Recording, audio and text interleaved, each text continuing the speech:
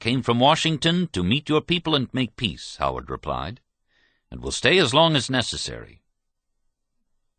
General Oliver Otis Howard, straight-laced New Englander, graduate of West Point, hero of Gettysburg, loser of an arm in battle at Fair Oaks, Virginia, remained in the Apache camp for 11 days and was completely won over by the courtesy and direct simplicity of Cochise. He was charmed by the Chiricahua women and children. "I was forced to abandon the Alamosa scheme," he wrote afterward, "and to give them, as Cochise had suggested, a reservation embracing a part of the Chiricahua Mountains and of the valley adjoining on the west, which included the Big Sulphur Spring and Rogers's ranch." One more matter had to be settled. By law, a white man must be appointed agent for the new reservation. For Cochise, this was no problem.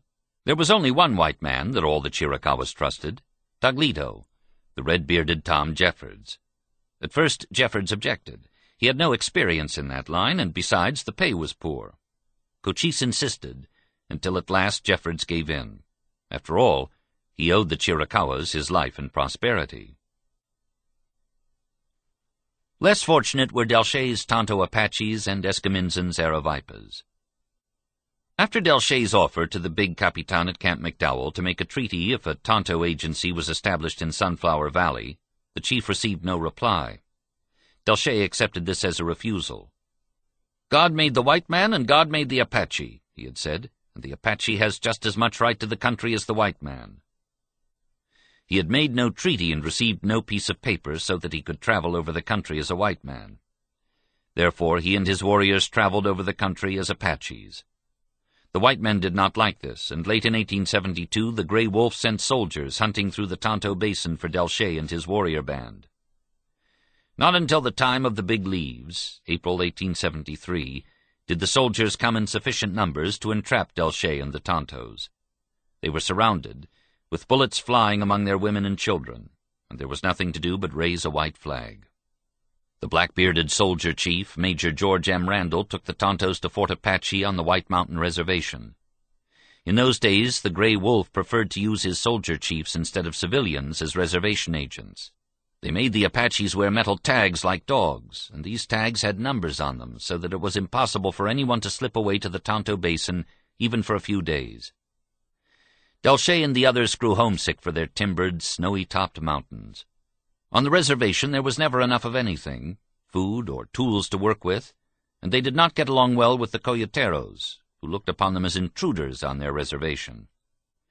But it was lack of freedom to travel over the country that kept the Tontos miserable.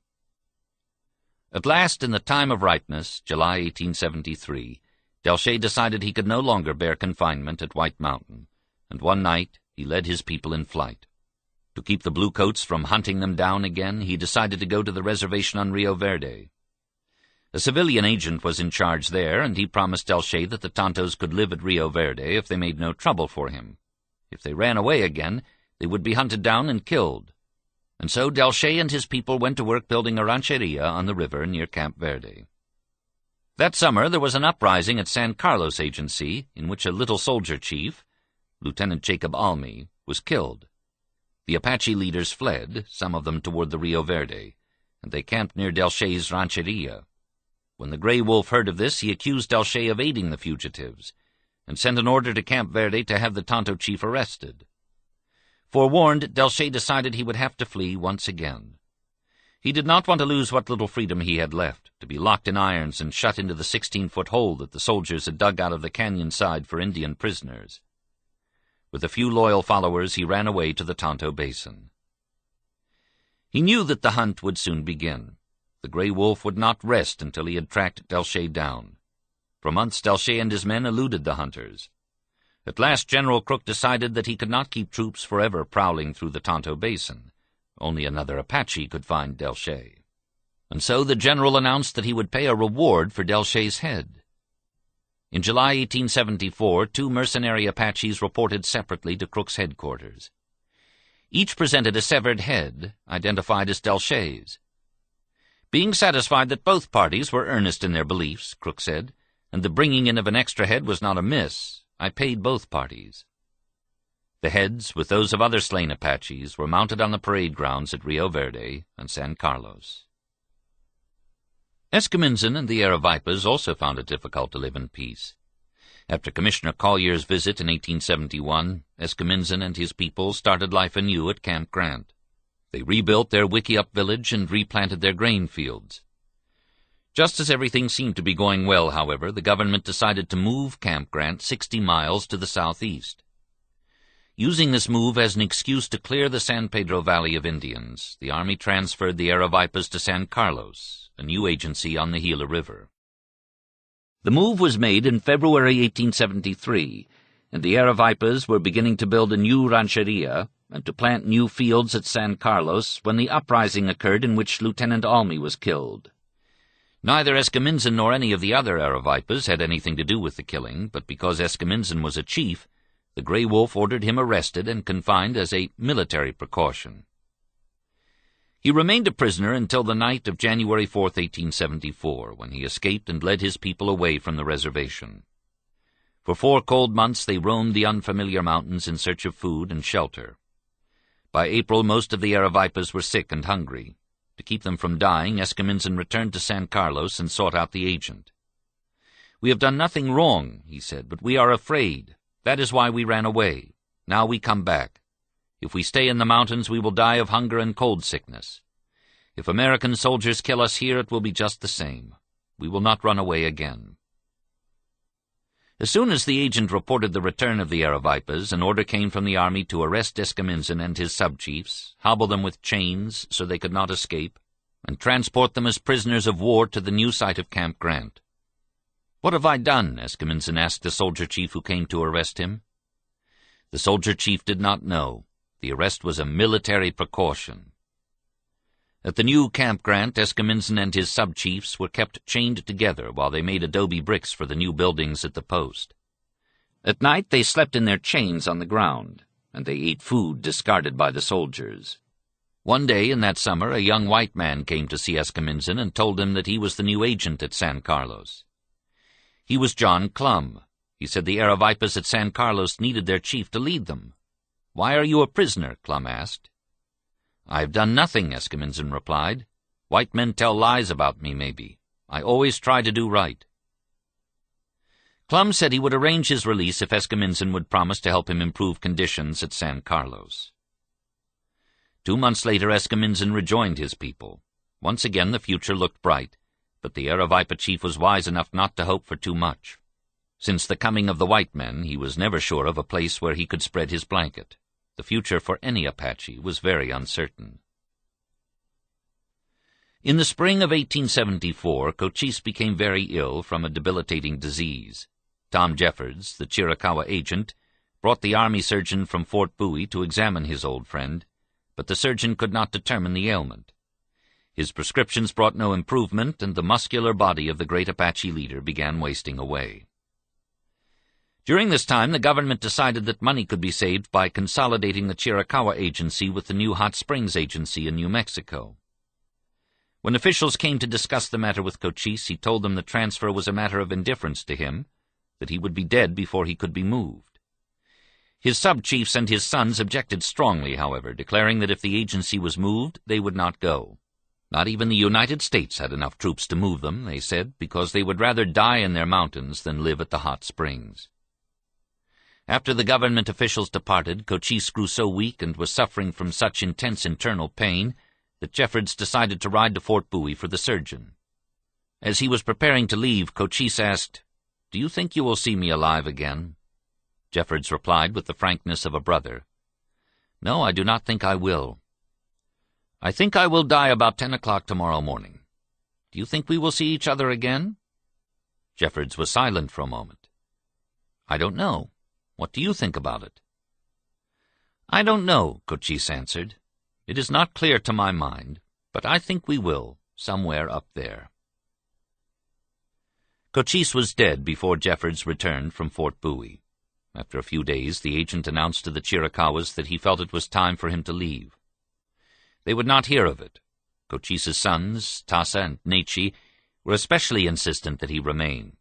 If Taglito deserted them, they said, the treaty and promises made between Cochise and the government would be worthless. Jeffords promised to stay. By the springtime of 1875, most of the Apache bands were confined to reservations or had fled to Mexico. In March, the Army transferred General Crook from Arizona to the Department of the Platte. The Sioux and Cheyennes, who had endured reservation life longer than the Apaches, were growing rebellious. A forced peace lay over the deserts, peaks, and mesas of the Apache country. Ironically, its continuance depended largely upon the patient efforts of two white men who had won the regard of Apaches simply by accepting them as human beings, rather than as bloodthirsty savages. Tom Jeffords, the agnostic, and John Clum of the Dutch Reformed Church were optimistic, but they were wise enough not to expect too much. For any white man in the Southwest who defended the rights of Apaches, the future was very uncertain. Chapter 10. The Ordeal of Captain Jack. 1873, January 6th. U.S. Congress begins investigation of Crédit Mobilier scandal. March 3rd. Salary Grab Act raises salaries of congressmen and government officials retroactively. May 7th. U.S. Marines land in Panama to protect American lives and property. September 15th. Last units of German Army leave France. September 19th. Failure of J. Cook & Company, banking firm, precipitates financial panic. September 20th. New York Stock Exchange closes for 10 days. Severe economic crisis spreads across nation and world. Jules Verne's Around the World in 80 Days and Mark Twain's The Gilded Age are published. I am but one man.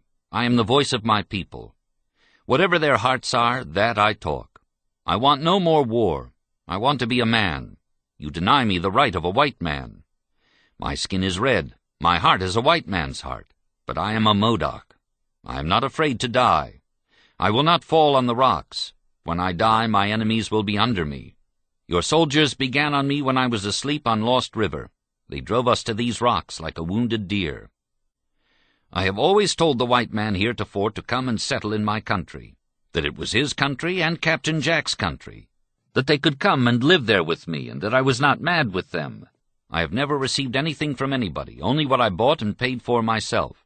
I have always lived like a white man and wanted to live so. I have always tried to live peaceably and never asked any man for anything. I have always lived on what I could kill and shoot with my gun and catch in my trap. Kintpuash, Captain Jack of the Modocs. California Indians were gentle as the climate in which they lived. The Spaniards gave them names, established missions for them, converted and debauched them. Tribal organizations were undeveloped among the California Indians. Each village had its leaders, but there were no great war chiefs among these unwarlike people. After the discovery of gold in 1848, white men from all over the world poured into California by the thousands, taking what they wanted from the submissive Indians, debasing those whom the Spaniards had not already debased, and then systematically exterminating whole populations now long forgotten. No one remembers the Cholulas, Chimaricos, Uribures, Nipawais, Alonas, or 100 other bands whose bones have been sealed under 1,000,000 miles of freeways, parking lots, and slabs of tract housing. One exception to the non-resistant Indians of California were the Modocs, who lived in the harsher climate of Tule Lake along the border of Oregon. Until the 1850s, white men were almost unknown to the Modocs. Then settlers began coming in droves, seizing the best lands and expecting the Modocs to submit meekly. When the Modocs showed fight, the white invaders attempted extermination. The Modocs retaliated with ambushes. During this time, a young Modoc named Kintpuash was coming to manhood, and he could not understand why Modocs and white people could not live together without trying to kill each other. The Tule Lake country was limitless as the sky, with enough deer, antelope, ducks, geese, fish, and camas roots for everybody. Kintpuash scolded his father for not making peace with the white men. His father, who was a chief, told Kintpuash that the white men were treacherous and would have to be driven out before there could be peace. Not long afterward, the chief was killed in a fight with white settlers, and Kintpuash became chief of the Modocs. Kintpuash went into the settlements to find white men he could trust so that he could make peace with them. At Wairika he met some good men, and soon all the Modocs were coming there to trade. I have always told white men when they came to my country, Kintpuash said, that if they wanted a home to live there, they could have it, and I never asked them for any pay for living there as my people lived. I liked to have them come there and live. I liked to be with white people. The young chief also liked the clothes they wore, their houses, wagons, and fine livestock. The white men around Wairika gave these visiting Indians new names, which the Modocs found amusing, and they often used these names among themselves. Kinpuash was Captain Jack. Some of the others were Hooker Jim, Steamboat Frank, Scar-Faced Charlie, Boston Charlie, Curly-Headed Doctor, Shack-Nasty Jim, Sconchin John, and Ellen's Man. During the time of the white man's Civil War, troubles arose between the Modocs and the settlers. If a Modoc could not find a deer to kill for his family, he would sometimes kill a rancher's cow. Or if he needed a horse, he would borrow one out of a settler's pasture.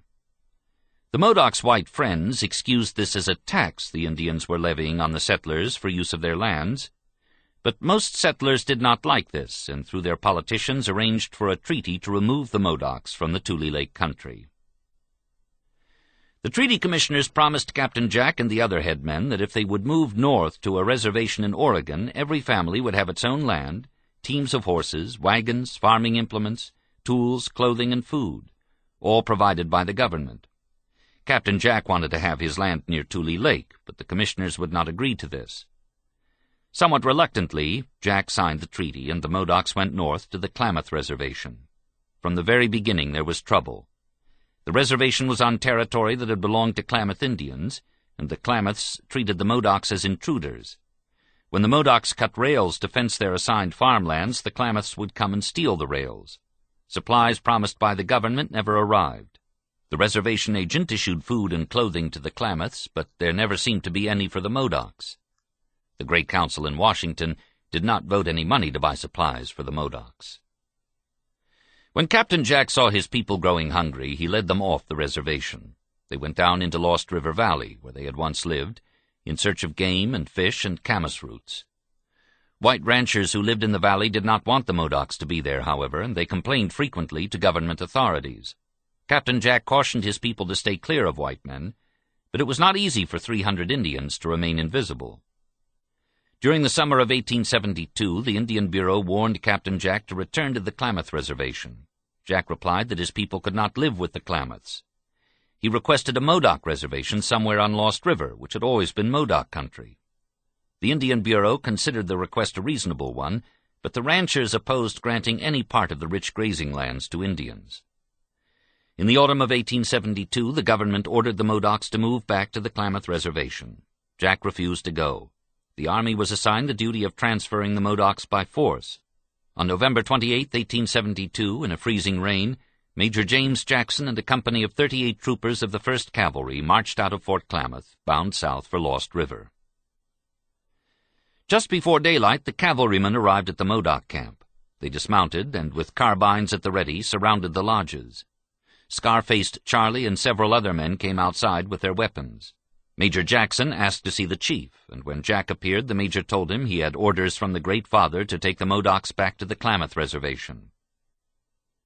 "I will go," Captain Jack said. "I will take all my people with me, but I do not place any confidence in anything you white people tell me. You see, you come here to my camp when it is dark. You scare me and all my people when you do that. I won't run from you. Come up to me like men when you want to see or talk with me." Major Jackson said he was not there to make trouble. Then he ordered Jack to assemble his men in front of the soldiers. As soon as this was done, the major pointed to a bunch of sagebrush at the end of the formation. "Lay your gun here," he commanded. "What for?" Jack asked. "You are the chief. You lay your gun down, all your men will do the same. You do that, and we'll have no trouble." Captain Jack hesitated. He knew his men would not want to give up their arms. "I have never fought white people yet," he said, "and I do not want to." The major insisted that they give up their guns. "I won't let anyone hurt you," he promised. Captain Jack placed his gun on the sagebrush and signaled the others to do as he had done. They stepped up one by one, stacking their rifles. Scar-Faced Charlie was the last. He laid his rifle on top of the pile, but kept his pistol strapped around his waist. The major ordered him to hand over the pistol. "You got my gun," Scar-Faced replied. The major called to Lieutenant Fraser Boutelle. "Disarm him." "Give me that pistol, damn you, quick! Boutelle ordered as he stepped forward. Scar-faced Charlie laughed. He said he was not a dog to be shouted at. Boutelle drew his revolver. "You son of a bitch, I'll show you how to talk back to me." Scar-faced repeated that he was not a dog, adding that he would keep his pistol. As Boutelle brought his revolver into firing position, Scar-faced quickly drew his pistol from his belt. Both men fired at the same time. The Modoc's bullet tore through the lieutenant's coat sleeve. Scar-faced was not hit. He swung toward the stack of arms, sweeping his rifle from the top, and every Modoc warrior followed his example. The cavalry commander ordered his men to open fire. For a few seconds there was a lively exchange of shots, and then the soldiers retreated, leaving 1 man dead and 7 wounded on the field. By this time the Modoc women and children were in their log dugouts, paddling southward for Tule Lake. Captain Jack and his warriors followed along the shore, keeping hidden in the thick reeds. They were heading for the Modoc's legendary sanctuary south of the lake, the California Lava Beds. The Lava Beds was a land of burned-out fires that had turned into rocky fissures, caves, and crevices. Some of the ravines were 100 feet deep. The cave which Captain Jack chose as his stronghold was a crater-like pit surrounded by a network of natural trenches and lava rock breastworks. He knew that his handful of warriors could fight off an army if necessary, but he hoped the soldiers would leave them alone now. Surely the white men would not want these useless rocks. When Major Jackson's soldiers had come to Captain Jack's camp, a small band of Modocs led by Hooker Jim was camped on the opposite side of Lost River. In the early hours of the morning, while Captain Jack was fleeing with his people for the lava beds, he had heard gunfire from the direction of Hooker Jim's camp. "I ran off and did not want to fight," he said afterward. "They shot some of my women and they shot my men. I did not stop to inquire anything about it, but left and went away. I had very few people and did not want to fight." Not for a day or two did he discover what had happened to Hooker Jim's people. Then suddenly Hooker Jim appeared outside Jack's stronghold. With him were Curly-Headed Doctor, Boston Charlie, and 11 other Modocs. They told Jack that at the time soldiers came to his camp, several settlers had come to their camp and started shooting at them. These white men shot a baby out of its mother's arms, killed an old woman, and wounded some of the men. On their way to the lava beds, Hooker Jim and his men decided to avenge the deaths of their people. Stopping briefly at isolated ranch houses along the way, they had killed 12 settlers. At first Jack thought Hooker Jim was merely boasting, but the others said it was true. When they named the dead white men, Jack could not believe it. Some of them were settlers he knew and trusted. "What did you kill those people for?" he demanded. "I never wanted you to kill my friends. You have done it on your own responsibility." Captain Jack knew for certain now that the soldiers would be coming. Even into the vastness of the lava beds they would come for revenge. And because he was chief of the Modocs, he would have to answer for the crimes of Hooker Jim and the others. Not until the ice moon did the soldiers come. On January 13th, 1873, the Modocs guarding the outer defense ring sighted a bluecoat reconnaissance party approaching a bluff overlooking the lava beds. The Modocs drove them away with a few long-distance shots. 3 days later, a force of 225 regular soldiers, supported by 104 Oregon and California volunteers, came riding like ghosts through the fog of a wintry afternoon. They took positions along ridges facing Captain Jack's stronghold, and as darkness fell they began building sagebrush fires to keep warm. The military commanders were hopeful that if the Modocs saw the force arrayed against them, they might come in and surrender. Captain Jack was in favor of surrendering. He knew that the soldiers most of all wanted the Modocs who had killed the settlers, and he was willing to put his life along with theirs in the hands of the soldier chiefs, rather than sacrifice the lives of all his people in a bloody battle. Hooker Jim, Curly-Headed Doctor, and those who had killed the settlers were opposed to any surrender, and they forced Jack to call a council to vote on what action the tribe should take. Of the 51 warriors in the stronghold, only 14 wanted to surrender. 37 voted to fight the soldiers to the death. Before daylight on the 17th, they could hear the soldiers' bugles echoing across the fog-shrouded lava beds. Not long afterward, howitzers sounded the beginning of the bluecoat attack. The Modocs were ready for them. Camouflaged with sagebrush head coverings, they moved in and out of crevices, picking off soldiers in the first skirmish line. By midday, the attackers were spread out for more than a mile, their communications badly broken because of fog and terrain. Keeping under cover, the Modoc warriors hurried back and forth along the front, creating an illusion of superiority of numbers. When one company of soldiers moved up close to the stronghold, the Modoc fire concentrated upon it, the women joining the warriors in the shooting. Late in the day, Jack and Ellen's man led a charge that routed the soldiers, who left their casualties on the field. Just before sunset, the fog lifted, and the Modocs could see the soldiers retreating to their camp on the ridge. The warriors went out to where the dead bluecoats were lying and found 9 carbines and 6 belts of cartridges.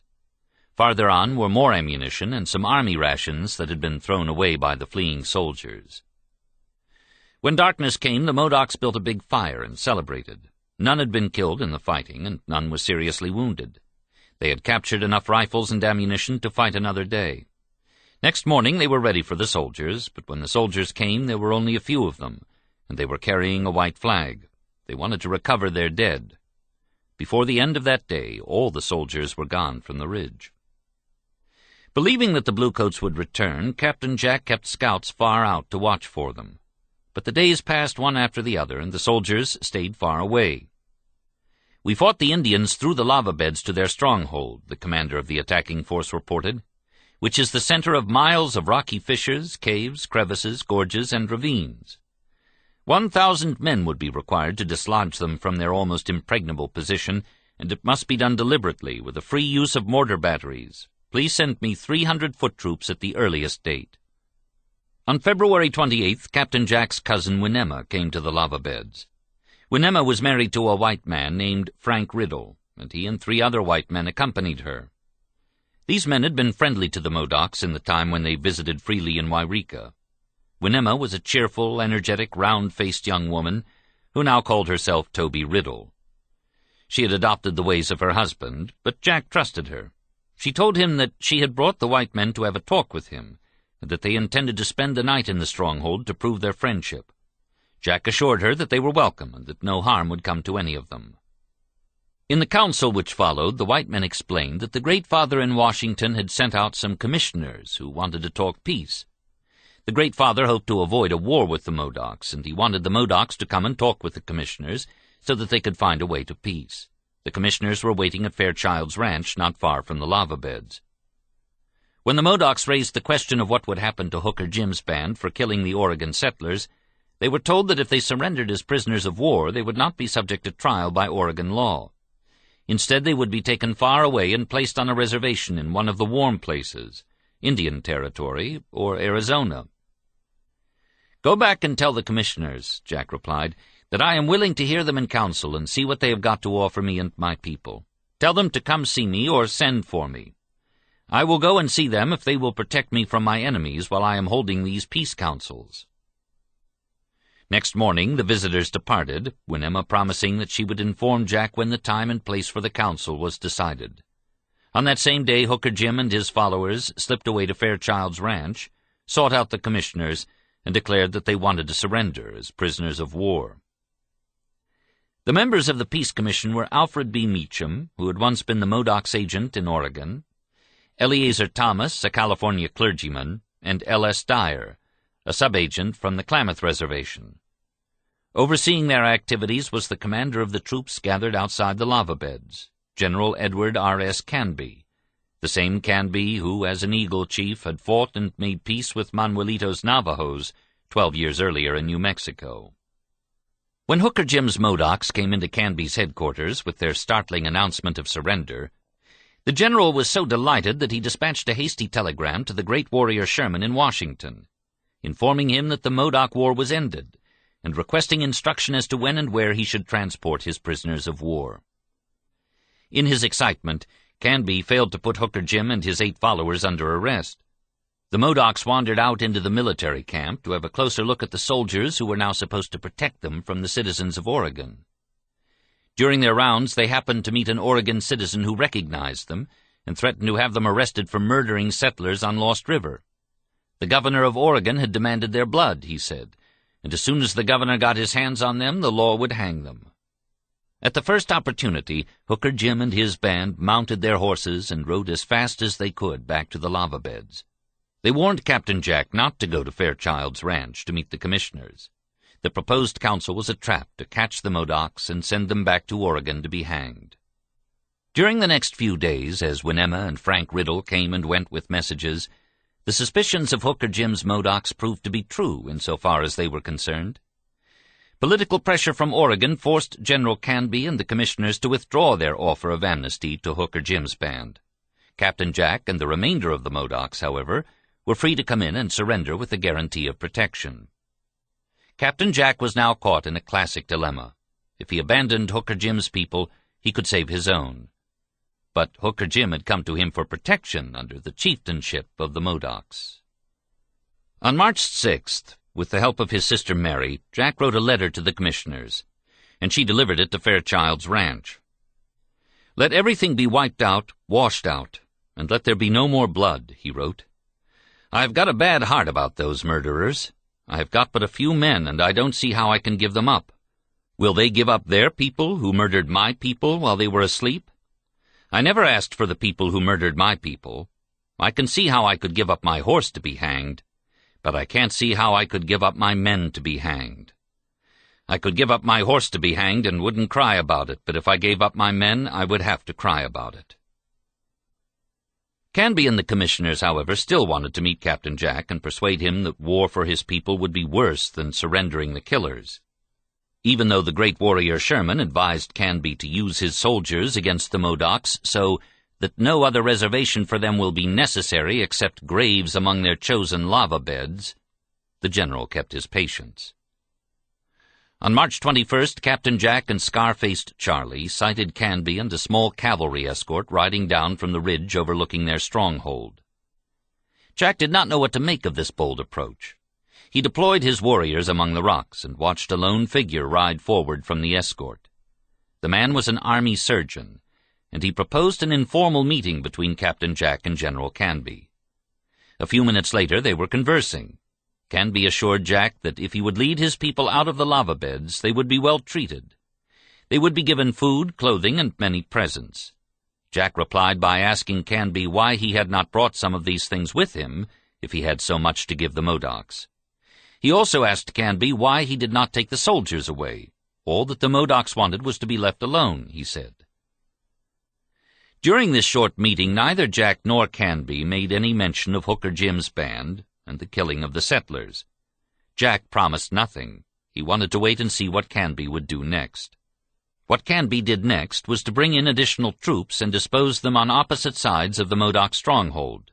Companies of the 1st Cavalry and 21st Infantry, supported by the 4th Artillery, were now in easy striking distance of the Indians. On April 2nd, Captain Jack sent a message to the commissioners. He wanted to meet them halfway between the nearest soldier camp and his stronghold. That same day, Canby, Meacham, Thomas, and Dyer, with Winema and Frank Riddle, rode out to a rocky basin below the soldier camp on the bluff. Jack, Hooker Jim, and several other Modocs were waiting for them there. They had brought along their women as an indication of peaceful intentions. Although Jack greeted Meacham as an old friend, he spoke somewhat bitterly to Canby, asking him why he had moved his soldiers so close and on both sides of the Modoc stronghold. Canby tried to pass the question off lightly by replying that he had moved his headquarters closer to Jack's headquarters so they could meet more easily in councils, and that the soldiers were needed to make him feel safe. Jack did not accept Canby's explanation. He demanded that the soldiers be taken out of the lava beds and sent home. And then he brought up the sensitive subject of Hooker Jim's band. There could be no further talk of surrender, Jack said, unless Hooker Jim's people were treated the same as all the other Modocs. Canby replied that the army would have to decide what would be done with them and where they would go. He could promise no amnesty for the killers of the settlers. While they were talking, dark clouds overspread the lava beds and a cold rain began falling. Canby said that further talk would not be possible in the rain. "You are better clothed than I," Jack replied mockingly, "and I won't melt like snow." Canby ignored Jack's remark, but announced that he would have a tent shelter erected for the next meeting. Next morning, Canby sent some soldiers down to erect a council tent. They did not place it in the rocky basin, but instead chose a sagebrush flat that was in full view of the soldier camp and its formidable batteries of artillery.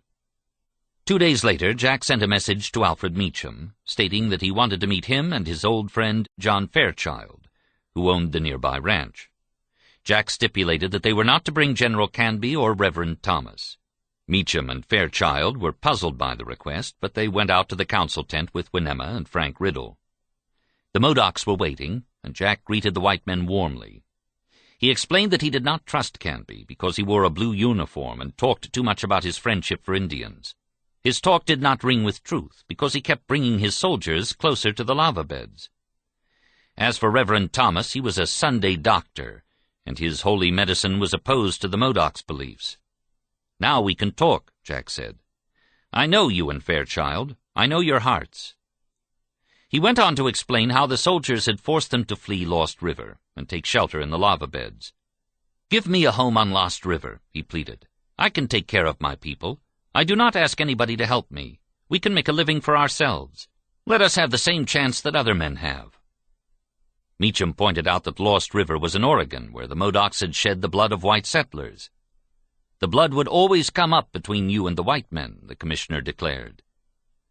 Jack sat in silence for some minutes. "I hear your words," he said. "Give me this lava bed for a home. I can live here, take away your soldiers, and we can settle everything. Nobody will ever want these rocks. Give me a home here." Meacham replied that the Modocs could not stay in peace in the lava beds unless they gave up the men who committed the killings on Lost River. They would be treated fairly, he promised, in a court of law. "Who will try them?" Jack asked. "White men or Indians?" "White men, of course," Meacham admitted. "Then will you give up the men who killed the Indian women and children on Lost River to be tried by the Modocs?" Meacham shook his head. "The Modoc law is dead. The white man's law rules the country now. Only one law lives at a time." "Will you try the men who fired on my people," Jack continued, "by your own law?" Meacham knew, and Captain Jack knew, that this could not be done. "The white man's law rules the country," the commissioner repeated. "The Indian law is dead." "The white man's laws are good for the white men," Jack said, "but they are made so as to leave the Indian out." "No, my friend, I cannot give up the young men to be hung. I know they did wrong. Their blood was bad. They did not begin. The white man began first. No, I cannot give up my young men. Take away the soldiers and all the trouble will stop."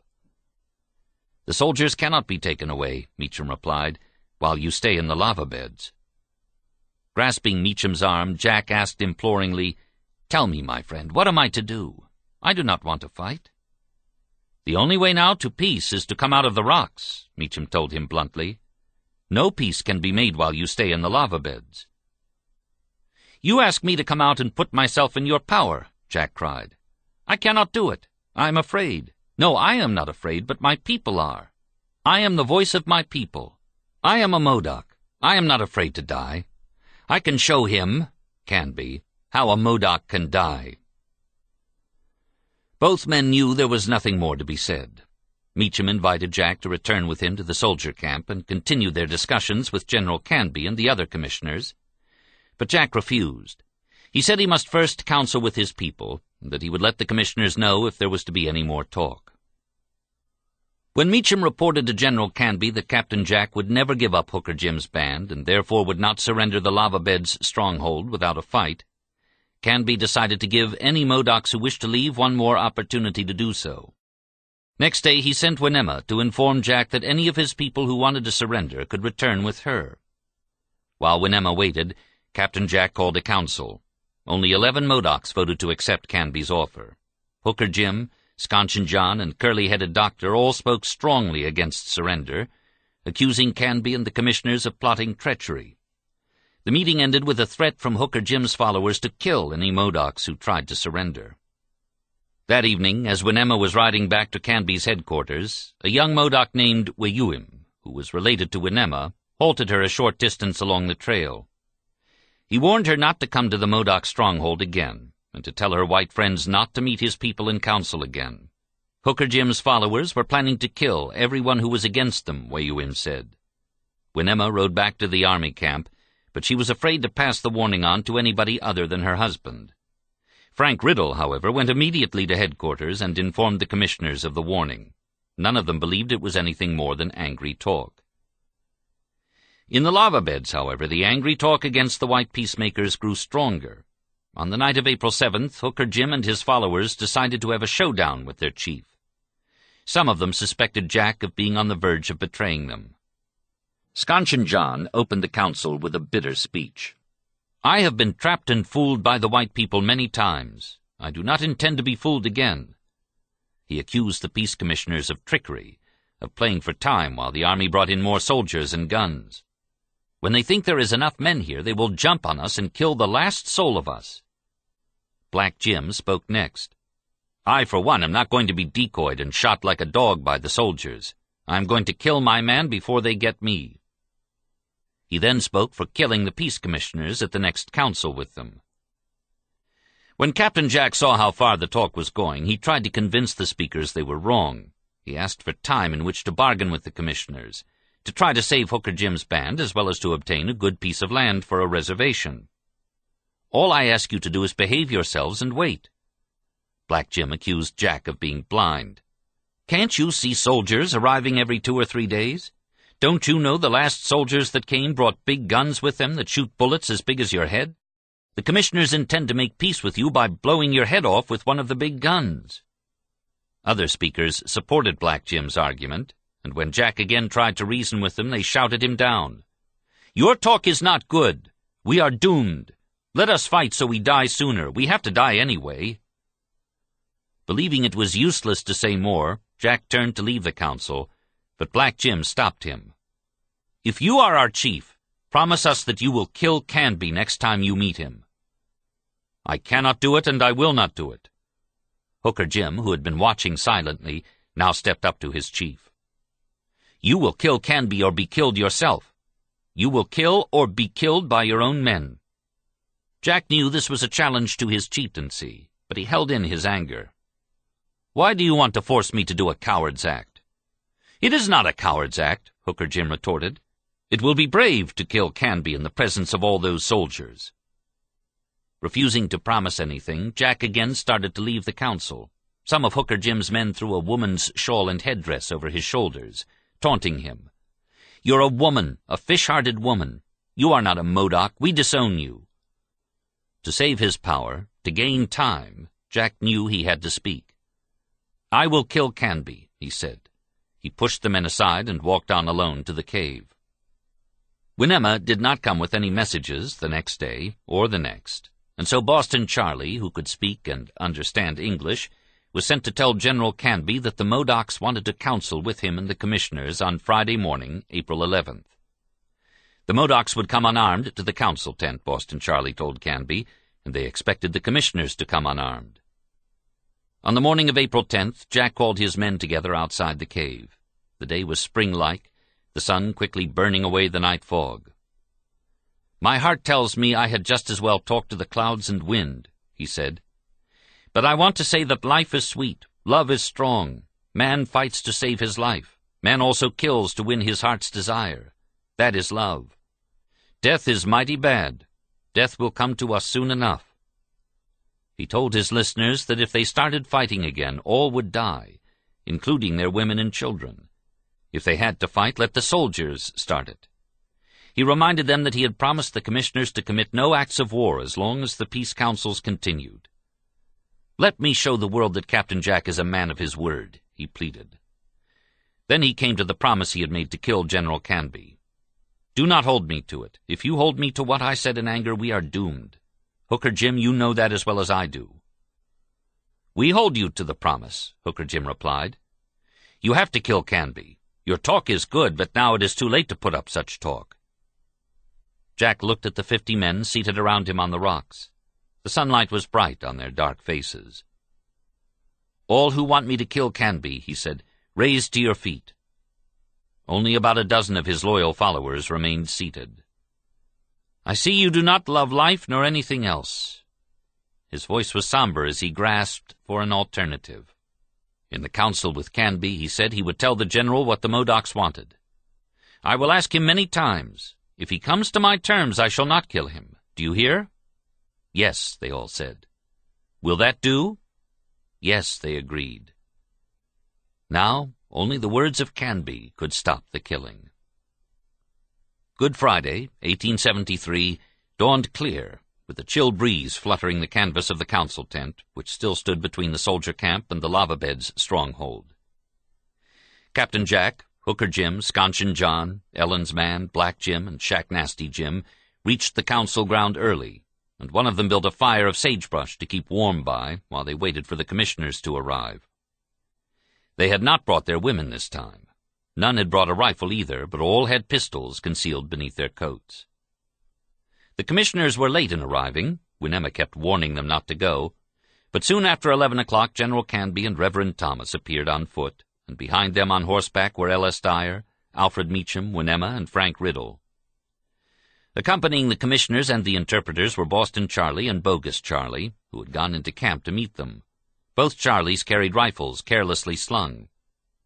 None of the commissioners had any arms showing. Meacham and Dyer carried derringers in their coat pockets. Canby brought along a box of cigars, and as soon as he reached the tent he gave a cigar to each man. Using brands from the sagebrush fire, they lighted up and sat on stones around the fire, smoking silently for a few minutes. As Frank Riddle later remembered, Canby made the first speech. He told them that he had been dealing with Indians for some 30 years, and he had come there to make peace with them and to talk good, and that whatever he promised to give them, that he would see that they got, and if they would come and go out with him, that he would take them to a good country and fix them up so that they could live like white people. Meacham spoke next, opening with the usual preliminary remarks about the Great Father in Washington sending him there to wipe out all the blood that had been shed. He said that he hoped to take them to a better country, where they could have good houses and plenty of food, clothing, and blankets. When Meacham finished talking, Captain Jack told him that he did not want to leave the Modoc country, and asked for a reservation somewhere near Tule Lake and the lava beds. He also repeated his previous demand that the soldiers be taken away before they talked peace. Apparently Meacham was irritated by Jack's repetitious demands. He raised his voice. "Let us talk like men and not like children." He then suggested that those Modocs who wished to do so could remain in the lava beds until a reservation was found where they might live in peace. Sconchin John, who was seated about 10 feet in front of Meacham, spoke angrily in Modoc, telling the commissioner to shut up. At this moment Hooker Jim arose and strolled over to Meacham's horse, which was standing to one side of the commissioner. Meacham's overcoat was draped over the saddle. Hooker Jim took the coat, put it on, and buttoned it up, clowning a bit as he walked in front of the fire. The others had stopped talking and were watching him. "You think I look like Meacham?" he asked in broken English. Meacham tried to make a joke of the interruption. He offered Hooker Jim his hat. "Take it and put it on, then you will be Meacham." Hooker Jim stopped his clowning. "You keep a while. Hat will be mine by and by." Canby evidently understood the meaning in Hooker Jim's words. He quickly resumed the parley by saying that only the Great Father in Washington had authority to send the soldiers away. He asked Jack to trust him. "I want to tell you, Canby," Jack replied. "We cannot make peace as long as these soldiers are crowding me. If you ever promise me a home somewhere in this country, promise me today. Now, Canby, promise me. I want nothing else. Now is your chance. I am tired waiting for you to speak." Meacham sensed the urgency in Captain Jack's voice. "General, for heaven's sake, promise him," he cried. Before Canby could say anything, Jack sprang to his feet and moved away from the fire. Sconchin John turned toward the general. "You take away soldiers. You give us back our land," he shouted. "We tired talking. We talk no more." Captain Jack swung around, speaking in Modoc. "Otwe Kautukse," all ready. He drew his pistol from his coat, pointing it directly at Canby. The hammer clicked, but the weapon failed to fire. Canby stared at him in astonishment, and then the pistol fired, and Canby fell back dead. At about the same moment, Boston Charlie shot Reverend Thomas, killing him. Winnemma saved Meacham's life by knocking Sconchin John's pistol aside. During the confusion, Dyer and Riddle escaped. After stripping Canby of his uniform, Jack led the Modocs back to the stronghold to await the coming of the soldiers. the main point of contention, the surrender of Hooker Jim's killers, had not even been discussed in that last council. 3 days later the fighting began. Batteries of mortars pounded the lava beds, and waves of infantrymen charged the rock breastworks. When the soldiers finally overran the stronghold, they found it empty. The Modocs had slipped away through the caves and crevices. Having no taste for searching these hard-fighting Indians out of their hiding places, the Army employed 72 mercenary Tenino Indians from the Warm Springs Reservation in Oregon. These Warm Springs scouts discovered the Modocs' hiding place, but when the soldiers were brought up to capture it, Captain Jack set an ambush and came very near wiping out the advance patrol. At last, the overwhelming numbers and firepower of the soldiers forced the Modocs to scatter. They had to slaughter their horses for food, and some days there was no water to drink. As casualties mounted among the Indians, Hooker Jim began quarreling with Captain Jack over his strategy. After a few days of running, hiding, and fighting, Hooker Jim and his band abandoned the chief who had given them sanctuary and then had refused to surrender them to Canby. Jack was left with 37 warriors to fight off more than 1,000 soldiers. Not long afterward, Hooker Jim's band surrendered to the soldiers and offered to help them track down Captain Jack in exchange for amnesty. The new military commander, General Jefferson C. Davis, gave them the protection of the Army, and on May 27th, Hooker Jim and 3 members of his band set out to betray the chief, who had refused to betray them. They found Jack near Clear Lake, arranged to parley with him, and told him they had been sent to take his surrender. The soldiers would give the Modocs justice, they said, and plenty to eat. "You are no better than coyotes that run in the valleys," Jack answered them. "You come here riding soldiers' horses, armed with government guns. You intend to buy your liberty and freedom by running me to earth and delivering me to the soldiers. You realize that life is sweet, but you did not think so when you forced me to promise that I would kill that man Canby. I knew life was sweet all the time. That is the reason I did not want to fight the white people. I thought we would stand side by side if we did fight, and die fighting. I see now I am the only one to forfeit my life for killing Canby, perhaps 1 or 2 others. You and all the others that gave themselves up are getting along fine, and plenty to eat, you say. Oh, you bird-hearted men, you turned against me." What galled the Modoc chief most of all was that these turncoats had been the very ones who had thrown squaw's clothing over his head, and called him a fish-hearted woman a few weeks before, thus forcing him to promise to kill Canby. They knew as well as he that it was too late for him to surrender. He would be hanged for murdering Canby. He told them he had made up his mind to die with a gun in his hand instead of a rope around his neck, and then ordered them to go back and live with the whites if they wanted to. But he swore to them that if they ever came within range of his gun again, he would shoot them down like dirty dogs. For a few more days the pursuit continued. It was more of a chase after wild beasts than war, General Davis said, each detachment vying with each other as to which should be the first in at the finish. After a grueling foot race across jagged rocks and through a thicket, a small party of troops surrounded Captain Jack and 3 warriors, who stayed with him to the end. When Jack came out to surrender, he was wearing General Canby's blue uniform. It was dirty and in tatters. He handed his rifle to an officer. "Jack's legs gave out," he said. "I am ready to die." General Davis wanted him to die immediately by hanging, but the War Department in Washington ordered a trial. It was held at Fort Klamath in July 1873. Captain Jack, Sconchin John, Boston Charlie, and Black Jim were charged with murder. No lawyer represented the Modocs, and although they were given the right to cross-examine witnesses, most of them understood very little English, and all spoke it poorly.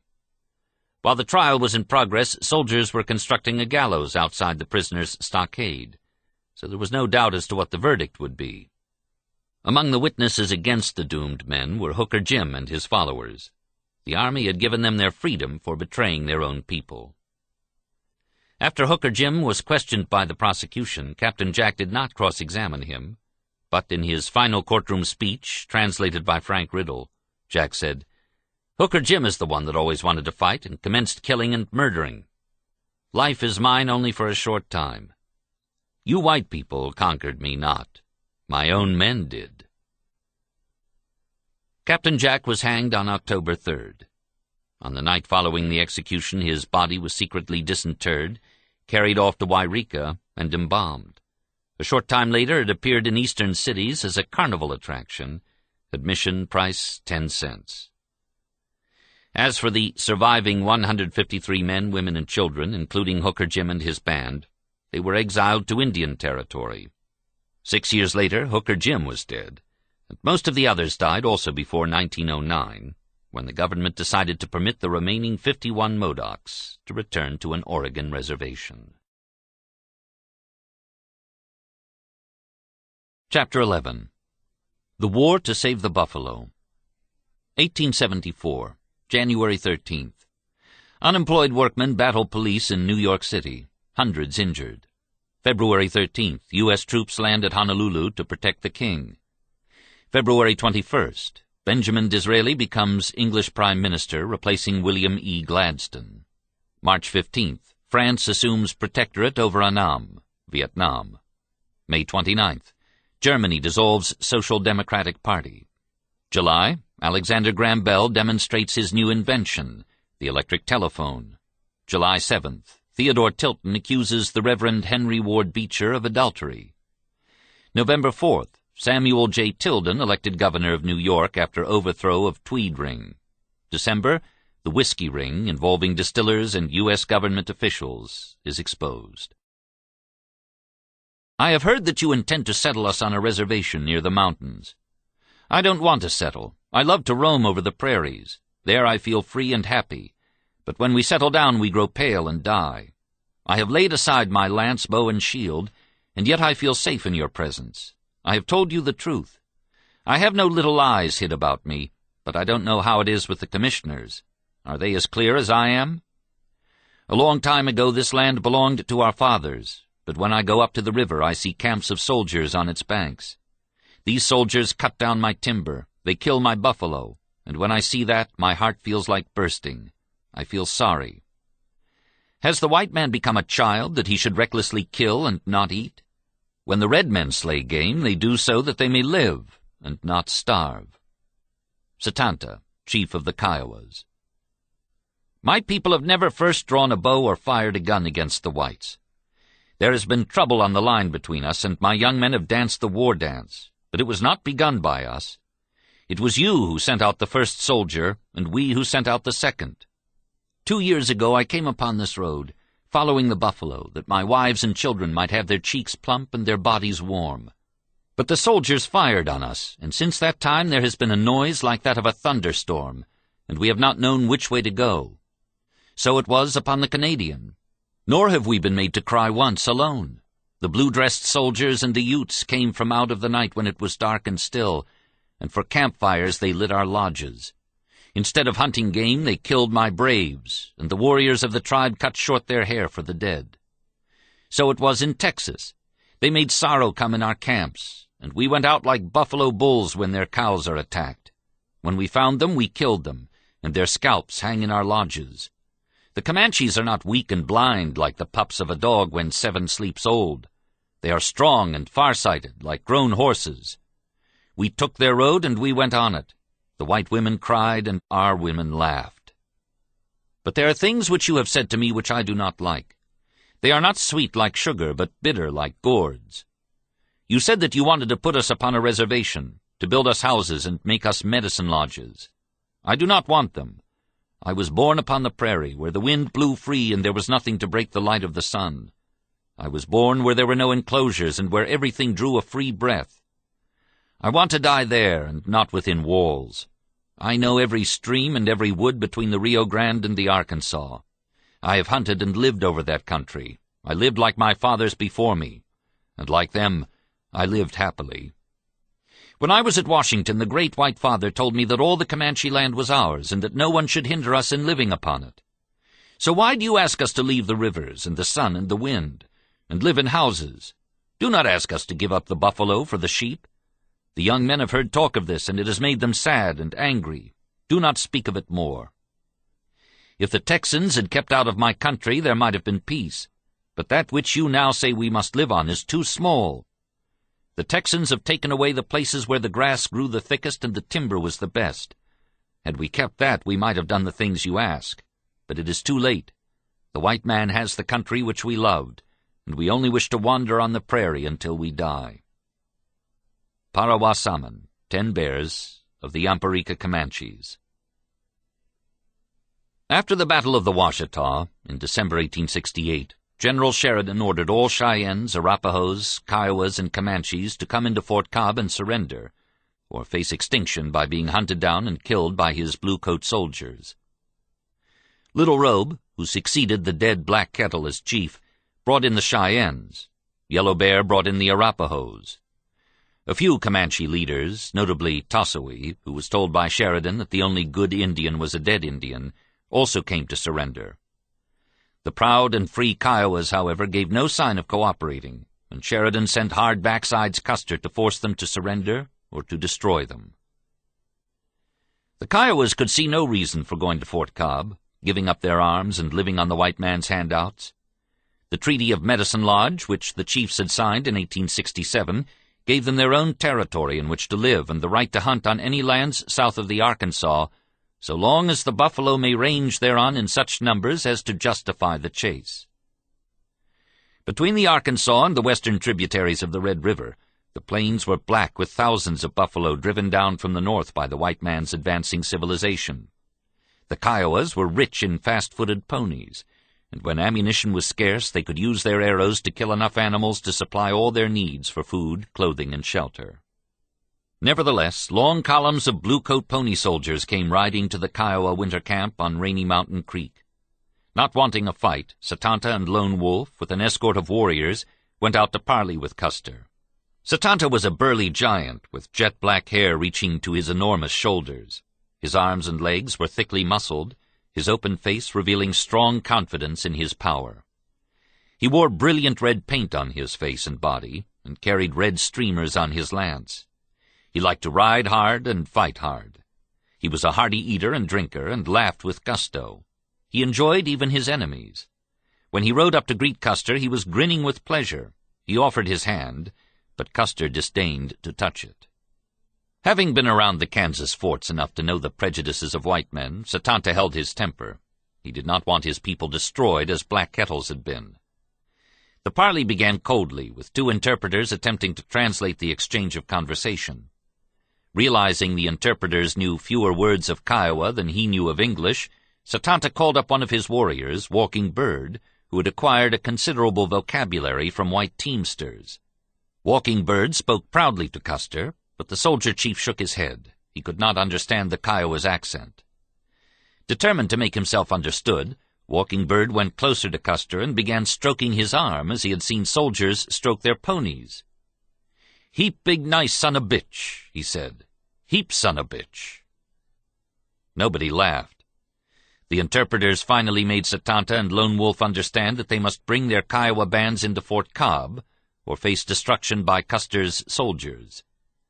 Then, in violation of the truce, Custer suddenly ordered the chiefs and their escort party put under arrest. They would be taken to Fort Cobb and held as prisoners until their people joined them there. Satanta accepted the pronouncement calmly, but said he would have to send a messenger to summon his people to the fort. He sent his son back to the Kiowa villages, but instead of ordering his people to follow him to Fort Cobb, he warned them to flee westward to the buffalo country. Each night, as Custer's military column was marching back to Fort Cobb, a few of the arrested Kiowas managed to slip away. Satanta and Lone Wolf were too closely guarded, however, to make their escapes. By the time the Bluecoats reached the fort, the 2 chiefs were the only prisoners left. Angered by this, General Sheridan declared that Satanta and Lone Wolf would be hanged unless all their people came into Fort Cobb and surrendered. This was how, by guile and treachery, most of the Kiowas were forced to give up their freedom. Only one minor chief, Woman's Heart, fled with his people to the Staked Plains, where they joined their friends, the Quahati Comanches. To keep close watch upon the Kiowas and Comanches, the army built a new soldier town a few miles north of the Red River boundary and called it Fort Sill. General Benjamin Grierson, a hero of the white man's Civil War, was in command of the troops, most of them being black soldiers of the 10th Cavalry. Buffalo soldiers, the Indians called them, because of their color and hair. Soon an agent with no hair on his head arrived from the east to teach them how to live by farming instead of hunting buffalo. His name was Laurie Tatum, but the Indians called him Baldhead. General Sheridan came to the new fort, released Satanta and Lone Wolf from arrest, and held a council in which he scolded the chiefs for their past misdeeds and warned them to obey their agent. "Whatever you tell me," Satanta replied, "I mean to hold fast to. I will pick it up and hold it close to my breast. It don't alter my opinion a particle if you take me by the hand now, or take and hang me. My opinion will be just the same. What you have told me today has opened my eyes, and my heart is open also. All this ground is yours to make the road for us to travel on. After this I am going to have the white man's road, to plant corn and raise corn. You will not hear of the Kiowas killing any more whites. I am not telling you a lie now. It is the truth." By corn-planting time, 2,000 Kiowas and 2,500 Comanches were settled on the new reservation. For the Comanches, there was something ironic in the government's forcing them to turn away from buffalo hunting to farming. The Comanches had developed an agricultural economy in Texas, but the white men had come there and seized their farmlands, forcing them to hunt buffalo in order to survive. Now this kindly old man, Baldhead Tatum, was trying to tell them they should take the white man's road and go to farming, as if the Indians knew nothing of growing corn. Was it not the Indian who first taught the white man how to plant corn and make it grow? For the Kiowas it was a different matter. The warriors looked upon digging in the ground as women's work, unworthy of mounted hunters. Besides, if they needed corn, they could trade pemmican and robes to the Wichitas for corn, as they had always done. The Wichitas liked to grow corn, but were too fat and lazy to hunt buffalo. By midsummer, the Kiowas were complaining to Baldhead Tatum about the restrictions of farming. "I don't like corn," Satanta told him. "It hurts my teeth." He was also tired of eating stringy longhorn beef, and he asked Tatum for an issue of arms and ammunition so the Kiowas could go on a buffalo hunt. That autumn, the Kiowas and Comanches harvested about 4,000 bushels of corn. It did not last long, distributed among 5,500 Indians and several thousand ponies. By spring of 1870, the tribes were starving, and Baldhead Tatum gave them permission to go on a buffalo hunt. In the summer moon of 1870, the Kiowas held a big sun dance on the North Fork of Red River. They invited the Comanches and Southern Cheyennes to come as guests. And during the ceremonies, many disillusioned warriors talked of staying out on the plains and living in plenty with buffalo, instead of returning to the reservation for meager handouts. 10 Bears of the Comanches and Kicking Bird of the Kiowas spoke against this talk. They thought it best for the tribes to continue taking the white man's hand. The young Comanches did not condemn 10 Bears. After all, he was too old for hunting and fighting. But the young Kiowas scorned Kicking Bird's counsel. He had been a great warrior before the white men penned him up on the reservation. Now he talked like a woman. As soon as the dancing was finished, many of the young men rode off to Texas to hunt buffalo and raid the Texans who had taken their lands. They were especially angry against white hunters who were coming down from Kansas to kill thousands of buffalo. The hunters took only the skins, leaving the bloody carcasses to rot on the plains. To the Kiowas and Comanches, the white men seemed to hate everything in nature. "This country is old," Satanta had scolded Old Man of the Thunder Hancock when he met him at Fort Larned in 1867. "But you are cutting off the timber, and now the country is of no account at all." At Medicine Lodge Creek, he complained again to the peace commissioners. "A long time ago this land belonged to our fathers, but when I go up to the river I see camps of soldiers here on its banks. These soldiers cut down my timber, they kill my buffalo, and when I see that, my heart feels like bursting. I feel sorry." Through that summer moon of 1870, the warriors who stayed on the reservation taunted Kicking Bird unmercifully for advocating farming instead of hunting. At last Kicking Bird could bear no more. He organized a war party and invited his worst tormentors, Lone Wolf, White Horse, and Old Satank, to accompany him on a raid into Texas. Kicking Bird did not have the bulky, muscular body of Satanta. He was slight and sinewy and light-skinned. He may have been sensitive because he was not a full-blooded Kiowa. One of his grandfathers had been a Crow Indian. With 100 warriors at his back, Kicking Bird crossed the Red River boundary and deliberately captured a mail coach as a challenge to the soldiers at Fort Richardson, Texas. When the Bluecoats came out to fight, Kicking Bird displayed his skill in military tactics by engaging the soldiers in a frontal skirmish while he sent 2 pincer columns to strike his enemy's flanks and rear. After mauling the troopers for 8 hours under a broiling sun, Kicking Bird broke off the fight and led his warriors triumphantly back to the reservation. He had proved his right to his chieftaincy, but from that day he worked only for peace with the white man. By the coming of cold weather, many roving bands were back in their camps near Fort Sill. Several hundred young Kiowas and Comanches, however, remained on the plains that winter. General Grierson and Baldhead Tatum scolded the chiefs for raiding in Texas, but they could say nothing against the dried buffalo meat and robes which the hunters brought back to help see their families through another season of scanty government rations. Around the Kiowa campfires that winter, there was much talk about the white men who were pressing in from all 4 directions. Old Satank was grieving for his son, who had been killed that year by the Texans. Satank had brought back his son's bones and placed them upon a raised platform inside a special tepee. And now he always spoke of his son as sleeping, not as dead, and every day he put food and water near the platforms so that the boy might refresh himself on awakening. In the evenings the old man sat squinting into the campfires, his bony fingers stroking the gray strands of his mustache. He seemed to be waiting for something. Satanta moved restlessly about, always talking, making proposals to the other chiefs as to what they should do. From everywhere they heard rumors that steel tracks for an iron horse were coming into their buffalo country. They knew that railroads had driven the buffalo from the Platte and the Smoky Hill. They could not permit a railroad through their buffalo country. Satanta wanted to talk to the officers at the fort, convince them that they should take the soldiers away and let the Kiowas live as they had always lived, without a railroad to frighten the buffalo herds. Big Tree was more direct.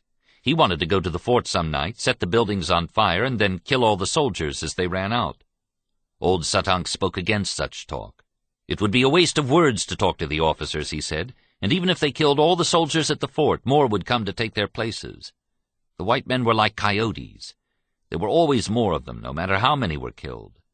If the Kiowas wanted to drive the white men out of their country and save the buffalo, they should start on the settlers, who kept fencing the grass and building houses, and making railroads and slaughtering all the wild game.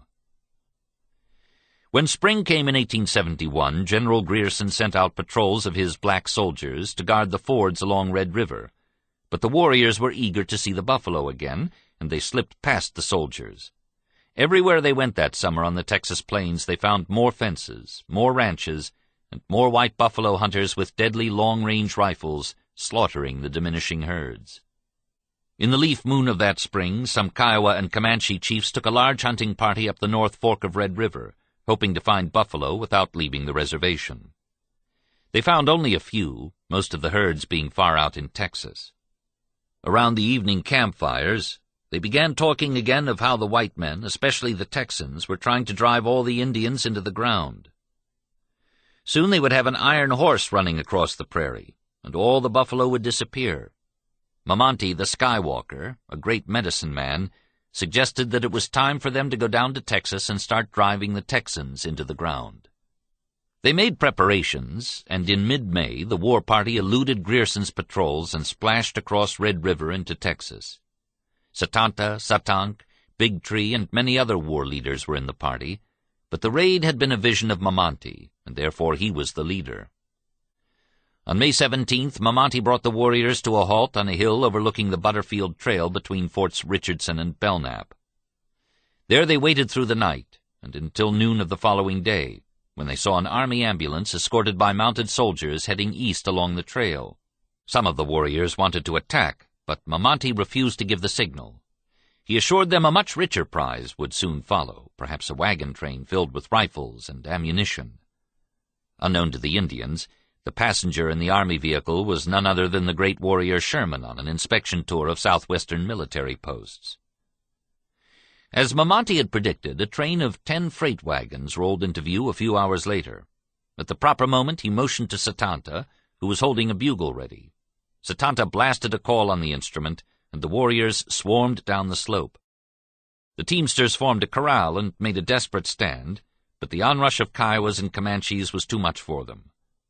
The warriors broke through the corral, killed 7 teamsters, and then let the others escape in a nearby thicket while they plundered the wagons.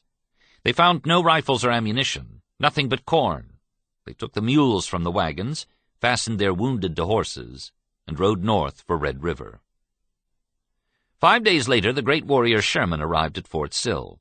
When General Grierson introduced him to Baldhead Tatum, Sherman asked the agent if any of his Kiowas or Comanches had been absent from the reservation during the past week. Tatum promised to inquire into the matter. Shortly afterward, several of the chiefs arrived from their camps to draw weekly rations. Kicking Bird, Satank, Big Tree, Lone Wolf, and Satanta were among them. Agent Tatum summoned them into his office.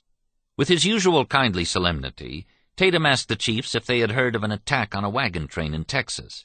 If any of them knew anything about it, he said, he would like to hear them speak. Disregarding the fact that Mamonte had led the raid, Satanta immediately arose and said that he was the leader. Various reasons have been given as to why he did this. Was it vanity? Was he merely boasting? Or did he feel it his duty as principal chief to assume all responsibility? At any rate, he used the opportunity to rebuke Tatum for the way the Indians were being treated. "I have repeatedly asked you for arms and ammunition, which you have not furnished, and made many other requests which have not been granted. You do not listen to me talk. The white people are preparing to build a railroad through our country, which will not be permitted. Some years ago we were taken by the hair and pulled close to the Texans, where we have to fight. When General Custer was here 2 or 3 years ago, he arrested me and kept me in confinement several days. But arresting Indians is played out now and is never to be repeated. On account of these grievances, I took a short time ago about 100 of my warriors, with the chiefs Satank, Eagle Heart, Big Tree, Big Bow, and Fast Bear. We went to Texas, where we captured a train not far from Fort Richardson. If any other Indian comes here and claims the honor of leading the party, he will be lying to you, for I did it myself." Tatum remained outwardly unperturbed by Satanta's surprising speech. He told Satanta that he had no authority to issue arms and ammunition, but that the great warrior Sherman was visiting Fort Sill, and if the chiefs wished to petition Sherman for arms and ammunition, they were free to do so. While the Kiowa chiefs were debating the advisability of a council with Sherman, Tatum sent a note to General Grierson, informing him that Satanta had admitted leading the raid on the wagon train, and had named other chiefs who were present. Not long after Grierson received the message and passed it on to Sherman, Satanta arrived alone at the fort's headquarters, asking to see the great soldier chief from Washington. Sherman stepped out on the wide porch, shook hands with Satanta, and told him he was summoning all the chiefs for a council. Most of the summoned chiefs came voluntarily, but soldiers had to force old Satank to attend. Big Tree tried to run away, but was caught. Eagle Heart fled when he saw soldiers arresting the others. As soon as the chiefs were assembled on the porch, Sherman told them he was arresting Satanta, Satank, and Big Tree for murdering civilian teamsters in Texas. Furthermore, his soldiers would return them to Texas for trial by a court of law. Satanta flung his blanket back and reached for his pistol, shouting in Kiowa that he would rather die than be taken as a prisoner to Texas. Sherman calmly gave a command. The shutters on the porch windows flew open, and a dozen carbines were leveled at the chiefs. The headquarters office was filled with black troopers of the 10th Cavalry. Kicking Bird now arose to protest. "You have asked for these men to kill them," he said, "but they are my people, and I am not going to let you have them. You and I are going to die right here." About this time, a troop of mounted cavalry arrived on the scene. As they took positions along a picket fence facing the porch, Lone Wolf rode up. Ignoring the soldiers, he dismounted casually, tied his pony to the fence, and placed his 2 repeating carbines on the ground. He stood there for a moment, tightening his pistol belt, his eyes alert, an expression of amused contempt on his face. Then he picked up his weapons and strode toward the porch. When he reached the steps, he handed his pistol to the nearest chief and said loudly in Kiowa, "Make it smoke if anything happens." He tossed a carbine to another chief and then sat down on the porch floor, cocking his remaining weapon and staring impudently at the great warrior Sherman. An officer called an order, and the cavalrymen brought their carbines to firing positions, hammers drawn. Satanta threw up his hands. "No, no, no!" he shouted. Sherman calmly ordered the soldiers to lower arms. It was June 8th in the summer moon, when the soldiers loaded the three chiefs into wagons for the long ride to Fort Richardson. Handcuffed and hobbled with chains, Satanta and Big Tree were shoved into one wagon, and Satank into another. As the wagons rolled out of the fort with their cavalry escorts, old Satank began singing the death song of his Kiowa Soldier Society. "O sun, you remain forever, but we Kaitsenko must die. O earth, you remain forever, but we Kaitsenko must die." He pointed to a tree where the road turned to cross a stream. "I shall never go beyond that tree," he shouted in Kiowa, and pulled his blanket over his head. Beneath the blanket he tore flesh from his hands as he freed them from the manacles. He drew a concealed knife from his clothing. With a cry of desperation he leaped for the nearest guard, stabbing him and throwing him from the wagon. An instant later he had seized a carbine from one of the other startled guards. Outside, a lieutenant shouted a command to fire. A volley cut the old Kiowa down. The wagons had to be halted for an hour while the soldiers waited for Satank to die. Then they tossed his body into a ditch beside the road and resumed the journey to Texas. The trial of Satanta and Big Tree for murder began on July 5, 1871, in the courthouse at Jacksboro, Texas. A jury of ranchers and cowboys wearing pistols in their belts listened to 3 days of testimony and promptly returned a verdict of guilty. The judge sentenced the prisoners to be hanged. The governor of Texas, however, took heed of warnings that their executions might arouse the Kiowas to war, and he commuted the sentence to life imprisonment in the Huntsville Penitentiary. Now the Kiowas had lost their 3 strongest leaders. During the autumn, many young men slipped away in small parties to join the Indians who lived the old free life by keeping to the staked plains. Avoiding white hunters and settlers, they followed buffalo herds between the Red and Canadian. With the coming of the geese-going moon, they made winter camps in Palo Duro Canyon. The Quahati Comanches dominated this group of Indians, but they welcomed the growing numbers of Kiowas who came to join them. Lone Wolf had hunted with the Quahatis and must have given some thought to joining them, but in the early months of 1872 he was engaged in a struggle with Kicking Bird over which direction the reservation Kiowas should take. Kicking Bird and Stumbling Bear advocated following the white man's way, even though it meant abandoning the buffalo hunts in Texas. Lone Wolf opposed such talk. The Kiowas could not live without their buffalo hunts. If the white men stubbornly insisted that the Indians must hunt within the reservation, he said, then the reservation must be extended to the Rio Grande on the south and the Missouri on the north. That Lone Wolf's vigorous arguments gained him strong support was evidenced when the Kiowas chose him over Kicking Bird and Stumbling Bear to be their principal representative on a mission to Washington. In August, the Indian Bureau invited delegations from all the dissident tribes in the territory to visit Washington for a discussion of treaty obligations. When a special commissioner, Henry Alvord, arrived at Fort Sill to conduct the Kiowa delegation to Washington, Lone Wolf informed the commissioner that he could not go to Washington until he had consulted with Satanta and Big Tree. Even though they were in a Texas prison, Satanta and Big Tree were the tribe's leaders, and no decision could be made in Washington without their advice. Alvord was dumbfounded, but after he realized that Lone Wolf meant what he said, he began the tedious arrangements for a meeting with the imprisoned chiefs. A somewhat reluctant governor of Texas finally agreed to release his famous prisoners to temporary control of the United States Army. An extremely apprehensive cavalry commander took possession of the manacled chiefs at Dallas, Texas, on September 9th, 1872, and started overland for Fort Sill. The cavalry escort was trailed by bands of armed Texans, each man eager to win glory by killing Satanta and Big Tree. As the caravan neared Fort Sill, the acting commander there grew so agitated that he sent a civilian scout to warn the cavalry officer to take his prisoners elsewhere. Indians here and in or about the Fort Sill reservation are sullen, ugly, and warlike. To bring Satanta, their principal war chief, here in irons, and expect to take him back to the state penitentiary without trouble, probably a desperate fight, would be almost impossible. I beg, therefore, in spite of your positive orders to the contrary, not to bring them here on the reservation, but to take them to the present terminal of the MK&T Railroad. Commissioner Alvord now had to convince the Kiowas that a meeting with Satanta and Big Tree was being arranged in the great city of St. Louis. To get there, Alvord explained, they would have to travel by wagons to a railroad and ride the iron horse. With an escort of warriors, the suspicious Kiowa delegation journeyed for 165 miles eastward to Atoka, Indian Territory, the terminal of the Missouri, Kansas, and Texas Railroad. At Atoka, this comic opera affair reached its climax. Almost as soon as Alvord arrived there with Lone Wolf's delegation, he received a message from the cavalry commander that he was bringing Satanta and Big Tree to the railroad station for transfer to the commissioner's custody. Alvord was alarmed by such a prospect. The railroad terminal was a lonely place, and the commissioner feared that if Satanta should suddenly appear there, the emotional reaction might bring on an uncontrollable situation.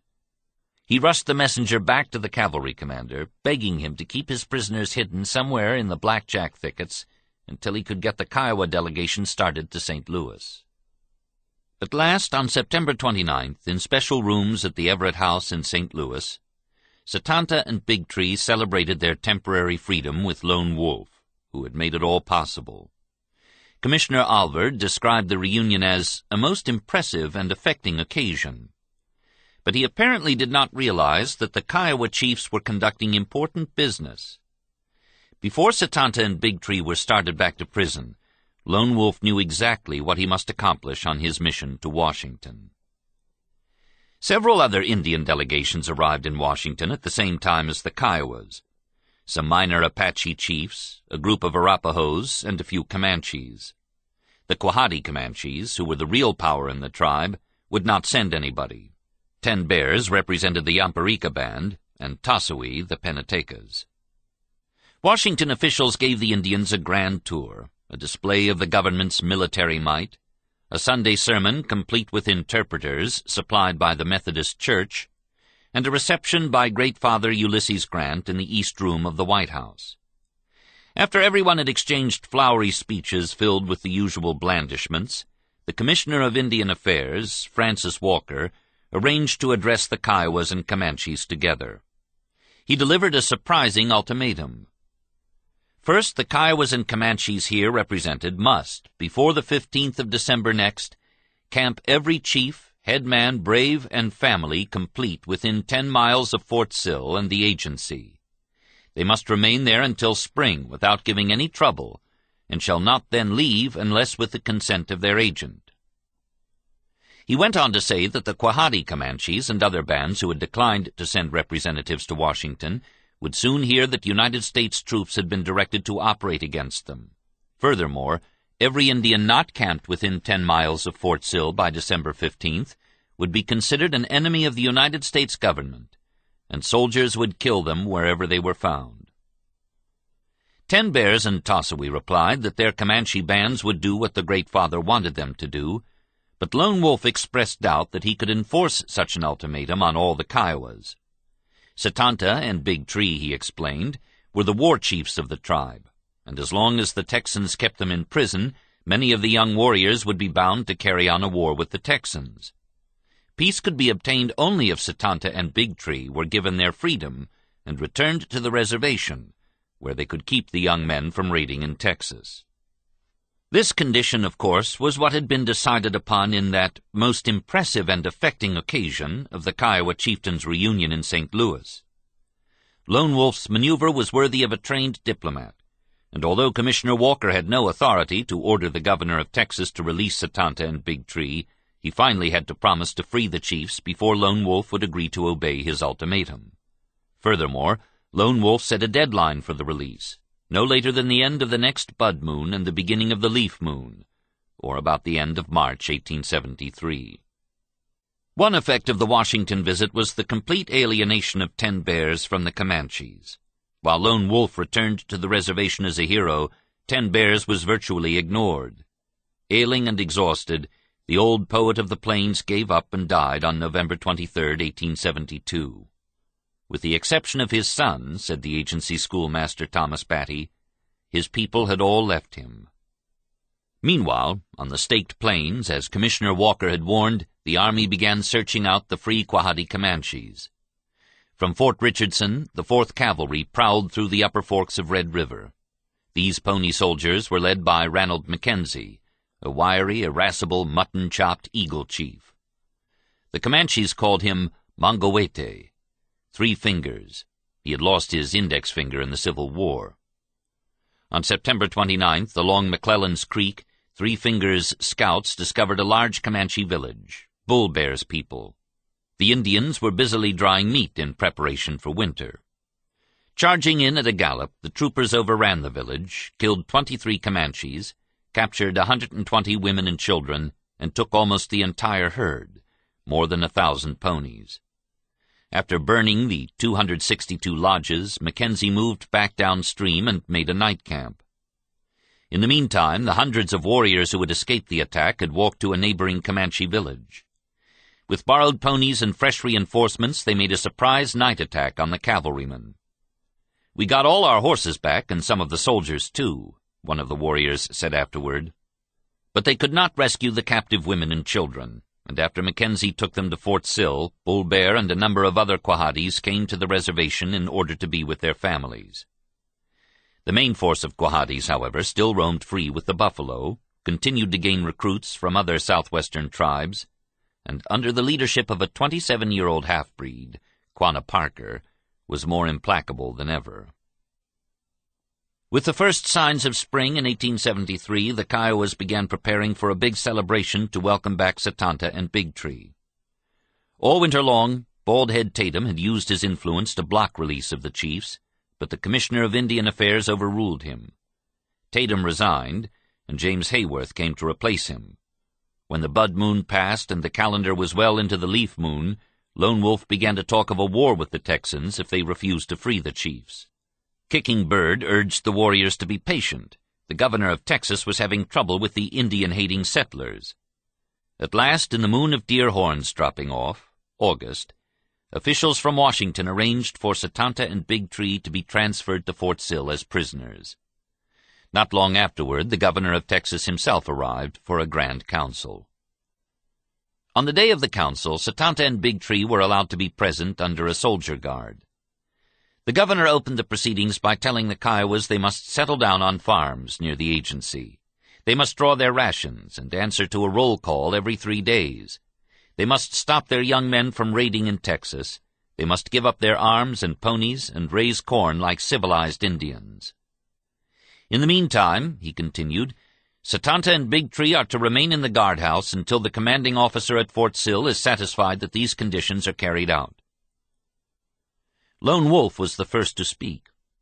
"You have already made our hearts good by bringing back these prisoners. Make them still better by releasing them today." But the governor would not yield. "I will not change these conditions," he said, and the council ended. Lone Wolf was bitterly disappointed. The conditions were too harsh, and the chiefs were still prisoners. "I want peace," he told Thomas Batty, the schoolmaster. "I have worked hard for it. Washington has deceived me, has failed to keep faith with me and my people, has broken his promises, and now there is nothing left us but war.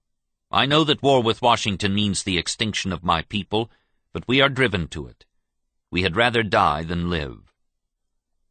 Even Kicking Bird was offended by the governor's demands. "My heart is as a stone. There is no soft spot in it. I have taken the white man by the hand, thinking him to be a friend, but he is not a friend. Government has deceived us. Washington is rotten." Batty and the new agent Hayworth both realized that bloodshed, possibly open war, was likely if the governor did not make a gesture of goodwill by releasing Satanta and Big Tree from the guardhouse. They went to the governor, explained the situation to him, and firmly persuaded him to relent. Late that night, the governor sent a message to Lone Wolf and the other chiefs, asking them to meet with him the next morning. The Kiowas agreed, but they made up their minds before daybreak that they would listen to no more broken promises. They came to the meeting fully armed, with warriors placed near the guardhouse and fast horses ready for flight. None of this was lost on the governor of Texas. He kept his speech short, saying that he was sure the Kiowas would keep their part of the bargain, and then announced that he was paroling Satanta and Big Tree over to their agent. They were free men. Lone Wolf had won another bloodless victory.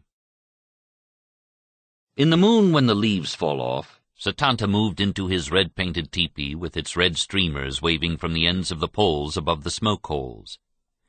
He gave his red medicine lance to his old friend White Cowbird, and said he had no desire to be a chief any more. He wanted only to be free and happy, to roam over the prairies. but he kept his word and stayed close to the agency, and did not slip away that autumn to hunt buffalo with the young men on the Staked Plains. In the geese-going moon, some white thieves from Texas raided the Kiowa and Comanche horse herds and stole 200 of their finest ponies. A party of warriors went in pursuit, but recovered only a few animals before the Texan thieves crossed Red River. A short time after that, a group of 9 young Kiowas and 21 Comanches decided to go south after horses to replace the stolen ones. Not wishing to cause trouble for Setanta and Big Tree by raiding Texan horses, they headed for Mexico. Keeping away from settlements, they rode swiftly for 500 miles and crossed the Rio Grande between Eagle Pass and Laredo.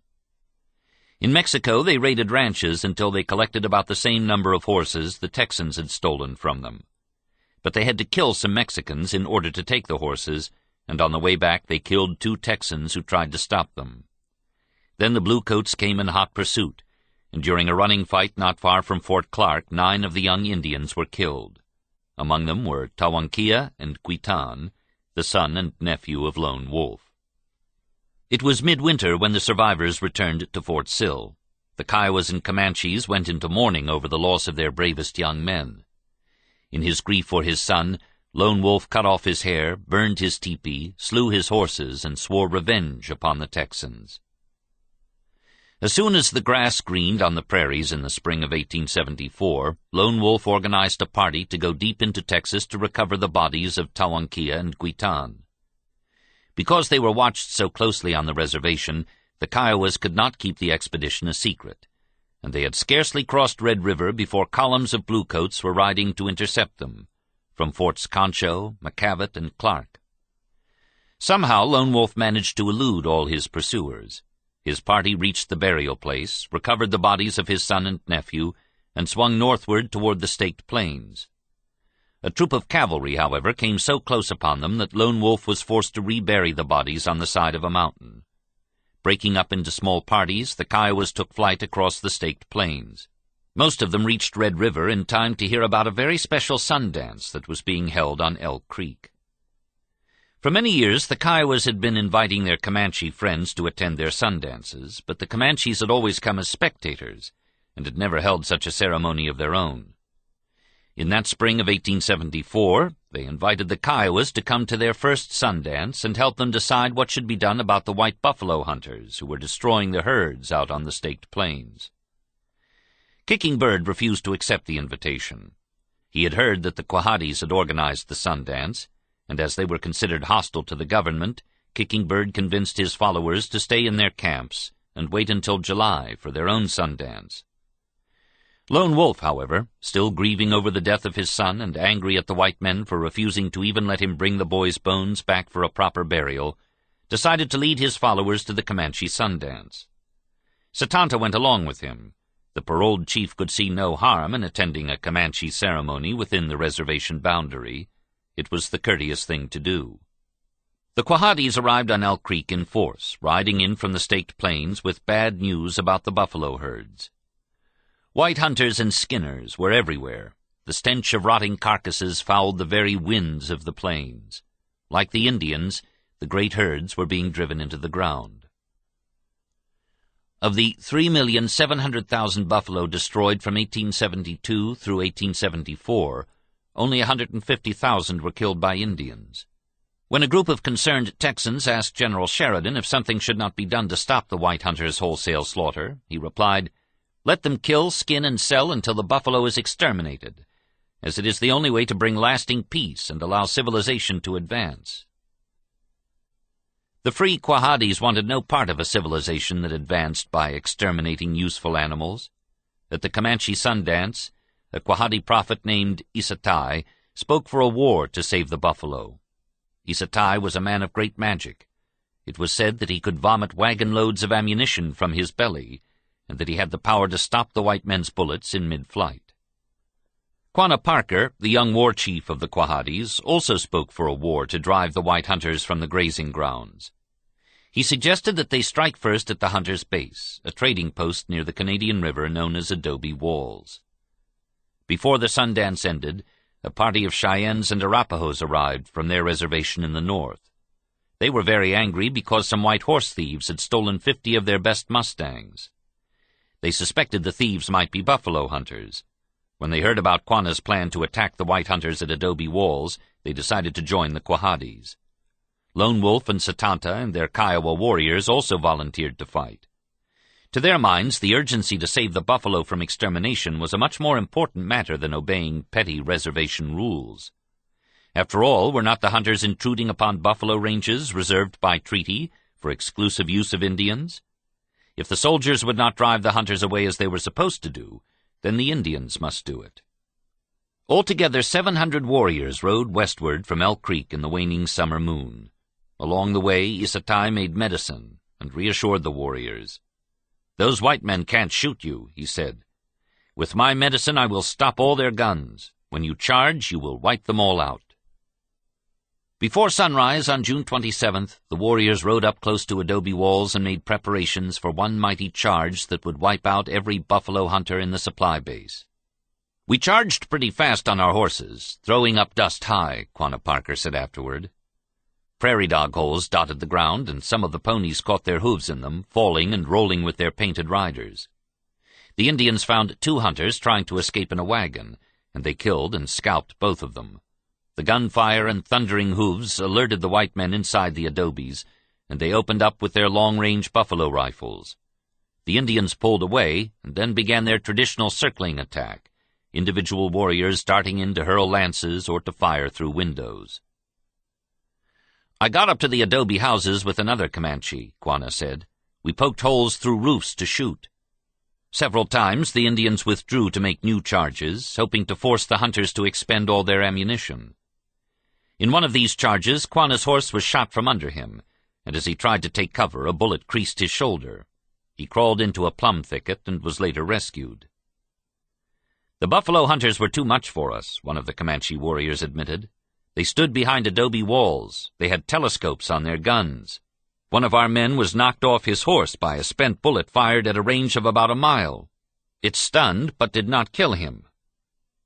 Early in the afternoon, the attackers withdrew out of range of the powerful buffalo rifles. 15 warriors were dead. Many more were badly wounded. They turned their rage and frustration against Issatai, who had promised them protection from the white men's bullets and a great victory. An angry Cheyenne lashed Issatai with his quirt, and several other braves came up to join in, but Quanah stopped the flogging. Issatai's disgrace was punishment enough, he said. From that day, Quanah Parker never again put his trust in a medicine man. After the chiefs gave up the useless siege of Adobe Walls, Lone Wolf and Satanta took their warriors back to the North Fork of Red River to attend the Kiowa Sundance. They, of course, invited their Comanche and Cheyenne friends to come along. That summer, the main feature of the Kiowa ceremonies was a celebration of the return of Satanta and Big Tree to the reservation. The Quahadis and the Cheyennes chided the reservation people for celebrating while their buffalo herds were being rubbed out by invading white hunters. They urged all the Kiowas to come and join them in a war to save the buffalo. Kicking Bird would listen to none of their arguments. As soon as the Sundance ended, he started his followers hurrying back toward the agency. Lone Wolf and his followers, however, were convinced that their duty lay with the determined Quahadis. This time Satanta did not join Lone Wolf. Deciding that he had pushed his luck far enough, the gregarious, action-loving chief reluctantly turned back toward Fort Sill. On the way, he took his family and a few friends down Rainy Mountain Creek to visit the Wichita Reservation to do some trading with those corn-growing Indians. It was a pleasant summer, and he was in no hurry to return to Fort Sill to start answering roll calls and drawing rations. Out on the plains later that summer, it seemed that everything had turned bad. Day after day, the sun baked the dry earth drier, the streams stopped running, great whirlwinds of grasshoppers were flung out of the metallic sky to consume the parched grass. If such a season had come upon this land a few years earlier, a thunder of 1,000,000 buffalo hooves would have shaken the prairie in frantic stampedes for water. But now the herds were gone, replaced by an endless desolation of bones and skulls and rotting hooves. Most of the white hunters departed. Bands of Comanches, Kiowas, Cheyennes, and Arapahoes roamed restlessly, finding a few small herds, but many had to return to their reservations to keep from starving. At the agencies, everything was in turmoil. The Army and the Indian Bureau were at cross purposes. Supplies failed to arrive. Some agents withheld rations to punish the Indians for roving without permission. Here and there outbreaks occurred. Shots were exchanged between warriors and soldiers. By mid-July, half the Kiowas and Comanches registered at the Fort Sill agency were gone. As though by some mystical power, these last tribes to live by the buffalo were drawn to the heart of the last buffalo range, the place of chinaberry trees, Palo Duro Canyon. The Palo Duro was invisible from the flat horizon, a curving chasm slashed into the plains, an oasis of springs and waterfalls and streams that kept its willows and buffalo grass green and lush. The canyon could be entered only by a few trails beaten out by buffalo herds. Coronado had visited there in the 16th century, but only a few white men had seen it since or knew of its existence. All through the late summer of 1874, Indians and buffalo sought sanctuary there. The Indians killed only enough animals to supply their needs for winter, stripping the meat carefully to dry in the sun, storing marrow and fat in skins, treating the sinews for bowstrings and thread, making spoons and cups of the horns, weaving the hair into ropes and belts, curing the hides for teepee covers, clothing, and moccasins. Before the beginning of the Yellow Leaves moon, the floor of the canyon along the creek was a forest of teepees, Kiowa, Comanche, and Cheyenne, all well stocked with food to last until spring. Almost 2,000 horses shared the rich grass with the buffalo. Without fear, the women went about their tasks and the children played along the streams. For Quanah and the Quahatis, this was the way they had always lived. For Lone Wolf and the Kiowas and the other agency fugitives, this was a beginning of life all over again. Such defiance of the white man's way was of course intolerable to authorities on the emptying reservations. The implacable Quahatis and their allies had scarcely settled into their hidden villages for winter when the great warrior Sherman began issuing military orders. In September, 5 columns of bluecoats were in motion. From Fort Dodge, Bearcoat Nelson Miles struck southward.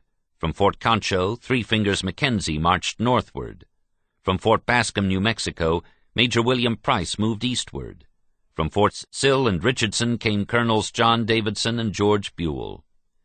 Thousands of bluecoats armed with repeating rifles and artillery were in search of a few hundred Indians who wanted only to save their buffalo and live out their lives in freedom. Using mercenary Tonkawa scouts, Mackenzie's pony soldiers found the great Palo Duro village on September 26th. Lone Wolf's Kiowas bore the fury of the first assault. Although caught by surprise, the warriors held long enough for their women and children to escape, and they then retreated under a cloud of dense powder smoke. Mackenzie's troopers stormed up the creek, burning teepees and destroying the Indians' winter supplies. By the end of the day, they rounded up more than 1,000 ponies. Mackenzie ordered the animals driven into Tule Valley, and there the bluecoats slaughtered them, 1,000 dead horses left to the circling buzzards. Across the plains, the Indians scattered on foot, without food, clothing, or shelter, and the thousands of bluecoats marching from the 4 directions methodically hunted them down, the columns crossing and crisscrossing, picking up the wounded Indians first, then the aged, then the women and children.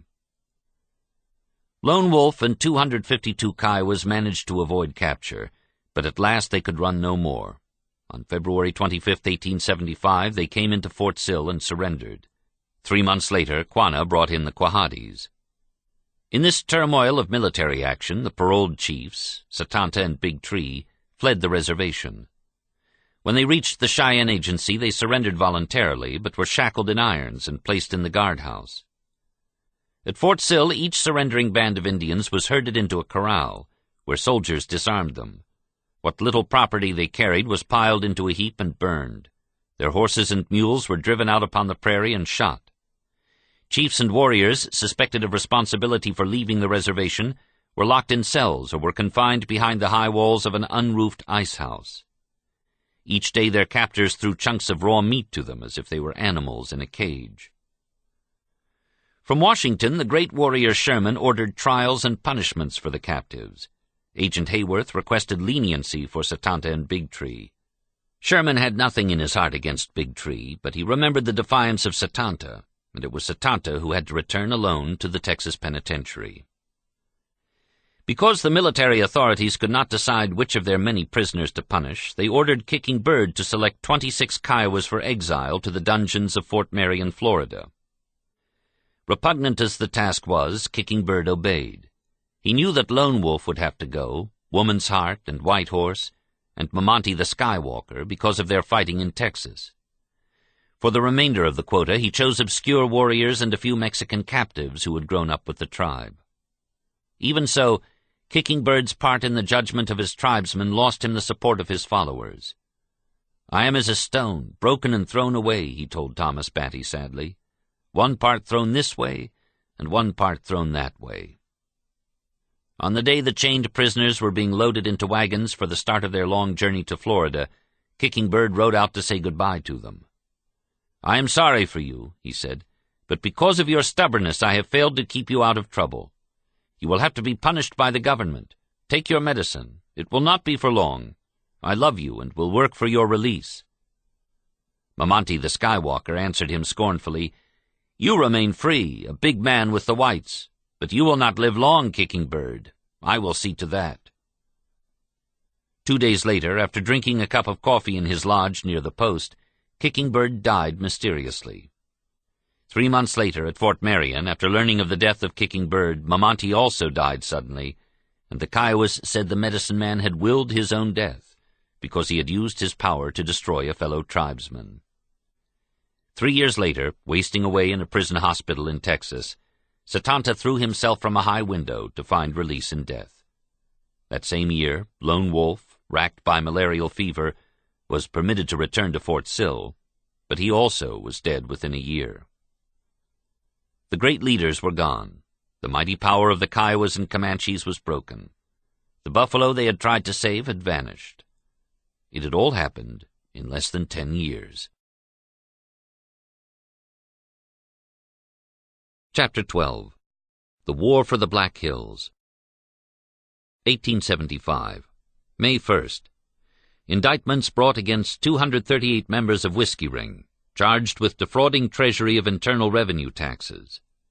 High government officials involved. December 6th, 44th Congress convenes. Democrats control House of Representatives for first time since 1859. 1876, February 7th. President Grant's private secretary, Orville Babcock, acquitted for complicity in Whiskey Ring frauds, but Grant dismisses him from office. March 4th, U.S. Congress resolves to impeach Secretary of War Belknap for complicity in Indian Ring frauds. May 10th, Centennial Exhibition opens in Philadelphia. June 11th, Republicans nominate Rutherford B. Hayes for president. June 27th, Democrats nominate Samuel J. Tilden for president. July 9th, massacre of Negro militiamen in Hamburg, South Carolina. August 1st, Colorado admitted to Union as 38th state. September, Thomas Edison establishes laboratory at Menlo Park, New Jersey. September 17th, race war breaks out in South Carolina. November 7th, both political parties claim victory in presidential election. Tilden is winner in popular vote. December 6th, Electoral College meets and gives Hayes 185 electoral votes, Tilden 184. No white person or persons shall be permitted to settle upon or occupy any portion of the territory, or without the consent of the Indians to pass through the same. Treaty of 1868. We want no white men here. The Black Hills belong to me. If the whites try to take them, I will fight. Tatanka Yotanka, Sitting Bull. One does not sell the earth upon which the people walk. Tashunka Witko, Crazy Horse. The white man is in the Black Hills just like maggots, and I want you to get them out just as quick as you can. The chief of all thieves, General Custer, made a road into the Black Hills last summer, and I want the Great Father to pay the damages for what Custer has done. Baptiste Good. The land known as the Black Hills is considered by the Indians as the center of their land. The 10 nations of Sioux are looking toward that as the center of their land. Totoke Inyanke, Running Antelope. The Great Father's young men are going to carry gold away from the hills. I expect they will fill a number of houses with it. In consideration of this, I want my people to be provided for as long as they shall live. Matonupa, 2 bears. The Great Father told the commissioners that all the Indians had rights in the Black Hills, and that whatever conclusion the Indians themselves should come to would be respected. I am an Indian, and I am looked upon by the whites as a foolish man, but it must be because I follow the advice of the white man. Shunka-Witko, Fool Dog. Our Great Father has a big safe, and so have we. The hill is our safe. We want $70 million for the Black Hills. Put the money away someplace at interest so we can buy livestock. That is the way the white people do. Matogleska, Spotted Bear. You have put all our heads together and covered them with a blanket. That hill there is our wealth, but you have been asking it from us. You white people, you have all come in our reservation and helped yourselves to our property, and you are not satisfied. You went beyond to take the whole of our safe. Deadeyes. I never want to leave this country. All my relatives are lying here in the ground, and when I fall to pieces, I am going to fall to pieces here. Shunkahanapin, Wolf Necklace. We have sat and watched them pass here to get gold out and have said nothing.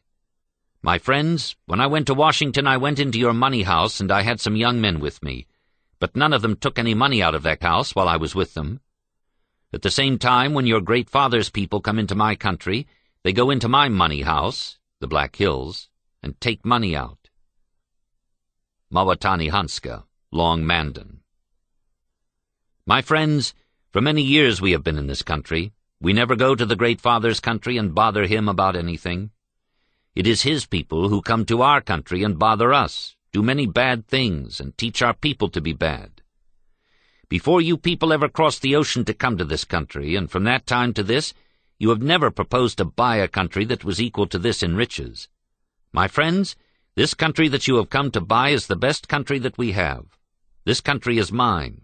I was raised in it. My forefathers lived and died in it, and I wish to remain in it. Kangi Wiyaka, Crowfeather. You have driven away our game and our means of livelihood out of the country. Until now we have nothing left that is valuable except the hills that you ask us to give up. The earth is full of minerals of all kinds, and on the earth the ground is covered with forests of heavy pine. And when we give these up to the Great Father, we know that we give up the last thing that is valuable, either to us or the white people. Wanigiska, White Ghost. When the prairie is on fire, you see animals surrounded by the fire. You see them run and try to hide themselves so that they will not burn. That is the way we are here. Najinyanupi, Surrounded. Not long after Red Cloud and Spotted Tail and their Teton peoples settled down on their reservations in northwestern Nebraska, rumors began to fly among the white settlements that immense amounts of gold were hidden in the Black Hills. Pahasapa, the Black Hills, was the center of the world, the place of gods and holy mountains, where warriors went to speak with the Great Spirit and await visions. In 1868, the Great Father considered the hills worthless and gave them to the Indians forever by treaty. 4 years later, white miners were violating the treaty. They invaded Pahasapa, searching the rocky passes and clear-running streams for the yellow metal which drove white men crazy. When Indians found these crazy white men in their sacred hills, they killed them or chased them out. By 1874, there was such a mad clamor from gold-hungry Americans that the Army was ordered to make a reconnaissance into the Black Hills. The United States government did not bother to obtain consent from the Indians before starting on this armed invasion, although the Treaty of 1868 prohibited entry of white men without the Indians' permission. During the Moon of Red Cherries, more than 1,000 pony soldiers marched across the plains from Fort Abraham Lincoln to the Black Hills. They were the 7th Cavalry, and at their head rode General George Armstrong Custer, the same star chief who in 1868 had slaughtered Black Kettle's Southern Cheyennes on the Washita. The Sioux called him Pahuska, the Long Hair, and because they had no warning of his coming, they could only watch from afar as the long columns of blue-uniformed cavalrymen and canvas-covered supply wagons invaded their sacred country. When Red Cloud heard about the Long Hair's expedition, he protested. "I do not like General Custer and all his soldiers going into the Black Hills, as that is the country of the Oglala Sioux." It was also the country of the Cheyennes, Arapahoes, and other Sioux tribes. The anger of the Indians was strong enough that the Great Father, Ulysses Grant, announced his determination to prevent all invasion of this country by intruders so long as by law and treaty it is secured to the Indians. But when Custer reported that the hills were filled with gold from the grassroots down, parties of white men began forming like summer locusts, crazy to begin panning and digging. The trail that Custer's supply wagons had cut into the heart of Pahasapa soon became the Thieves' Road. Red Cloud was having trouble that summer with his reservation agent, J.J. Saville, over the poor quality of rations and supplies being issued to the Oglalas. Preoccupied as he was, Red Cloud failed to assess the full impact upon the Sioux of Custer's intrusion into the Black Hills, especially upon those who left the reservations every spring to hunt and camp near the hills. Like many other aging leaders, Red Cloud was too much involved with petty details, and he was losing touch with the younger tribesmen. In the autumn following Custer's expedition, the Sioux who had been hunting in the north began returning to the Red Cloud Agency. They were angry as hornets over the invasion of Pahasapa, and some talked of forming a war party to go back after the miners who were pouring into the hills. Red Cloud listened to the talk, but advised the young men to be patient. He was sure the Great Father would keep his promise and send soldiers to drive out the miners. In the moon of falling leaves, however, something happened that made Red Cloud realize just how angry his young men were at the Longhairs' soldiers. On October 22nd, Agent Saville sent some of his white workmen to cut a tall pine and bring the trunk back to the stockade. When the Indians saw the pine pole lying on the ground, they asked Saville what it was to be used for. A flagpole, the agent told them. He was going to fly a flag over the stockade. The Indians protested. Longhair Custer had flown flags in his camps across the Black Hills. They wanted no flags or anything else in their agency to remind them of soldiers. Saville paid no attention to the protests, and next morning he put his men to work digging a hole for the flagpole. In a few minutes a band of young warriors came with axes and began chopping the pole to pieces. Saville ordered them to stop, but they paid no attention to him, and the agent strode across to Red Cloud's office and begged him to stop the warriors. Red Cloud refused. He knew the warriors were only expressing their rancor over the Longhairs' invasion of the Black Hills. Infuriated, Saville now ordered one of his workmen to ride to the soldiers' town, Fort Robinson, and request a company of cavalrymen to come to his aid. When the demonstrating warriors saw the man riding toward the fort, they guessed his mission. They rushed for their teepee camps, armed and painted themselves for battle, and went to intercept the cavalrymen. There were only 26 bluecoats led by a lieutenant. The warriors encircled them, fired their guns into the air, and yelled a few war cries. The lieutenant, Emmett Crawford, betrayed no fear. Through the great cloud of dust thrown up by the milling warriors, he kept his men moving steadily toward the agency. Some of the younger warriors began riding in close, colliding their ponies with the troopers' mounts, determined to precipitate a fight. This time it was not another troop of cavalry which came galloping to Lieutenant Crawford's rescue, but a band of agency Sioux led by Young Man Afraid of His Horses, son of Old Man Afraid. The agency Indians broke through the ring of warriors, formed a protective wall around the bluecoats, and escorted them on to the stockade. The belligerent warriors were still so angry, however, that they tried to burn down the stockade, and only the persuasive oratory of Red Dog and Old Man Afraid of His Horses stopped the demonstration. Again Red Cloud refused to interfere. He was not surprised when many of the protesters packed up, dismantled their teepees, and started back north to spend the winter off the reservation. They had proved to him that there were still Sioux warriors who would never take lightly any invasion of Pahasapa. Yet apparently Red Cloud did not realize that he was losing these young men forever. They had rejected his leadership for that of Sitting Bull and Crazy Horse, neither of whom had ever lived on a reservation or taken the white man's handouts. By the spring of 1875, tales of Black Hills gold had brought hundreds of miners up the Missouri River and out upon the Thieves' Road. The Army sent soldiers to stop the flow of prospectors. A few were removed from the hills, but no legal action was taken against them, and they soon returned to prospect their claims. General Crook, the Plains Indians called him 3 Stars instead of Gray Wolf, made a reconnaissance of the Black Hills and found more than 1,000 miners in the area. 3 Stars politely informed them that they were violating the law and ordered them to leave, but he made no effort to enforce his orders. Alarmed by the white men's gold craze and the Army's failure to protect their territory, Red Cloud and Spotted Tail made strong protests to Washington officials. The Great Father's response was to send out a commission to treat with the Sioux Indians for the relinquishment of the Black Hills. In other words, the time had come to take away one more piece of territory that had been assigned to the Indians in perpetuity. As usual, the commission was made up of politicians, missionaries, traders, and military officers. Senator William B. Allison of Iowa was the chairman. Reverend Samuel D. Hinman, who had long endeavored to replace the Santee's religion and culture with Christianity, was the principal missionary. General Alfred Terry represented the military. John Collins, post-trader at Fort Laramie, represented the commercial interests. To ensure representation of non-agency as well as agency Indians, runners were sent to invite Sitting Bull, Crazy Horse, and other wild chiefs to the council. Half-breed Lewis Richard took the government letter to Sitting Bull and read it to him. "I want you to go and tell the Great Father," Sitting Bull responded, "that I do not want to sell any land to the government." He picked up a pinch of dust and added, "Not even as much as this." Crazy Horse was also opposed to the selling of Sioux land, especially the Black Hills. He refused to attend the council, but Little Big Man would go as an observer for the Free Oglalas. If the commissioners expected to meet quietly with a few compliant chiefs and arrange an inexpensive trade, they were in for a rude surprise.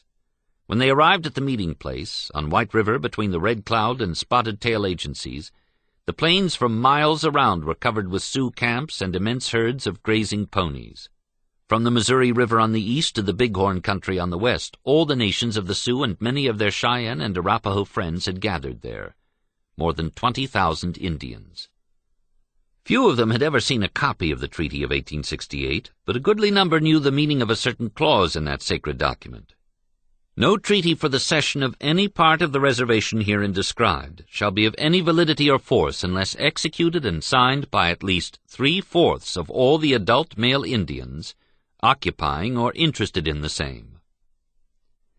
Even if the commissioners had been able to intimidate or buy off every chief present, they could not have obtained more than a few dozen signatures from those thousands of angry, well-armed warriors who were determined to keep every pinch of dust and blade of grass within their territory. On September 20th, 1875, the commission assembled under the shade of a large tarpaulin, which had been strung beside a lone cottonwood on the rolling plain. The commissioners seated themselves on chairs facing the thousands of Indians who were moving restlessly about in the distance.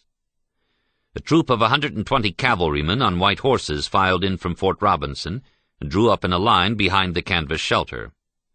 Spotted Tail arrived in a wagon from his agency, but Red Cloud had announced that he would not be there. A few other chiefs drifted in, and then suddenly a cloud of dust boiled up from the crest of a distant rise. A band of Indians came galloping down upon the council shelter. The warriors were dressed for battle, and as they came nearer they swerved to encircle the commissioners, fired their rifles skyward, and gave out a few whoops before trotting off to form a line immediately in the rear of the cavalrymen. By this time a second band of Indians was approaching, and thus tribe by tribe the Sioux warriors came in, making their demonstrations of power, until a great circle of several thousand Indians enclosed the council. Now the chiefs came forward, well satisfied that they had given the commissioners something strong to think about. They sat in a semicircle facing the nervous white men, eager to hear what they would have to say about the Black Hills. During the few days that the commissioners had been at Fort Robinson observing the mood of the Indians, they recognized the futility of trying to buy the hills and had decided instead to negotiate for the mineral rights. "We have now to ask you if you are willing to give our people the right to mine in the Black Hills," Senator Allison began. "As long as gold or other valuable minerals are found, for a fair and just sum. If you are so willing, we will make a bargain with you for this right. When the gold or other valuable minerals are taken away, the country will again be yours to dispose of in any manner you may wish." Spotted Tail took this proposal as a ludicrous joke. Was the commissioner asking the Indians to lend the Black Hills to the white men for a while? His rejoinder was to ask Senator Allison if he would lend him a team of mules on such terms. "It will be hard for our government to keep the whites out of the hills," Allison continued. "To try to do so will give you and our government great trouble, because the whites that may wish to go there are very numerous. The senator's ignorance of the Plains Indians' feeling for the Powder River country was displayed in his next proposal. "There is another country lying far toward the setting sun, over which you roam and hunt, and which territory is yet unceded, extending to the summit of the Bighorn Mountains. It does not seem to be of very great value or use to you, and our people think they would like to have the portion of it I have described." While Senator Allison's incredible demands were being translated, Red Dog rode up on a pony and announced that he had a message from Red Cloud. The absent Oglala chief, probably anticipating the greed of the commissioners, requested a week's recess to give the tribes time to hold councils of their own, in which to consider all proposals concerning their lands. The commissioners considered the matter and agreed to give the Indians 3 days for holding tribal councils. On September 23rd, they would expect definite replies from the chiefs. The idea of giving up their last great hunting ground was so preposterous that none of the chiefs even discussed it during their councils. They did debate very earnestly the question of the Black Hills. Some reasoned that if the United States government had no intention of enforcing the treaty and keeping the white miners out, then perhaps the Indians should demand payment, a great deal of money, for the yellow metal taken from the hills. Others were determined not to sell at any price. The Black Hills belonged to the Indians, they argued. If the blue-coat soldiers would not drive out the miners, then the warriors must. On September 23rd, the commissioners, riding in army ambulances from Fort Robinson, and escorted by a somewhat enlarged cavalry troop, again arrived at the council shelter. Red Cloud was there early, and he protested vigorously about the large number of soldiers. Just as he was preparing to give his preliminary speech to the commissioners, a sudden commotion broke out among the warriors far in the distance. About 300 Oglalas, who had come in from the Powder River country, trotted their ponies down a slope, occasionally firing off rifles. Some were chanting a song in Sioux. "The Black Hills is my land, and I love it, and whoever interferes will hear this gun."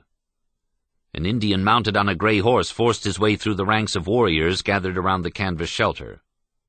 He was Crazy Horse's envoy, Little Big Man, stripped for battle and wearing 2 revolvers belted to his waist. "I will kill the first chief who speaks for selling the Black Hills," he shouted. He danced his horse across the open space between the commissioners and the chiefs. Young Man Afraid of His Horses and a group of unofficial Sioux policemen immediately swarmed around Little Big Man and moved him away. The chiefs and the commissioners, however, must have guessed that Little Big Man voiced the feelings of most of the warriors present. General Terry suggested to his fellow commissioners that they board the army ambulances and return to the safety of Fort Robinson. After giving the Indians a few days to calm down, the commissioners quietly arranged a meeting with 20 chiefs in the headquarters building of the Red Cloud Agency. During 3 days of speech-making, the chiefs made it quite clear to the Great Father's representatives that the Black Hills could not be bought cheaply, if at any price. Spotted Tail finally grew impatient with the commissioners and asked them to submit a definite proposal in writing.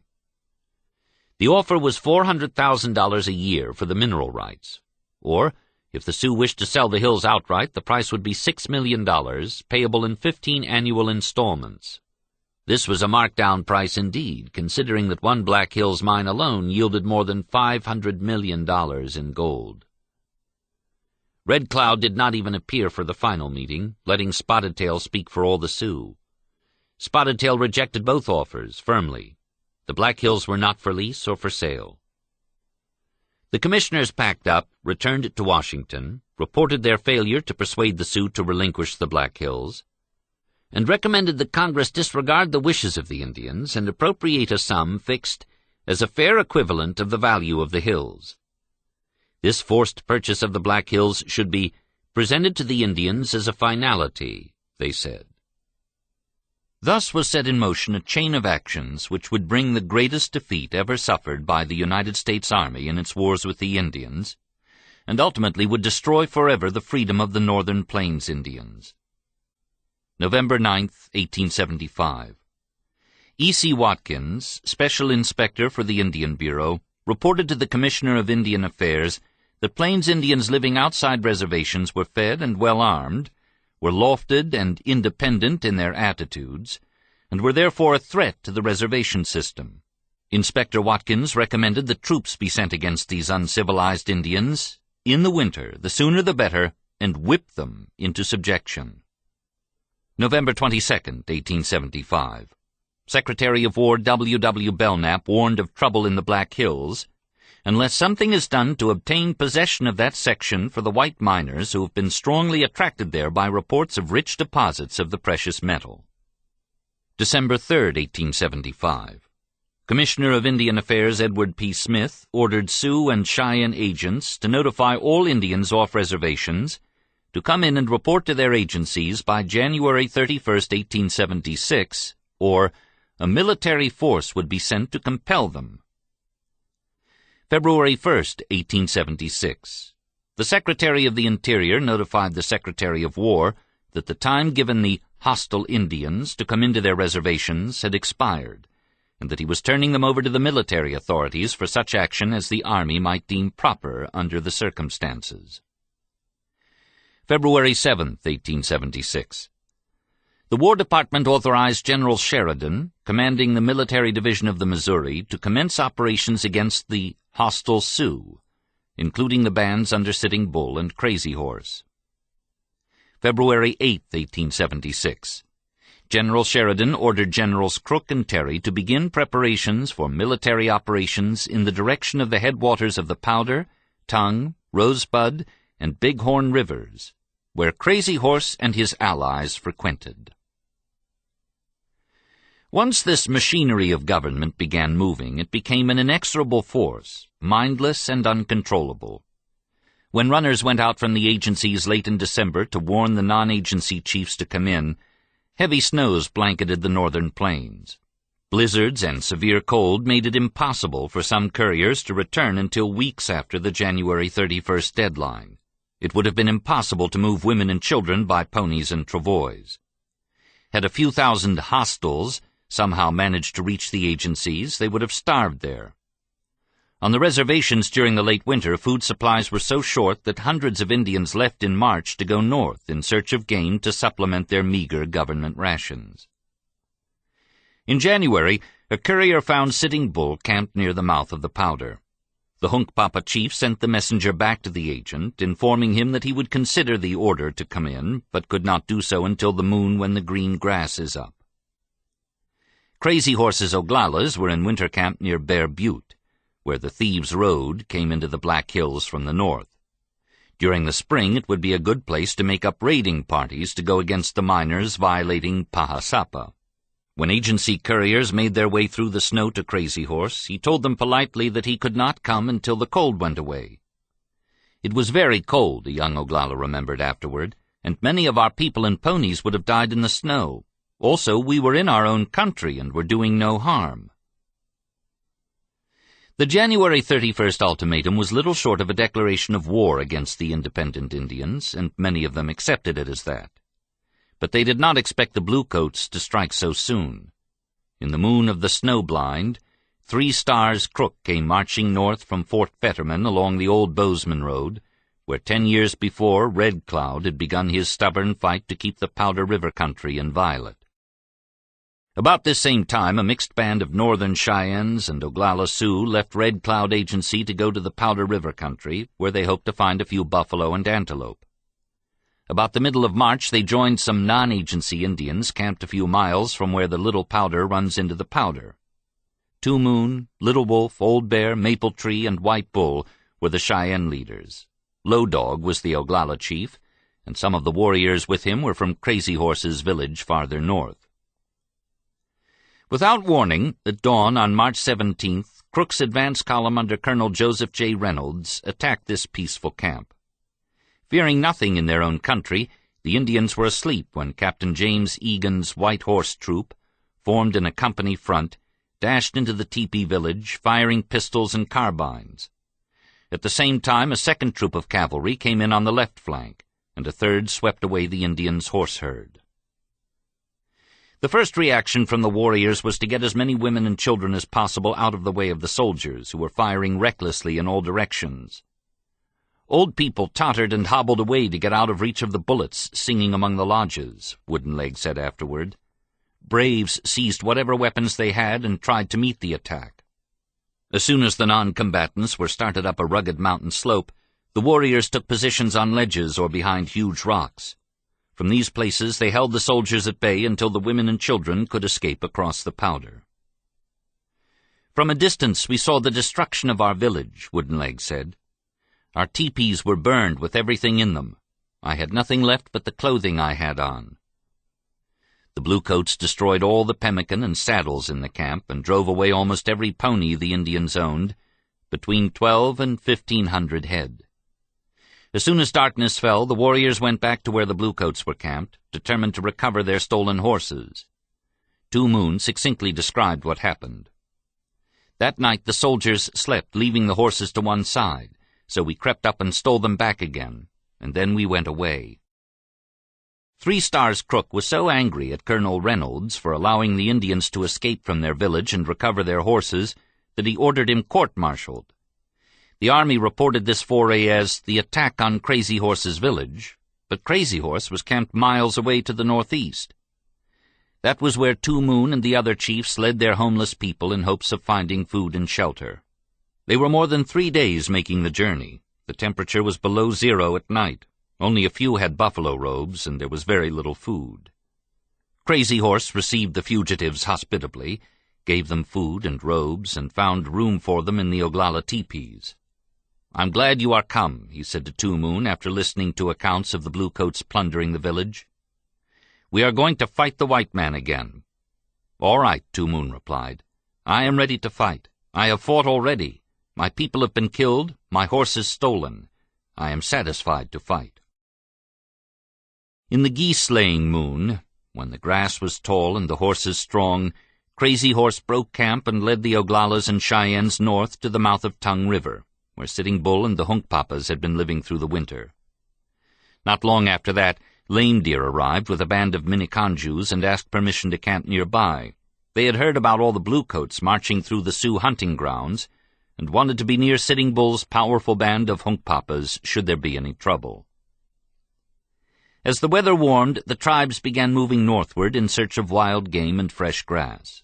Along the way they were joined by bands of Brulés, Sanzarks, Blackfoot Sioux, and additional Cheyennes. Most of these Indians had left their reservations in accordance with their treaty rights as hunters, and those who had heard of the January 31st ultimatum either considered it as only another idle threat of the Great Father's agents, or did not believe it applied to peaceful Indians. "Many young men were anxious to go for fighting the soldiers," said the Cheyenne warrior Woodenleg, "but the chiefs and old men all urged us to keep away from the white men." While these several thousand Indians were camped on the Rosebud, many young warriors joined them from the reservations. They brought rumors of great forces of Bluecoats marching from 3 directions. Three Stars Crook was coming from the south. The one who limps, Colonel John Gibbon, was coming from the west. One Star Terry and Long Hair Custer were coming from the east. Early in the moon of making fat, the Hunkpapas had their annual sun dance. For 3 days, Sitting Bull danced, bled himself, and stared at the sun until he fell into a trance. When he rose again, he spoke to his people. In his vision, he had heard a voice crying, "I give you these because they have no ears." When he looked into the sky, he saw soldiers falling like grasshoppers, with their heads down and their hats falling off. They were falling right into the Indian camp. Because the white men had no ears and would not listen, Wakantanka, the Great Spirit, was giving these soldiers to the Indians to be killed. A few days later, a hunting party of Cheyennes sighted a column of Bluecoats camped for the night in the valley of the Rosebud. The hunters rode back to camp, sounding the wolf howl of danger. 3 Stars was coming, and he had employed mercenary Crows and Shoshones to scout ahead of his troops. The different chiefs sent criers through their villages and then held hasty councils. It was decided to leave about half the warriors to protect the villages, while the others would travel through the night and attack 3 Stars' soldiers the next morning. About 1,000 Sioux and Cheyennes formed the party. A few women went along to help with the spare horses. Sitting Bull, Crazy Horse, and Two Moon were among the leaders. Just before daylight they unsaddled and rested for a while. Then they turned away from the river and rode across the hills. 3 Stars' Crow's scouts had told him of a great Sioux village down the Rosebud, and the general started these mercenaries out early that morning.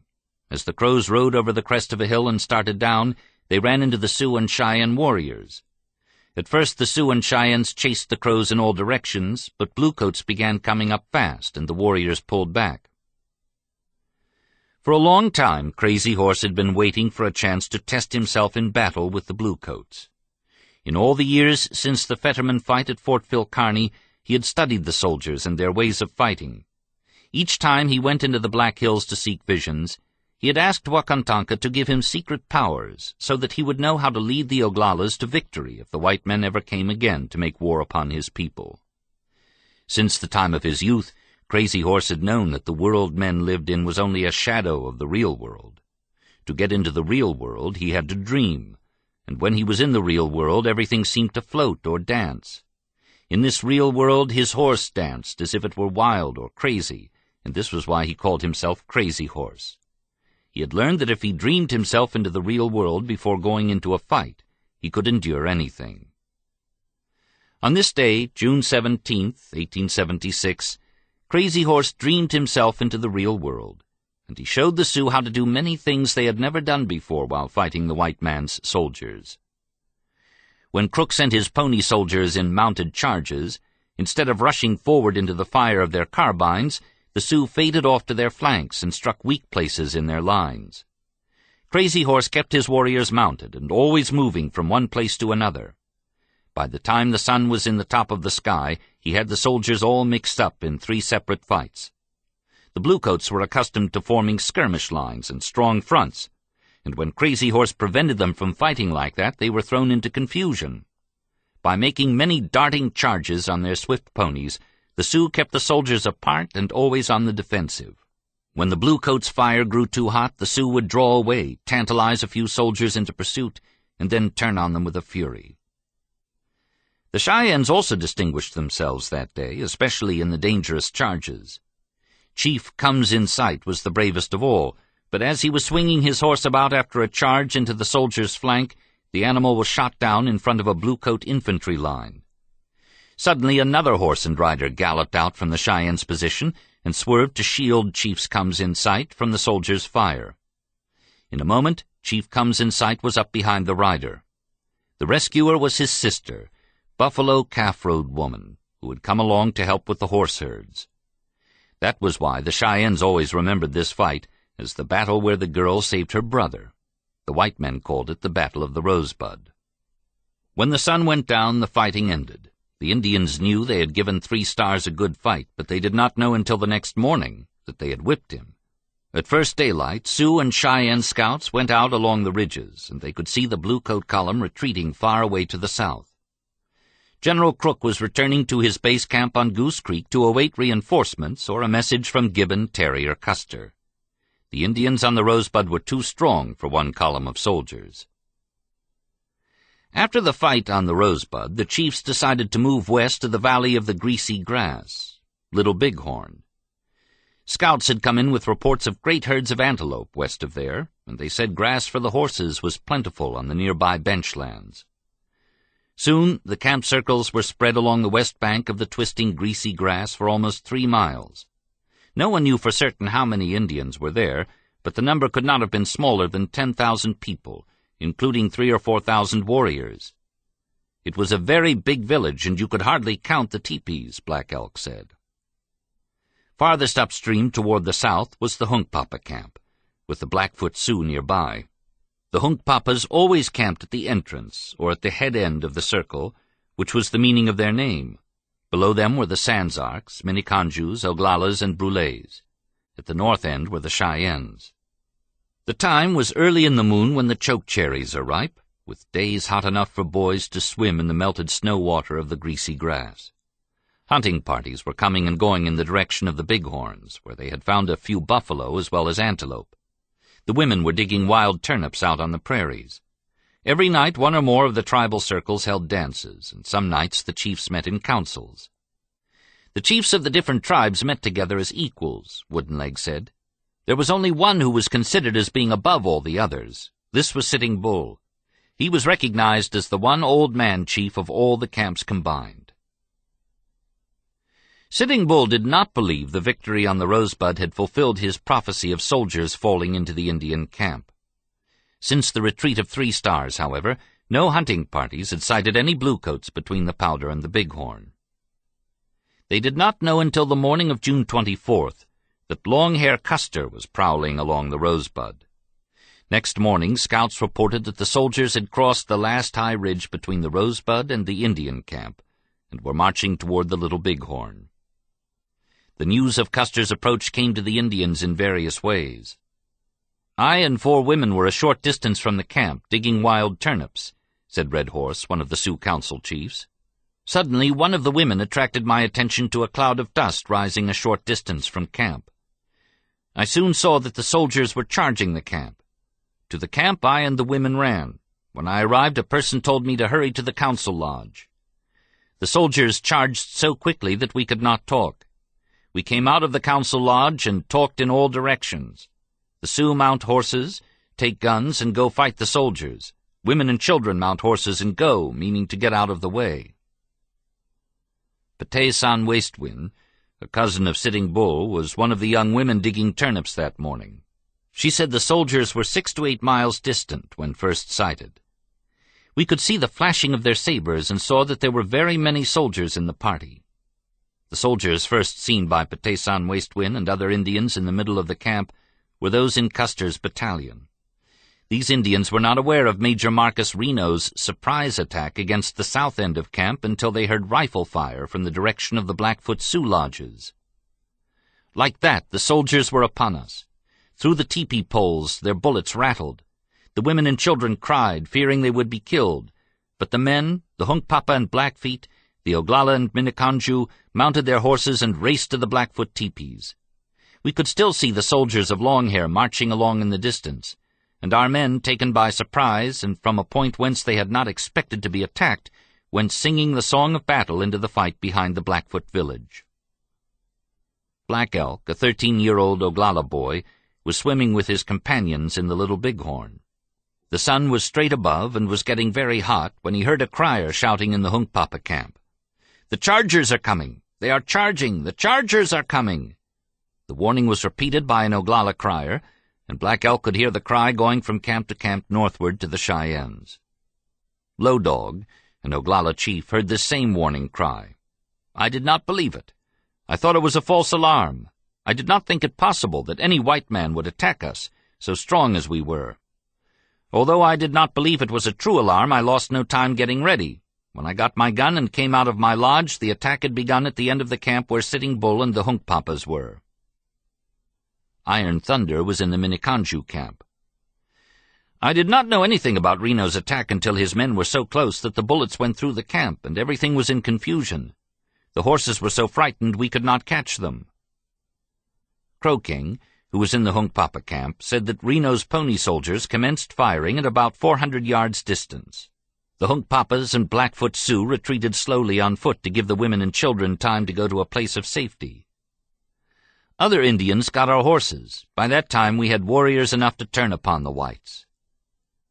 Near the Cheyenne camp, 3 miles to the north, Two Moon was watering his horses. I washed them off with cool water, then took a swim myself. I came back to the camp afoot.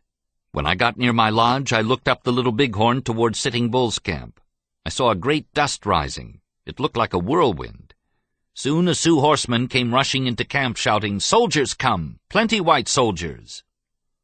Two Moon ordered the Cheyenne warriors to get their horses, then told the women to take cover away from the teepee village. I rode swiftly toward Sitting Bull's camp.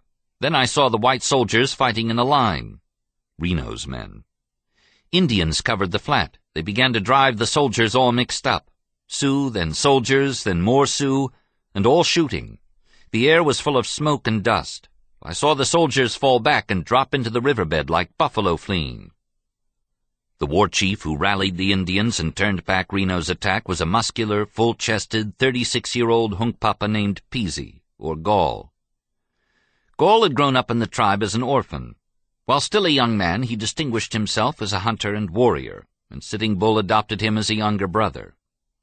Some years before, while the commissioners were attempting to persuade the Sioux to take up farming as a part of the Treaty of 1868, Gall went to Fort Rice to speak for the Hunkpapas.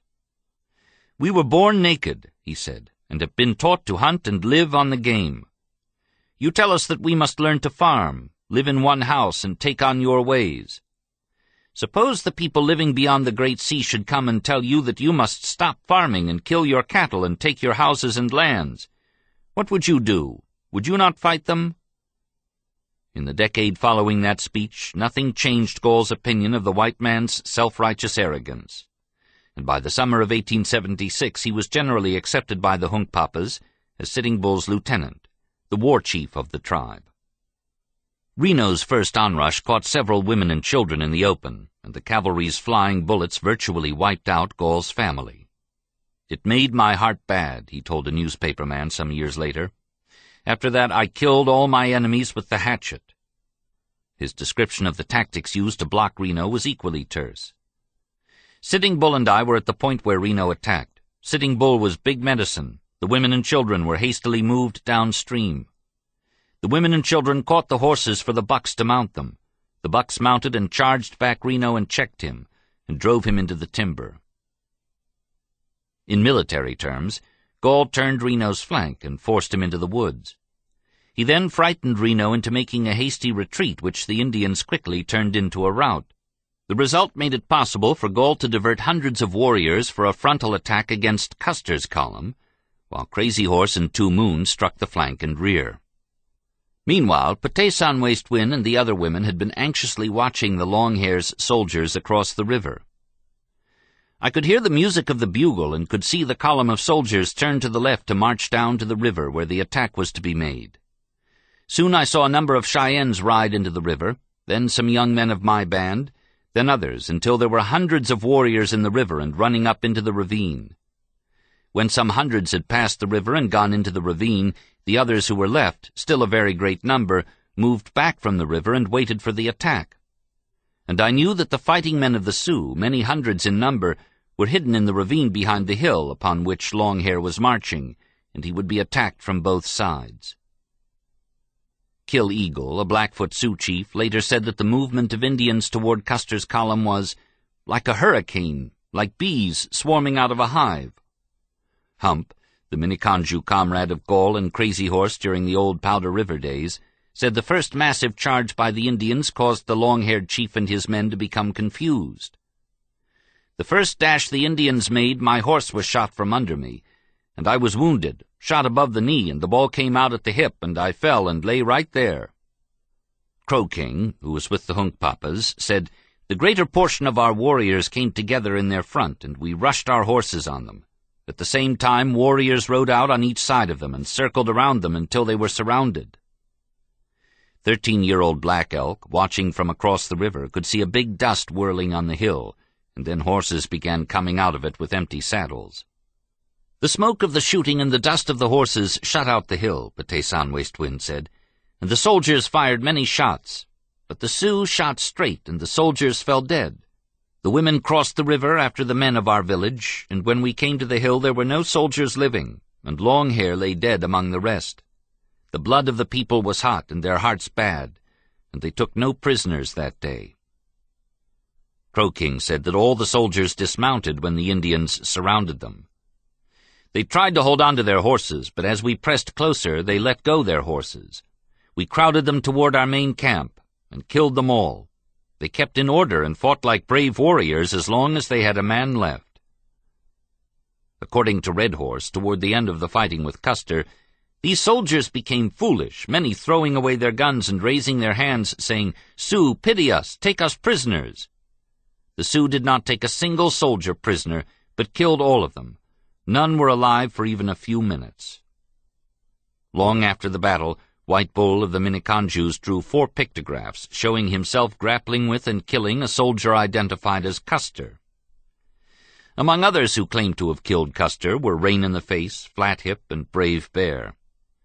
Red Horse said that an unidentified Santee warrior killed Custer. Most Indians who told of the battle said they never saw Custer and did not know who killed him. "We did not know till the fight was over that he was the white chief," Low Dog said. In an interview given in Canada a year after the battle, Sitting Bull said that he never saw Custer, but that other Indians had seen and recognized him just before he was killed. "He did not wear his long hair as he used to wear it," Sitting Bull said. It was short, but it was the color of the grass when the frost comes. Where the last stand was made, the long hair stood like a sheaf of corn, with all the ears fallen around him. But Sitting Bull did not say who killed Custer. An Arapaho warrior who was riding with the Cheyennes said that Custer was killed by several Indians. He was dressed in buckskin, coat and pants, and was on his hands and knees. He had been shot through the side, and there was blood coming from his mouth. He seemed to be watching the Indians moving around him. 4 soldiers were sitting up around him, but they were all badly wounded. All the other soldiers were down.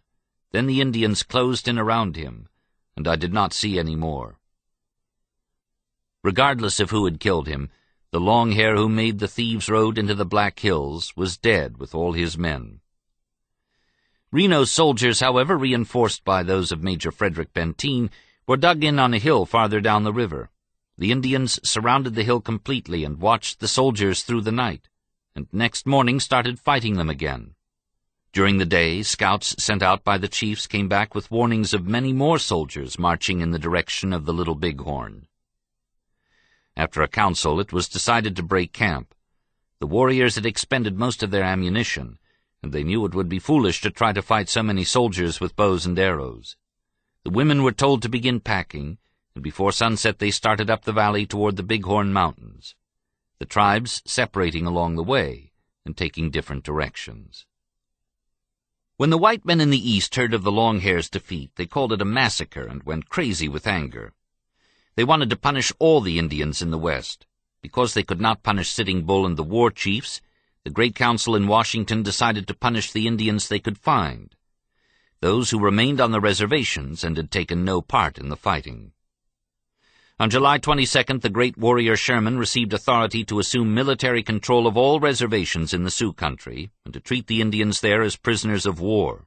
On August 15th, the Great Council made a new law requiring the Indians to give up all rights to the Powder River country and the Black Hills. They did this without regard to the Treaty of 1868, maintaining that the Indians had violated the treaty by going to war with the United States.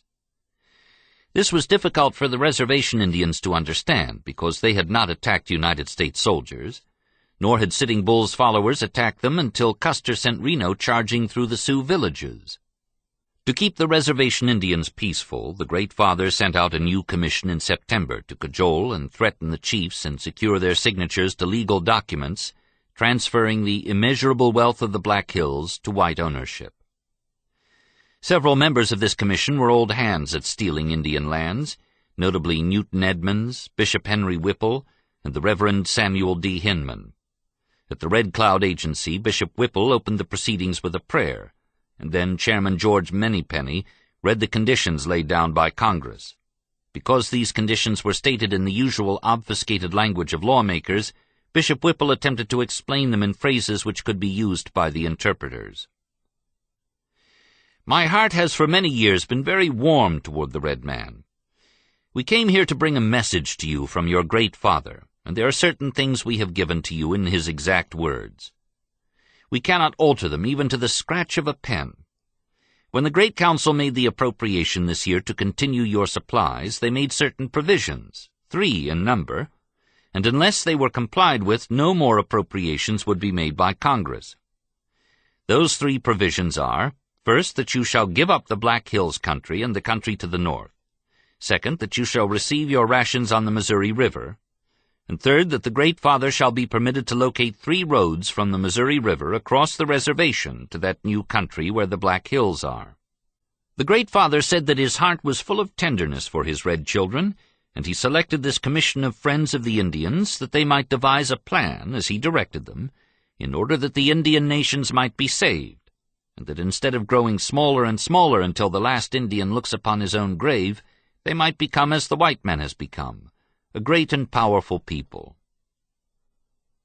To Bishop Whipple's listeners, this seemed a strange way indeed to save the Indian nations, taking away their Black Hills and hunting grounds, and moving them far away to the Missouri River. Most of the chiefs knew that it was already too late to save the Black Hills, but they protested strongly against having their reservations moved to the Missouri. I think if my people should move there, Red Cloud said, they would all be destroyed. There are a great many bad men there and bad whiskey. Therefore I don't want to go there." No Heart said that white men had already ruined the Missouri River country so that Indians could not live there. "You travel up and down the Missouri River and you do not see any timber," he declared. "You have probably seen where lots of it has been, and the Great Father's people have destroyed it." "It is only 6 years since we came to live on this stream where we are living now," Red Dog said, "and nothing that has been promised us has been done." Another chief remembered that since the Great Father promised them that they would never be moved, they had been moved 5 times. "I think you had better put the Indians on wheels," he said sardonically, "and you can run them about whenever you wish." Spotted Tail accused the government and the commissioners of betraying the Indians, of broken promises and false words.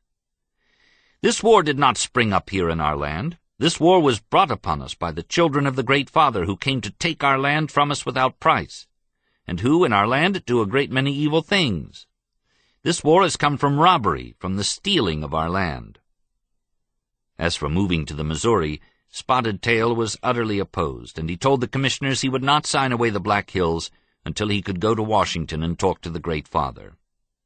The commissioners gave the Indians a week to discuss the terms among themselves, and it soon became evident that they were not going to sign anything. The chiefs pointed out that the Treaty of 1868 required the signatures of 3/4 of the male adults of the Sioux tribes to change anything in it, and more than half of the warriors were in the North with Sitting Bull and Crazy Horse. In reply to this, the commissioners explained that the Indians off the reservations were hostiles. Only friendly Indians were covered by the treaty. Most of the chiefs did not accept this.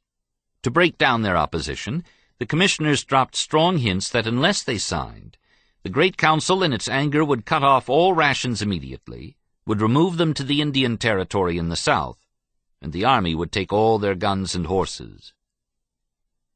There was no way out. The Black Hills were stolen. The Powder River country and its herds of wild game were gone. Without wild game or rations, the people would starve. The thought of moving far away to a strange country in the South was unbearable, and if the army took their guns and ponies, they would no longer be men. Red Cloud and his sub-chiefs signed first, and then Spotted Tail and his people signed. After that, the commissioners went to agencies at Standing Rock, Cheyenne River, Crow Creek, Lower Brule, and Santee, and badgered the other Sioux tribes into signing. Thus did Pahasapa, its spirits and its mysteries, its vast pine forests and its $1 billion in gold, pass forever from the hands of the Indians into the domain of the United States.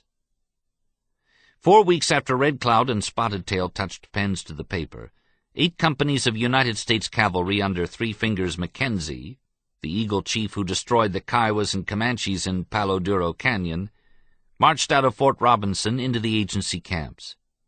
Under orders of the War Department, Mackenzie had come to take the reservation Indians' ponies and guns. All males were placed under arrest, teepees were searched and dismantled, guns collected, and all ponies were rounded up by the soldiers. Mackenzie gave the women permission to use horses to haul their goods into Fort Robinson. The males, including Red Cloud and the other chiefs, were forced to walk to the fort. The tribe would have to live henceforth at Fort Robinson under the guns of the soldiers. Next morning, to degrade his beaten prisoners even further, Mackenzie presented a company of mercenary Pawnee scouts, the same Pawnees the Sioux had once driven out of their Powder River country, with the horses the soldiers had taken from the Sioux. Meanwhile, the United States Army, thirsting for revenge, was prowling the country north and west of the Black Hills, killing Indians wherever they could be found.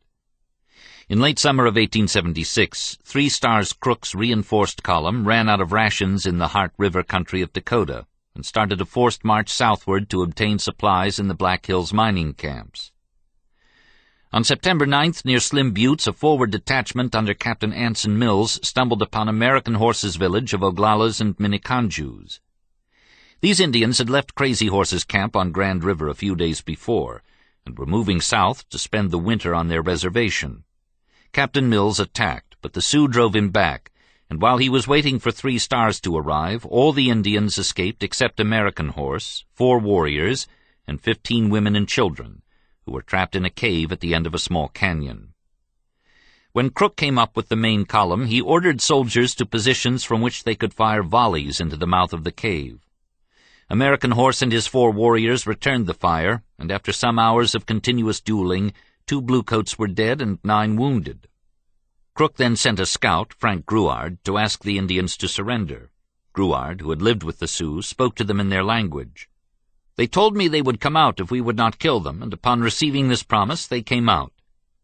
American Horse, 2 warriors, 5 women, and several children crawled out of the cave. The others were dead or too badly wounded to move.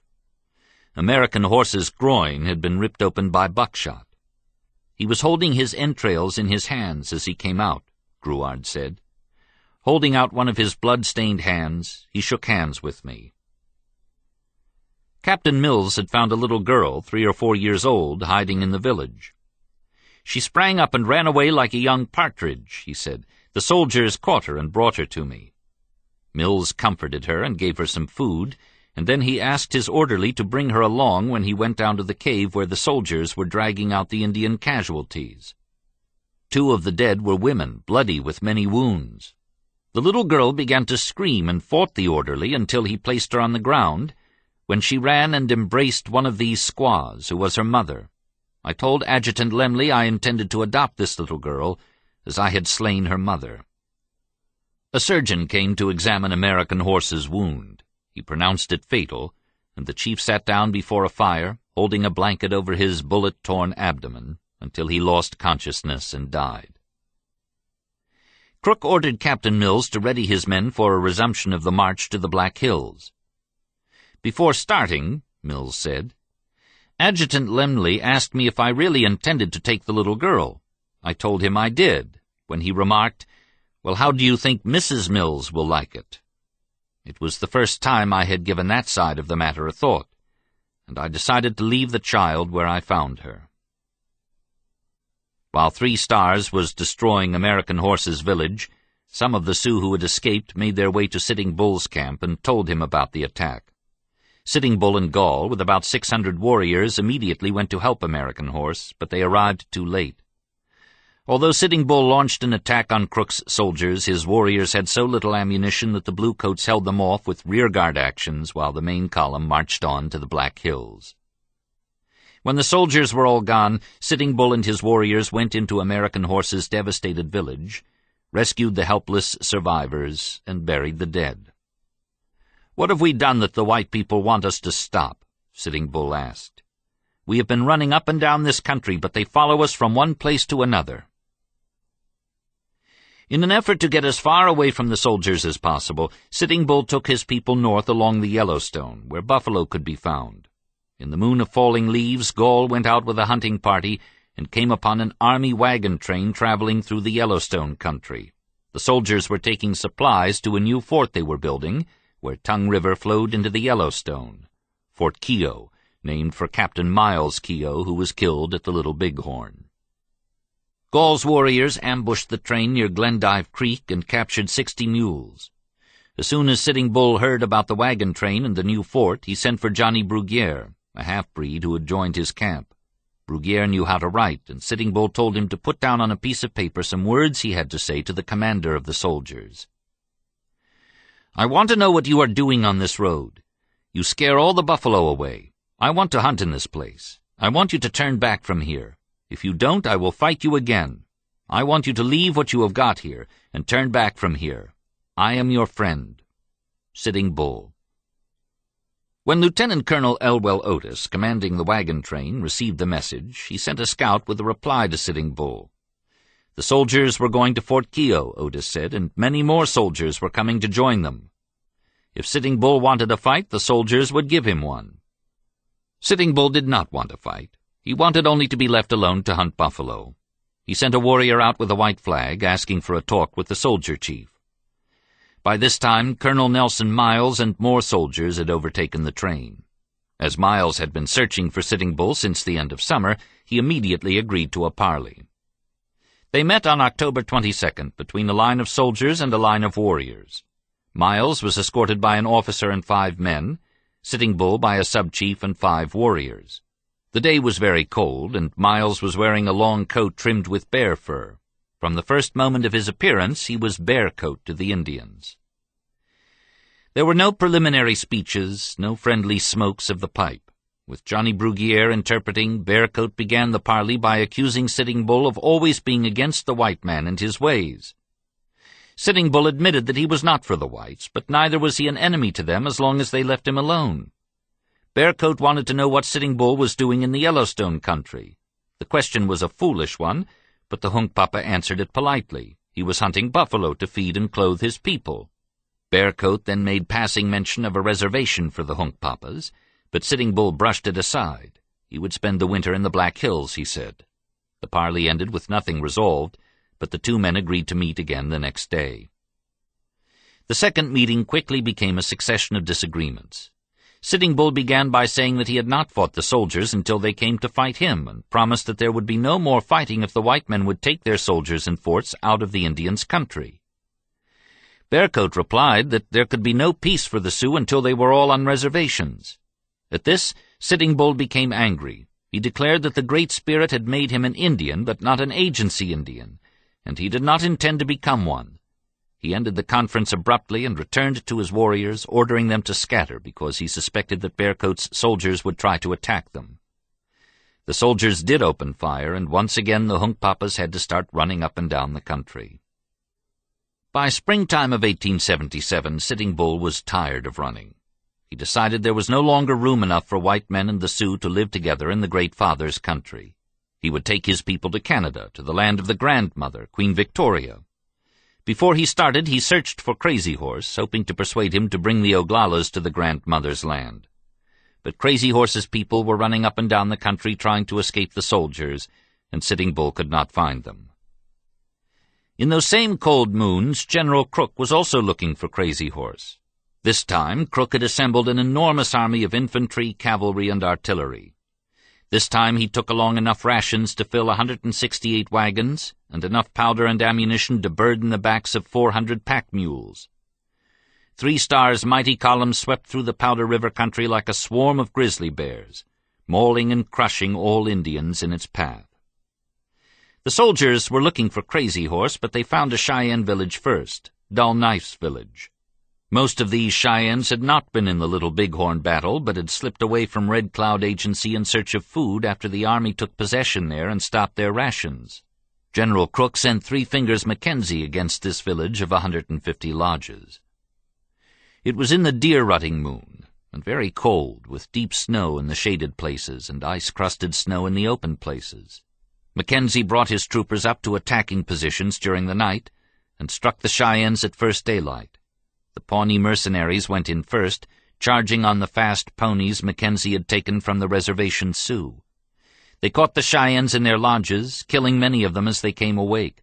Others ran out naked into the biting cold, the warriors trying to fight off the Pawnees and the onrushing soldiers long enough for their women and children to escape. Some of the best warriors of the northern Cheyennes sacrificed their lives in those first furious moments of fighting. One of them was Dull Knife's oldest son. Dull Knife and Little Wolf finally managed to form a rearguard along the upper ledges of a canyon, but their scanty supply of ammunition was soon exhausted. Little Wolf was shot 7 times before he and Dull Knife broke away to join their women and children in full flight toward the Bighorns. Behind them, Mackenzie was burning their lodges, and after that was done he herded their captured ponies against the canyon wall and ordered his men to shoot them down, just as he had done to the ponies of the Comanches and Kiowas in Palo Duro Canyon. For Dull Knife's Cheyennes, their flight was a repetition of the flight of Two Moon's Cheyennes after the surprise attack in March by the Eagle Chief Reynolds. But the weather was colder. They had only a few horses and scarcely any blankets, robes, or even moccasins. Like Two Moon's people, they knew only one sanctuary, Crazy Horse's village on Box Elder Creek. During the first night of flight, 12 infants and several old people froze to death. The next night the men killed some of the ponies, disemboweled them, and thrust small children inside to keep them from freezing. The old people put their hands and feet in beside the children. For 3 days they tramped across the frozen snow, their bare feet leaving a trail of blood, and then they reached Crazy Horse's camp. Crazy Horse shared food, blankets, and shelter with Dull Knife's people, but warned them to be ready to run. The Oglalas did not have enough ammunition left to stand and fight. Bearcoat Miles was looking for them in the north, and now Three Stars Crook was coming from the south. To survive, they would have to keep running up and down the country. In the moon of popping trees, Crazy Horse moved the camp north along the Tongue to a hiding place not far from the new Fort Keogh, where Bearcoat was wintering his soldiers. Cold and hunger became so unbearable for the children and old people that some of the chiefs told Crazy Horse it was time to go and parley with Bearcoat and find out what he wanted them to do. Their women and children were crying for food, and they needed warm shelters they would not have to run away from. Crazy Horse knew that Bearcoat wanted to make prisoners of them on a reservation, but he agreed that the chiefs should go if they wished to do so. He went with the party, about 30 chiefs and warriors, to a hill not far from the fort.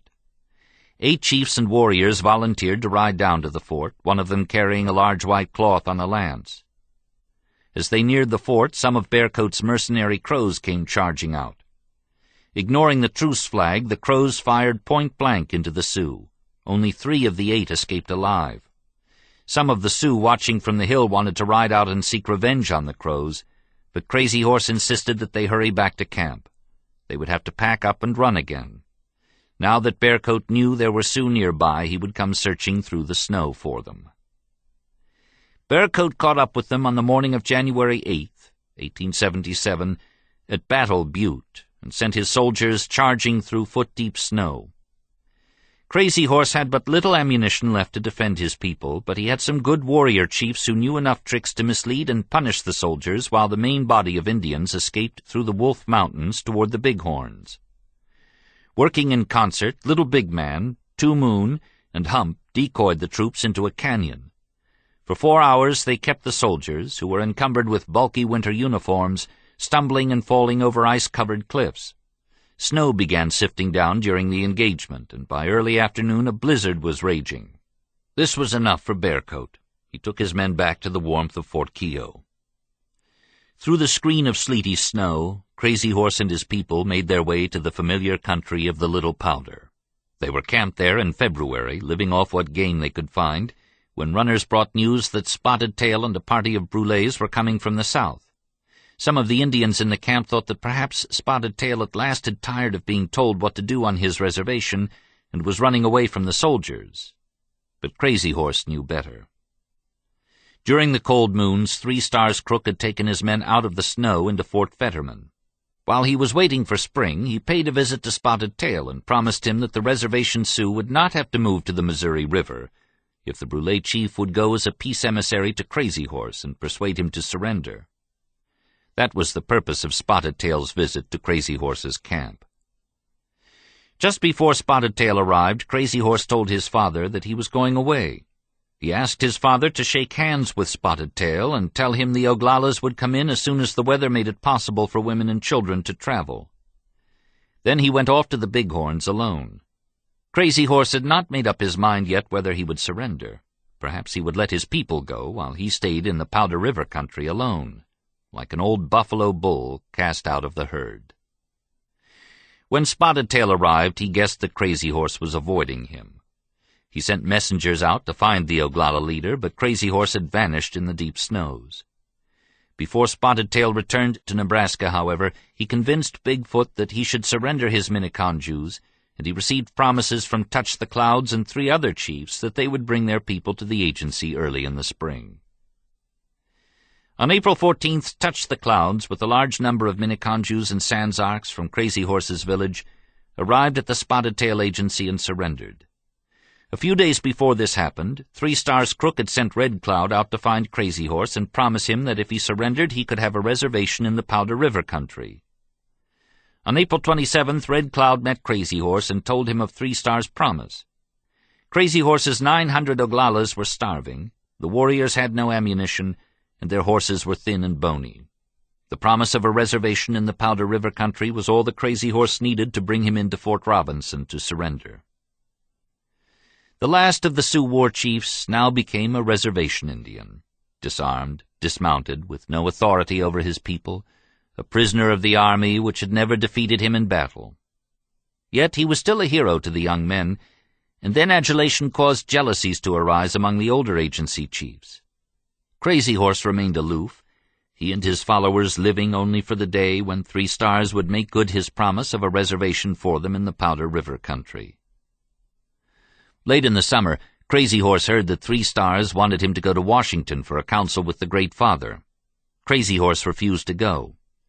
He could see no point in talking about the promised reservation. He had seen what happened to chiefs who went to the Great Father's house in Washington. They came back fat from the white man's way of living and with all the hardness gone out of them.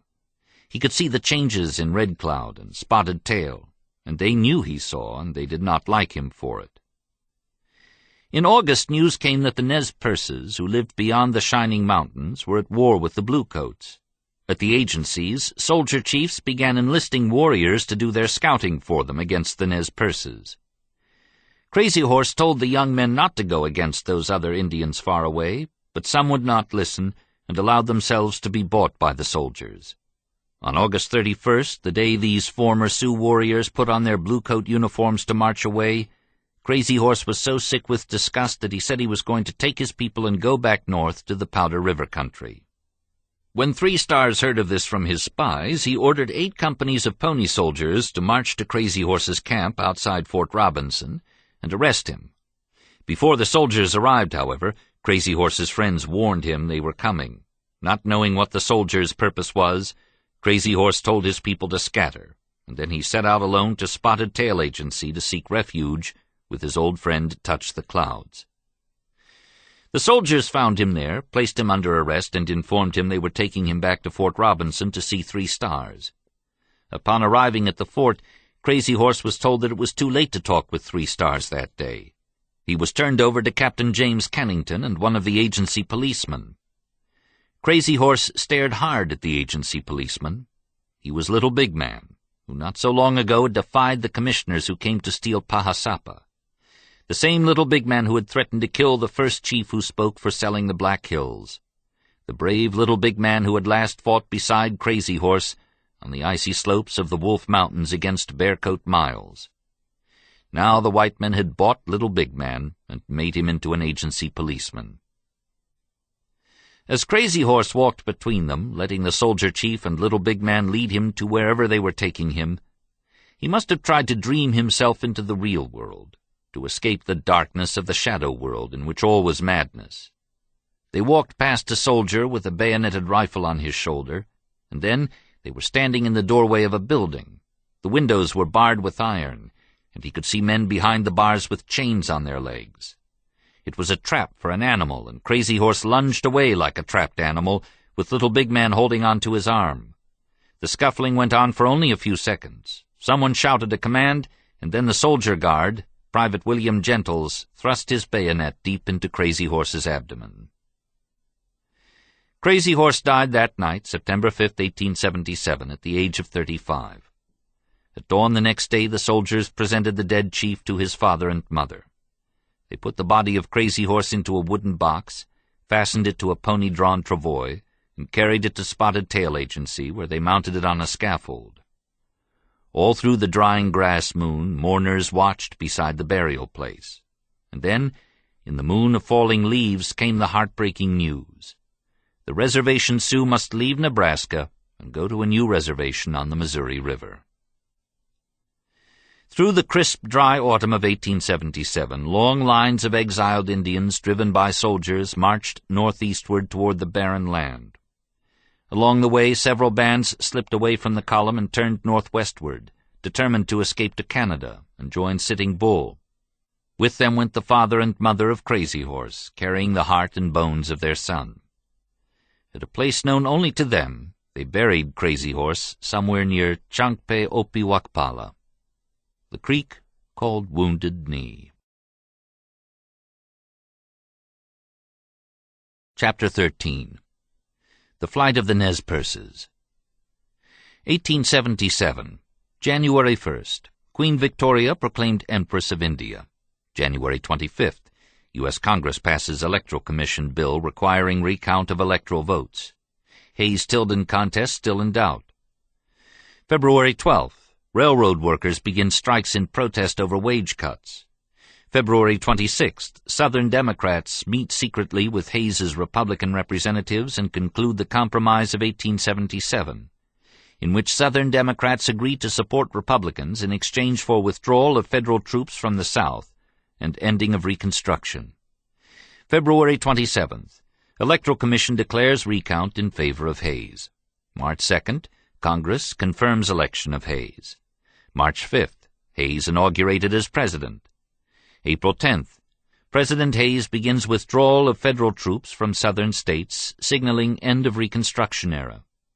April 15th, first business telephone installed between Boston and Somerville, Massachusetts. July 14th, general strike halts movement of railroad trains. July 20th, strike riots spread across United States. July 21st to 27th, troops battle railroad workers and force end to nationwide strike. October 17th, contract between Pennsylvania Railroad and Standard Oil Company strengthens oil transportation monopoly. December, Edison invents the phonograph. Tolstoy's Anna Karenina is published.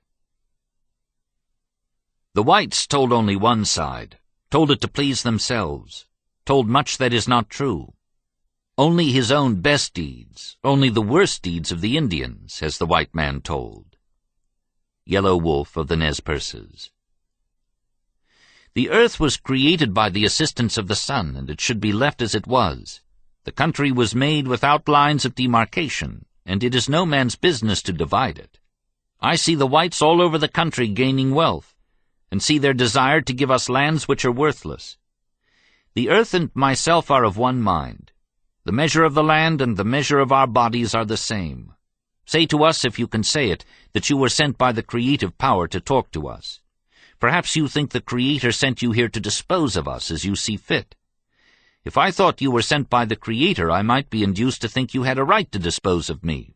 Do not misunderstand me, but understand me fully with reference to my affection for the land. I never said the land was mine to do with it as I chose. The one who has the right to dispose of it is the one who has created it. I claim a right to live on my land, and accord you the privilege to live on yours. Inmat-Tuyalakhet, Chief Joseph of the Nez Perces. In September 1805, when Lewis and Clark came down off the Rockies on their westward journey, the entire exploring party was half-famished and ill with dysentery, too weak to defend themselves.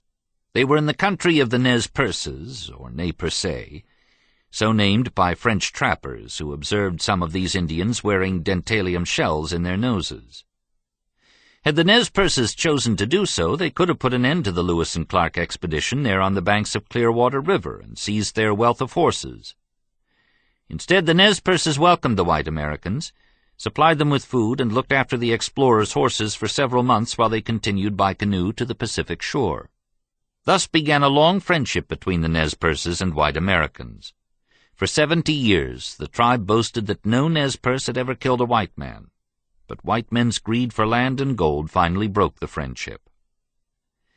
In 1855, Governor Isaac Stevens of Washington Territory invited the Nez Perces to a peace council.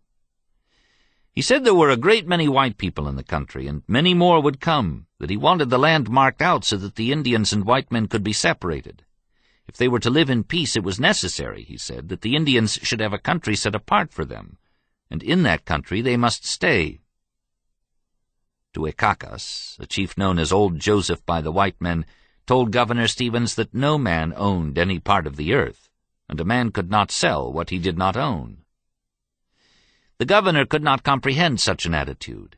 He urged Old Joseph to sign the treaty and receive presents of blankets. "Take away your paper," the chief replied. "I will not touch it with my hand." Alea, who was called Lawyer by the white men, signed the treaty, and so did several other Nez Perces. But Old Joseph took his people back to their home in Wallowa Valley, a green country of winding waters, wide meadows, mountain forests, and a clear blue lake. Old Joseph's band of Nez Perces raised fine horses and cattle, lived in fine lodges, and when they needed anything from the white men, they traded their livestock. Only a few years after the first treaty signing, government men were swarming around the Nez Perces again, wanting more land. Old Joseph warned his people to take no presents from them, not even one blanket. After a while, he said, they will claim that you have accepted pay for your country. In 1863, a new treaty was presented to the Nez Perces. It took away the Wallowa Valley and 3/4 of the remainder of their land, leaving them only a small reservation in what is now Idaho. Old Joseph refused to attend the treaty signing, but Lawyer and several other chiefs, none of whom had ever lived in the Valley of Winding Waters, signed away their people's lands. The Thief Treaty, old Joseph called it, and he was so offended that he tore up the Bible a white missionary had given him to convert him to Christianity. To let the white men know he still claimed the Wallowa Valley, he planted poles all around the boundaries of the land where his people lived. Not long after that, old Joseph died, 1871, and the chieftainship of the band passed to his son, Hinmatuyaleket, young Joseph, who was then about 30 years old. When the government officials came to order the Nez Perces to leave the Wallowa Valley and to go to Lapway Reservation, young Joseph refused to listen. "Neither Lawyer nor any other chief had authority to sell this land," he said. "It has always belonged to my people. It came unclouded to them from our fathers, and we will defend this land as long as a drop of Indian blood warms the hearts of our men." He petitioned the Great Father, Ulysses Grant, to let his people stay where they had always lived, and on June 16, 1873, the President issued an executive order withdrawing Wallowa Valley from settlement by white men. In a short time, a group of commissioners arrived to begin organization of a new Indian agency in the valley. One of them mentioned the advantages of schools for Joseph's people. Joseph replied that the Nez Perces did not want the white man's schools. "Why do you not want schools?" the commissioner asked. "They will teach us to have churches," Joseph answered. "Do you not want churches?" "No, we do not want churches." "Why do you not want churches?" "They will teach us to quarrel about God," Joseph said. "We do not want to learn that. We may quarrel with men sometimes about things on this earth, but we never quarrel about God. We do not want to learn that." Meanwhile, white settlers were encroaching upon the valley, with their eyes on the Nez Perce land. Gold was found in nearby mountains. The gold seekers stole the Indians' horses, and stockmen stole their cattle, branding them so the Indians could not claim them back. White politicians journeyed to Washington, telling lies about the Nez Perces. They charged the Indians with being a threat to the peace and with stealing the settlers' livestock. This was the reverse of the truth, but as Joseph said, "We had no friend who would plead our cause before the law council." 2 years after the Great Father promised Wallowa Valley to Joseph's people forever, he issued a new proclamation, reopening the valley to white settlement. The Nez Perces were given a reasonable time to move to the Lapway Reservation. Joseph had no intention of giving up the valley of his fathers, but in 1877 the government sent the one-armed soldier chief, General Howard, to clear all Nez Perces out of the Wallowa area. In the 4 years that had passed since Oliver Otis Howard treated Cochise and the Apaches with justice, he had learned that the Army was not tolerant of Indian lovers. He came now to the Northwest country, determined to restore his standing with the military by carrying out his orders swiftly and to the letter. Privately, he told trusted friends that it is a great mistake to take from Joseph and his band of Nez Perce Indians that valley. But in May 1877, he summoned Joseph to Lapway for a council which was to set the date they must surrender their land. To accompany him to Lapway, Joseph chose Whitebird, Looking Glass, his brother Ollicott, and the Wallowa prophet, Tululuzote. The prophet was a tall, thick-necked, very ugly Indian with a gift for eloquent rebuttal. A fugitive from hell was the way one white man described him. At the opening of the council, which was held in a building across from the Fort Lapway guardhouse, Joseph presented Tululuzote as spokesman for the Wallowa Nez Perces. "Part of the Nez Perces gave up their land," the prophet said. "We never did. The earth is part of our body, and we never gave up the earth." "You know very well that the government has set apart a reservation and that the Indians must go on it," Howard declared. "What person pretended to divide the land and put us on it?" Tululuzote demanded. "I am the man. I stand here for the president."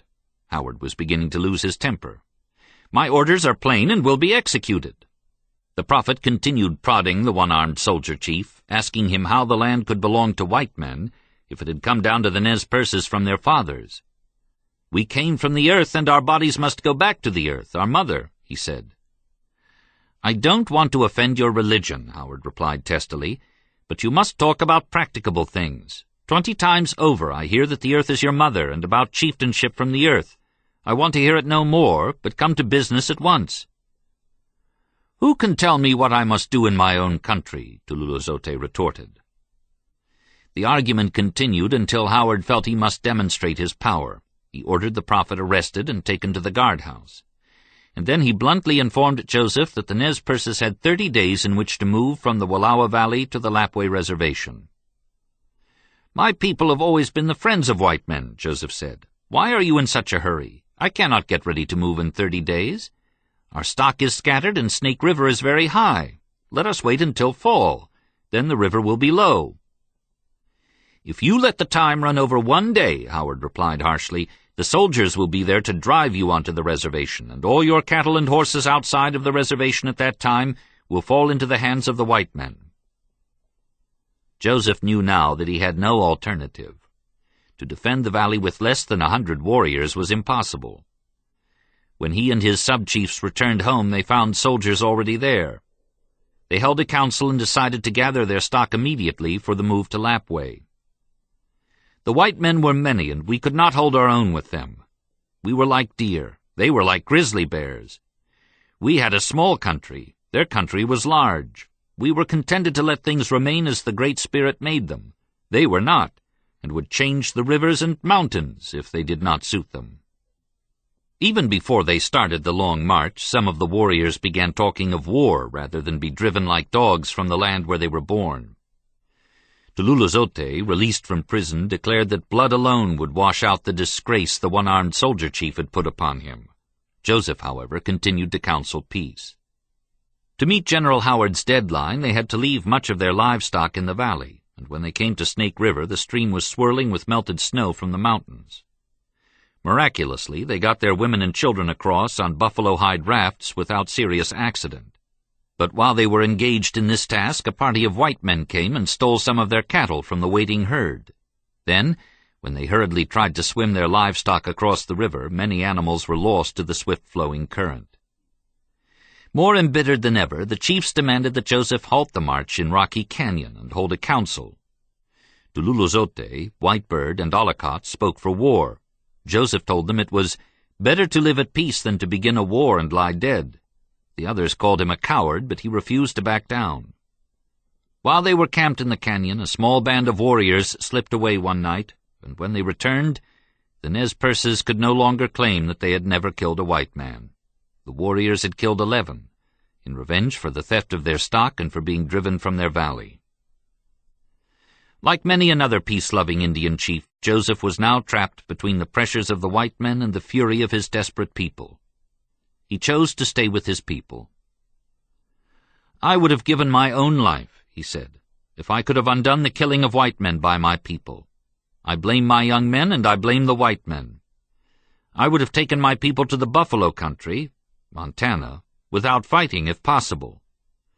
We moved over to Whitebird Creek, 16 miles away, and there encamped, intending to collect our stock before leaving. But the soldiers attacked us, and the first battle was fought. Although outnumbered 2-1, the Nez Perces drew Howard's soldiers into a trap at Whitebird Canyon on June 17th, turning the attackers' flank, killing a third of them and routing the remainder. 10 days later, the one-armed soldier chief brought up heavy reinforcements to do battle again, but the Nez Perces slipped away across the mountains.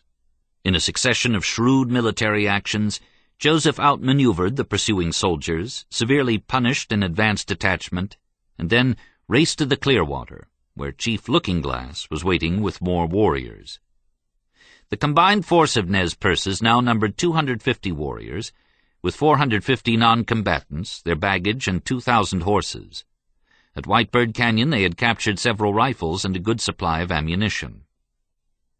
After withdrawing beyond the Clearwater, where their fathers had welcomed Lewis and Clark as the forerunners of white civilization, Joseph called a council of chiefs. They all knew they could never return to the Valley of Winding Waters, or go without punishment to Lapwai. Only one course was left to them, flight to Canada. Sitting Bull of the Sioux had fled to the Grandmother's land, and the American soldiers dared not go there to kill him. If the Nez Perces could reach the Lolo Trail and cross the Bitterroot Mountains, they might be able to escape to Canada. Because they were accustomed to crossing the Bitterroots to hunt in Montana, the Nez Perces quickly outdistanced Howard's baggage-laden army. On July 25th, they were filing down the canyon near the mouth of Lolo Creek when their scouts sighted soldiers ahead. The Bluecoats were constructing a log barricade at a narrow place in the pass. Under a white flag, Joseph, Looking Glass, and Whitebird rode down to the barricade, dismounted calmly, and shook hands with the commanding officer, Captain Charles Rawn. The chiefs noted that there were about 200 soldiers in the camp. "We are going by you without fighting, if you will let us," Joseph said to the captain, "but we are going by you anyhow." Rawn told Joseph that they could pass only if they gave up their arms. Whitebird replied that their warriors would never do that. Knowing that General Howard was approaching from the west and that another large force under Colonel John Gibbon was marching from the east, Captain Rawn decided to stall for time. He suggested that they meet again the next day to discuss arrangements for passage. To this the chiefs agreed, but after 2 more days of fruitless parleying, the Nez Perce leaders decided they could wait no longer. Early on the morning of July 28th, Looking Glass moved the warriors into a screening line among the trees on the upper slope of the canyon. At the same time, Joseph led the non-combatants and livestock up a gulch, climbed to the top of a mountain, and was well around the canyon barricade before Captain Rawn discovered what the Nez Perces were doing. The captain went in pursuit of the Indians, but after a few skirmishes with Joseph's rearguard warriors, he decided not to risk a real fight, and returned to his now useless barricade. Believing that they had escaped from Howard, and unaware of Gibbon's approaching army, the chiefs decided to move south to the familiar hunting country of the Big Hole. There they could rest their ponies and hunt wild game. If the white men would leave them alone, perhaps they would not have to go to the grandmother's land and join Sitting Bull. On the night of August 9th, the one who limps, Colonel Gibbon, brought up a mixed column of local volunteers and mounted infantrymen and concealed them on a hillside overlooking the Nez Perce camp on Big Hole River. As dawn approached, the volunteers asked Gibbon if they should take prisoners during the attack. Gibbon replied that he wanted no Indian prisoners, male or female. The night air was cold, and the men warmed themselves by drinking whiskey. At first daylight, several were drunk when Gibbon gave the command to attack. The infantry line began firing volleys, and then charged the Nez Perce teepees. 15-year-old Kautolix was asleep when he heard the rattle of rifle fire. "I jumped from my blankets and ran about 30 feet and threw myself on hands and knees and kept going. An old woman, Patsikonmi, came from the teepee and did the same thing, bent down on knees and hands. She was to my left and was shot in the breast. I heard the bullet strike. She said to me, 'You better not stay here. Be going, I'm shot.' Then she died. Of course I ran for my life and hid in the bushes. The soldiers seemed shooting everywhere, through teepees and wherever they saw Indians. I saw little children killed and men fall before bullets coming like rain." Another teenage boy, Black Eagle, was awakened by bullets passing through his family teepee. In his fright, he ran and jumped into the river, but the water was too cold. He came out and helped save the horses by driving them up a hill and out of sight of the soldiers.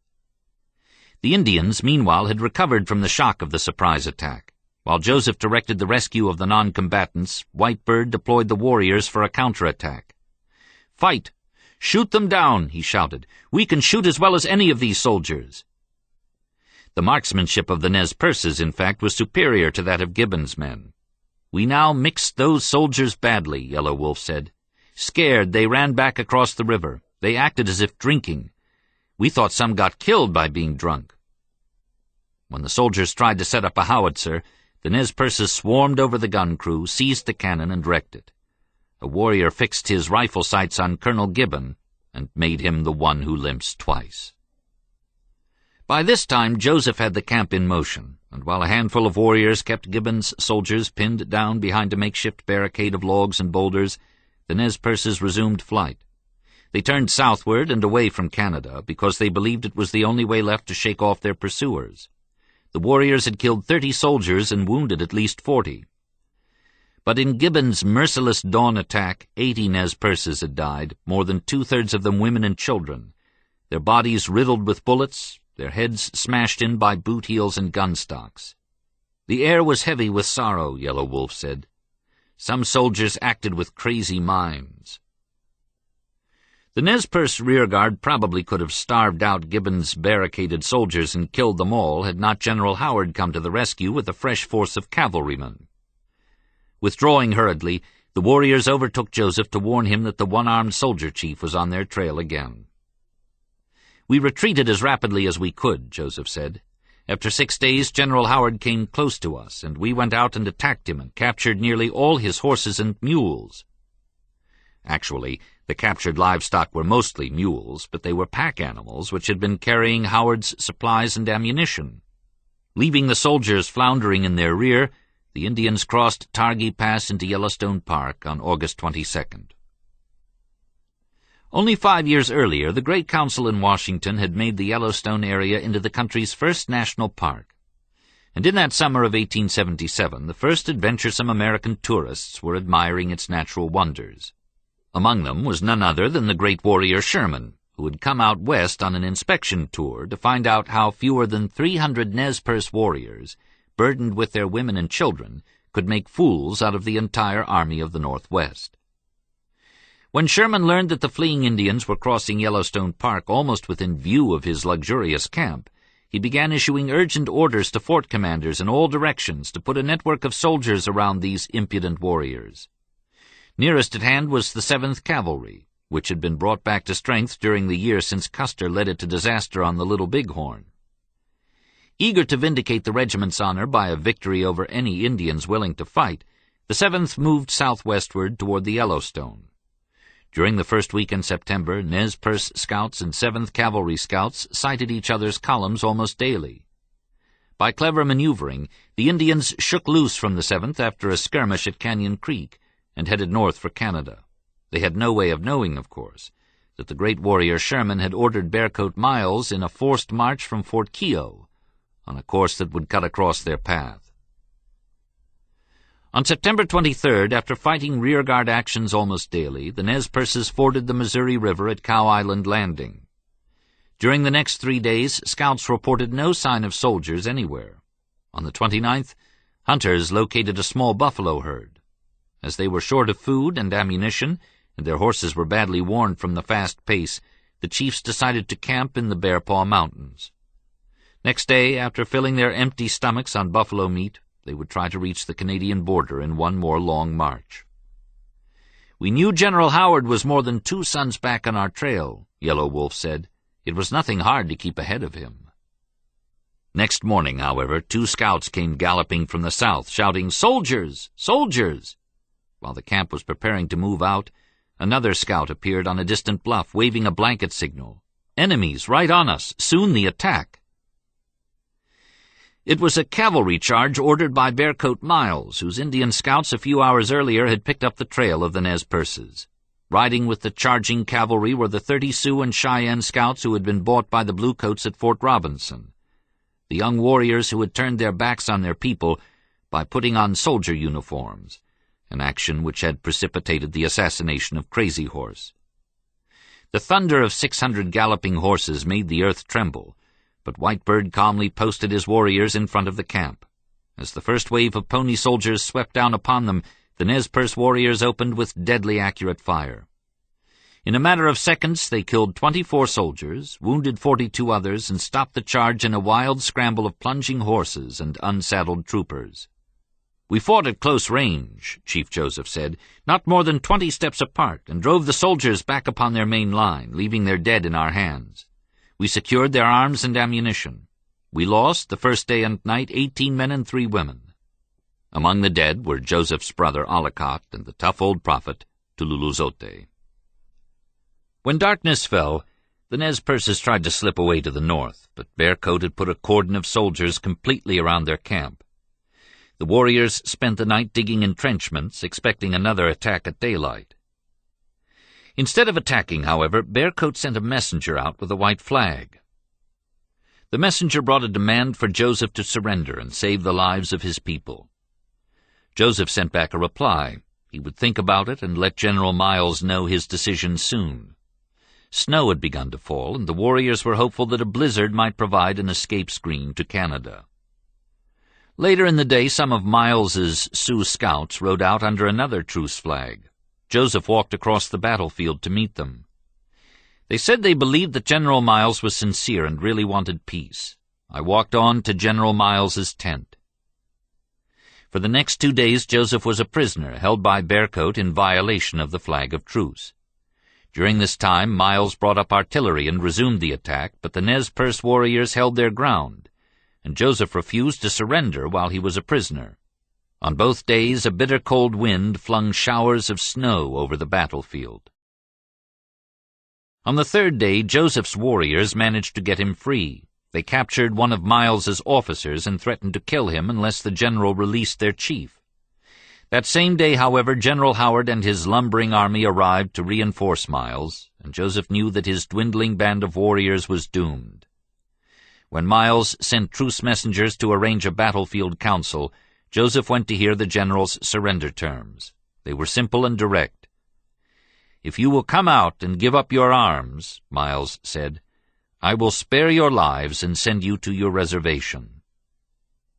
Returning to his besieged camp, Joseph called his chiefs together for the last time. Looking Glass and White Bird wanted to fight on, to the death if necessary. They had struggled for 1,300 miles. They could not quit now. Joseph reluctantly agreed to postpone his decision. That afternoon, in the final skirmish of the 4-day siege, a sharpshooter's bullet struck Looking Glass in the left forehead and killed him instantly. On the 5th day, Joseph said, I went to General Miles and gave up my gun. He also made an eloquent surrender speech, which was recorded in the English translation by Lieutenant Charles Erskine Scott Wood, and in time it became the most quoted of all American Indian speeches. "Tell General Howard I know his heart. What he told me before I have in my heart. I am tired of fighting. Our chiefs are killed. Looking Glass is dead. Tuhuluzote is dead. The old men are all dead. It is the young men who say yes or no. He who led on the young men, Ollicott, is dead. It is cold, and we have no blankets. The little children are freezing to death. My people, some of them, have run away to the hills and have no blankets, no food. No one knows where they are, perhaps freezing to death.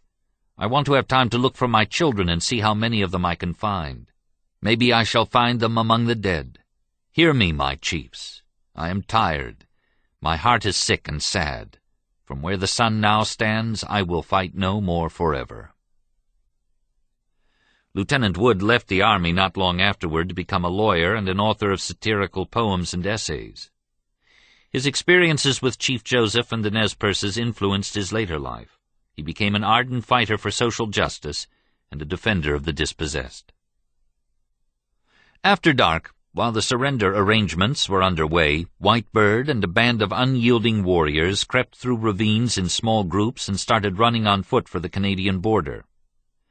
On the 2nd day they were across, and on the 3rd day they saw mounted Indians in the distance. One of the approaching Indians made a sign. "What Indians are you?" "Nez Perce," they replied, and asked, "Who are you?" "Sioux," was the answer. The next day Sitting Bull took the fugitive Nez Perces into his Canadian village. For Chief Joseph and the others, however, there was to be no freedom. Instead of conducting them to Lapway, as Bearcoat Miles had promised, the army shipped them like cattle to Fort Leavenworth, Kansas. There, on a swampy bottomland, they were confined as prisoners of war. After almost 100 died, they were transferred to a barren plain in the Indian Territory. As it happened to the Modocs, the Nez Perces sickened and died of malaria and heartbreak. Bureaucrats and Christian gentlemen visited them frequently, uttering words of sympathy and writing endless reports to various organizations. Joseph was allowed to visit Washington, where he met all the great chiefs of government. "They all say they are my friends," he said, "and that I shall have justice. But while their mouths all talk right, I do not understand why nothing is done for my people. General Miles promised that we might return to our own country. I believed General Miles, or I never would have surrendered." He then made an impassioned appeal for justice. "I have heard talk and talk, but nothing is done. Good words do not last long unless they amount to something. Words do not pay for my dead people. They do not pay for my country, now overrun by white men. Good words will not give my people good health and stop them from dying. Good words will not get my people a home where they can live in peace and take care of themselves. I am tired of talk that comes to nothing. It makes my heart sick when I remember all the good words and broken promises. You might as well expect the rivers to run backward as that any man who was born a free man should be contented when penned up and denied liberty to go where he pleases. I have asked some of the great white chiefs where they get their authority to say to the Indian that he shall stay in one place, while he sees white men going where they please. They cannot tell me. Let me be a free man, free to travel, free to stop, free to work, free to trade where I choose, free to choose my own teachers, free to follow the religion of my fathers, free to think and talk and act for myself, and I will obey every law or submit to the penalty. But no one listened. They sent Joseph back to Indian Territory, and there he remained until 1885. In that year, only 287 captive Nez Perces were still alive, most of them too young to remember their previous life of freedom, or too old and sick and broken in spirit to threaten the mighty power of the United States. Some of the survivors were permitted to return to their people's reservation at Lapway. Chief Joseph and about 150 others were considered too dangerous to be penned up with other Nez Perces, whom they might influence. The government shipped them to Nez Pelham on the Colville Reservation in Washington, and there they lived out their lives in exile. When Joseph died on September 21, 1904, the agency physician reported the cause of death as a broken heart. Chapter 14. Cheyenne Exodus. 1878, January 10th. Resolution introduced in U.S. Senate that women be given a hearing on suffrage. June 4th. Britain takes Cyprus from Turkey. July 12th. Yellow fever epidemic begins in New Orleans. 4,500 die. October 18th. Edison succeeds in subdividing electric current, adapting it for household use. Gas stocks fall on New York Exchange. December. In St. Petersburg, Russia, university students battle police and Cossacks. In Austria, Ferdinand Mannlicher invents magazine-repeating rifle. David Hughes invents the microphone. New York Symphony Society founded. Gilbert and Sullivan present HMS Pinafore. We have been south and suffered a great deal down there. Many have died of diseases which we have no name for. Our hearts looked and longed for this country where we were born. There are only a few of us left, and we only wanted a little ground where we could live. We left our lodges standing and ran away in the night. The troops followed us. I rode out and told the troops we did not want to fight. We only wanted to go north, and if they would let us alone, we would kill no one. The only reply we got was a volley. After that we had to fight our way, but we killed none who did not fire at us first. My brother, Dull Knife, took one half of the band and surrendered near Fort Robinson. They gave up their guns, and then the whites killed them all. Ocumgache, Little Wolf of the Northern Cheyennes. All we ask is to be allowed to live and live in peace. We bowed to the will of the Great Father and went south. There we found a Cheyenne cannot live, so we came home. Better it was, we thought, to die fighting than to perish of sickness.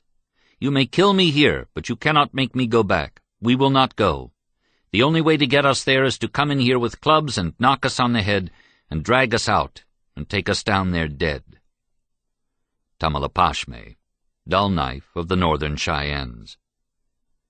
I regard the Cheyenne tribe of Indians, after an acquaintance with quite a number of bands, as the finest body of that race which I have ever met. Three Fingers, Colonel Ranald S. Mackenzie.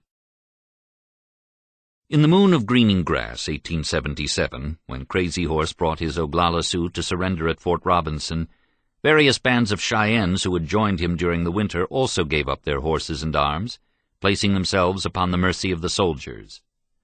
Among the Cheyenne chiefs were Little Wolf, Dull Knife, Standing Elk, and Wild Hog. Together their people numbered about 1,000. Two Moon and 350 Cheyennes, who had been separated from the others after the Little Bighorn fight, went down the Tongue River to Fort Keogh and surrendered to Bearcoat Miles. The Cheyennes who came to Fort Robinson expected to live on the reservation with the Sioux in accordance with the Treaty of 1868, which Little Wolf and Dull Knife had signed. Agents from the Indian Bureau informed them, however, that the treaty committed them to live either on the Sioux reservation or on a reservation set apart for the Southern Cheyennes. The agents recommended that the Northern Cheyennes be transferred to Indian Territory to live with their kinsmen, the Southern Cheyennes. Our people did not like this talk, Wooden Leg said. All of us wanted to stay in this country near the Black Hills, but we had one big chief, Standing Elk, who kept saying it would be better if we should go there. I think there were not as many as 10 Cheyennes in our whole tribe who agreed with him. There was a feeling that he was talking this way only to make himself a big Indian among the white people.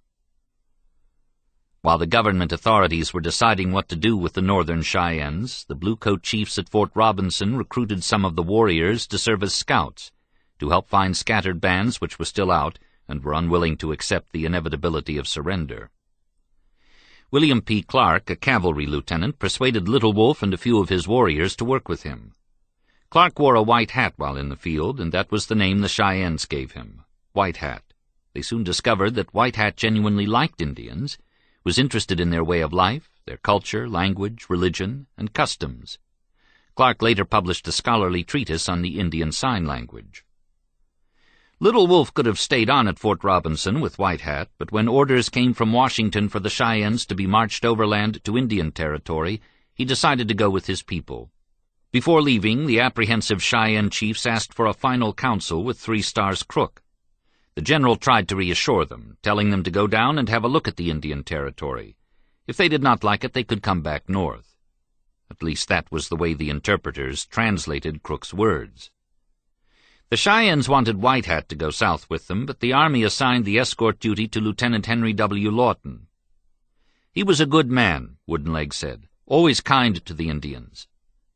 They called Lawton the Tall White Man, and were pleased when he let the old and sick people ride in the soldier wagons during the day and gave them army tents to sleep in at night.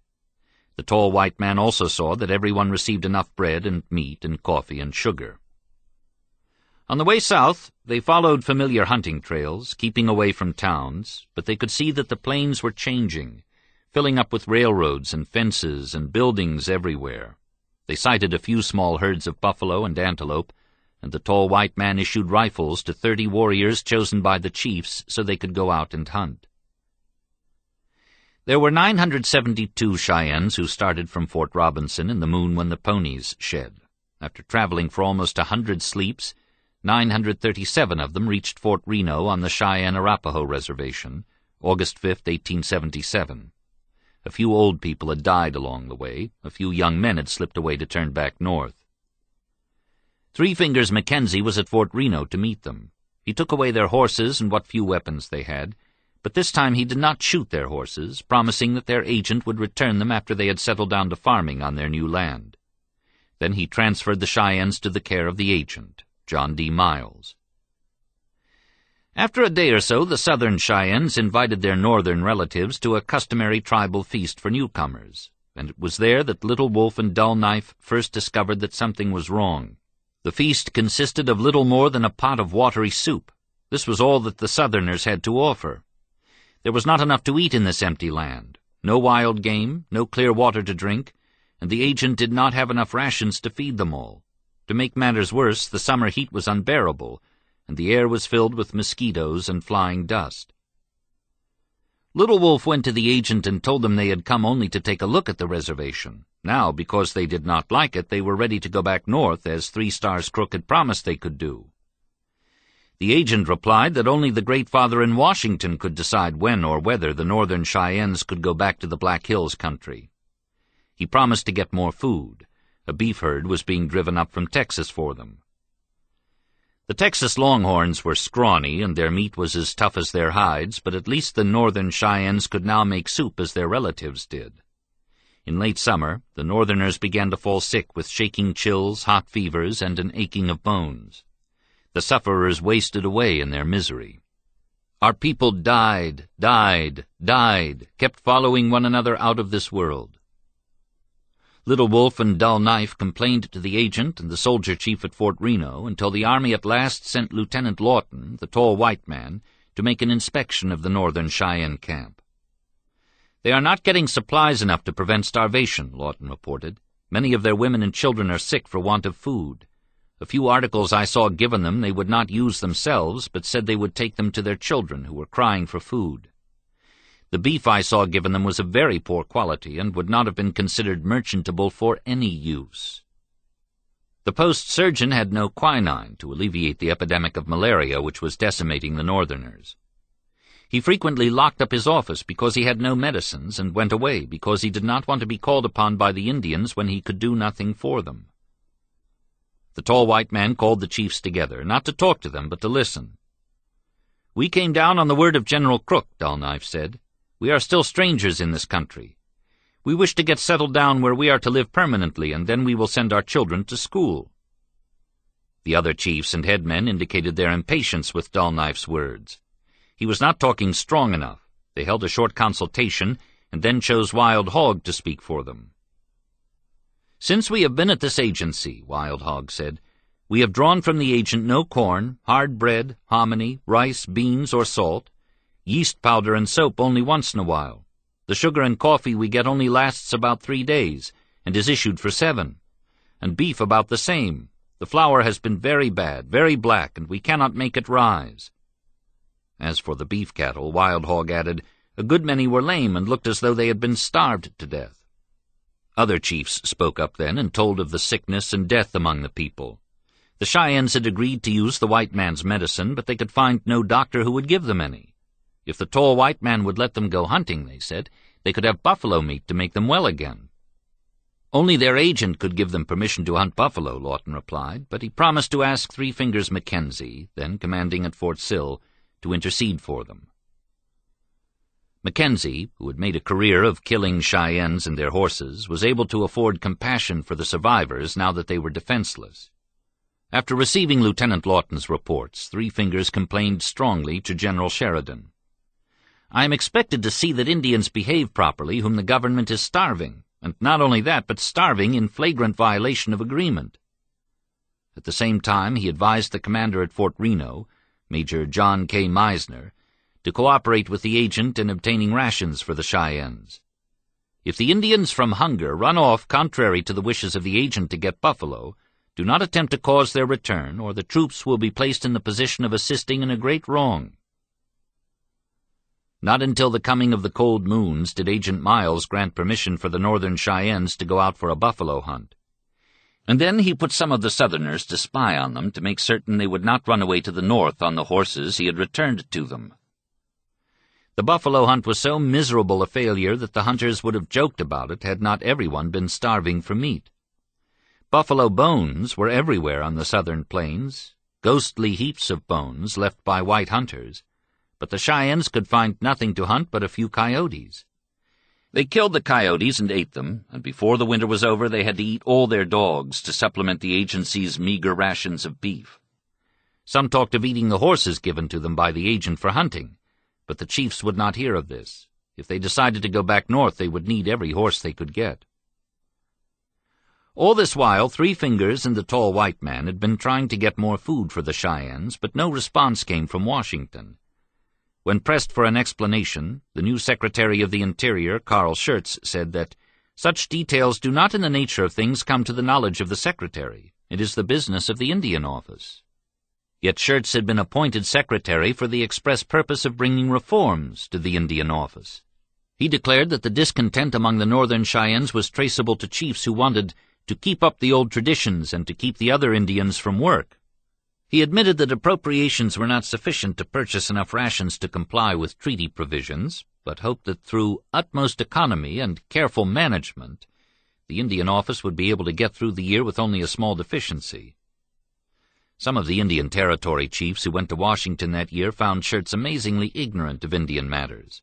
The Cheyennes called him Maha-Ichon, Big Eyes, and marveled that a man with such enormous organs of vision could know so little. With the coming of the warm moons, mosquitoes began swarming in the reservation bottomlands, and soon the Northern Cheyennes were again afflicted with fever and chills. To add to the illnesses, a measles epidemic struck the children. In the moon of red cherries there were so many burial ceremonies that Little Wolf decided the chiefs must go and confront Agent Miles. He and Dull Knife were both getting old, well past the half-century mark, and they knew it did not matter very much what happened to them, but it was their duty to save the young people, the tribe itself, from being blotted off the earth. Miles agreed to meet them, and Little Wolf was spokesman. "Since we have been in this country, we are dying every day," he said. "This is not a good country for us, and we wish to return to our home in the mountains. If you have not the power to give us permission to go back there, let some of us go to Washington, and tell them there how it is here. Or do you write to Washington and get permission for us to go back north?" "I cannot do this now," the agent replied. "Stay here for 1 more year, and then we will see what we can do for you."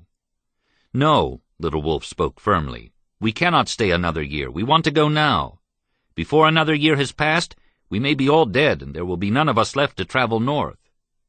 Some of the young men then asked permission to add their voices to the council. "We are sickly and dying here," one said, "and no one will speak our names when we are gone." "We will go north at all hazards," another said, "and if we die in battle our names will be remembered and cherished by all our people."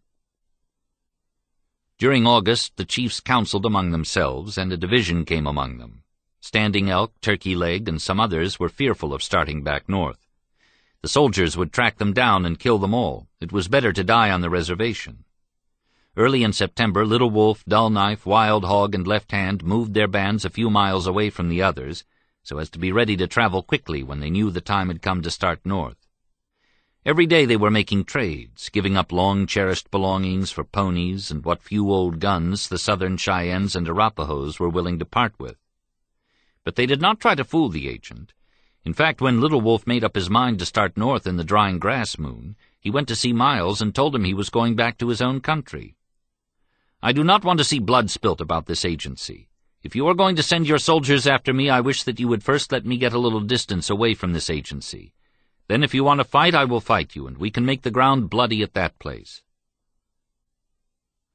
Miles apparently did not believe the dissident chiefs would actually attempt such an impossible journey. He reasoned that they knew as well as he that the army would stop them. Yet he took the precaution of sending Edmund Guerrier, the half-breed Southern Cheyenne who had survived Sand Creek in 1864, out to Little Wolf's camp to warn him. "If you go," Guerrier told Little Wolf, "you will have trouble." "We do not want trouble," Little Wolf replied. "We are not looking for anything of that kind.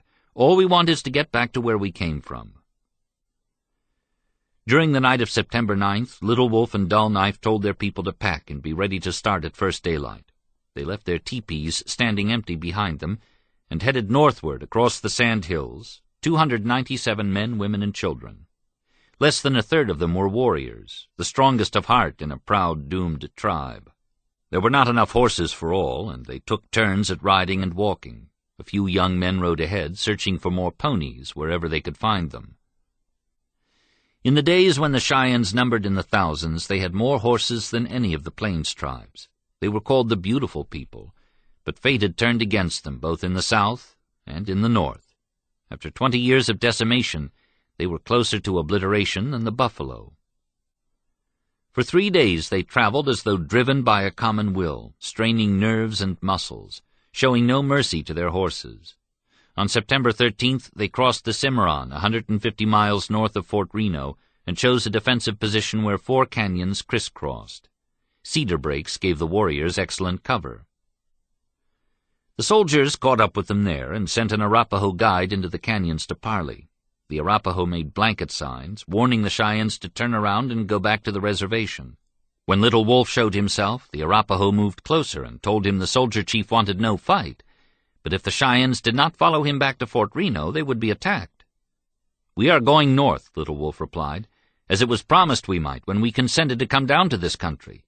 We intend to go peaceably, if possible, without injuring or destroying any property of the white man on the way, and we will attack no one unless we are first molested. If the soldiers fight us, we will fight them, and if white men, who are not soldiers, help to fight us, we will fight them also." Soon after the Arapaho took Little Wolf's reply back to the soldier chief, Captain Joseph Rendelbrock, the soldiers advanced into the canyons and began firing. This was a foolish thing for the soldiers to do because the Cheyennes were hidden all around them in the cedar breaks. All day and all night they kept the soldiers trapped there without water. The following morning, the Cheyennes began slipping away to the north in small parties, leaving the soldiers to retreat. Now the fight became a running battle across Kansas and into Nebraska. Soldiers swarmed from all the forts, cavalrymen galloping from Forts Wallace, Hayes, Dodge, Riley, and Kearney, infantrymen riding in railroad cars back and forth along the 3 parallel iron tracks that ran between the Cimarron and the Platte.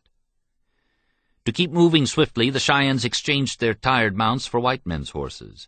They tried to avoid fights, but the ranchers, cowboys, and settlers, even tradesmen in the little towns, joined in the pursuit.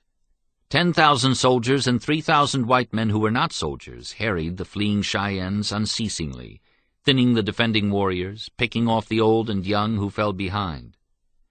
In the last 2 weeks of September, soldiers caught up with them 5 times, but each time they found their way out. By keeping to rough country, they made it impossible for the soldiers to use wagons, or the big guns on wheels.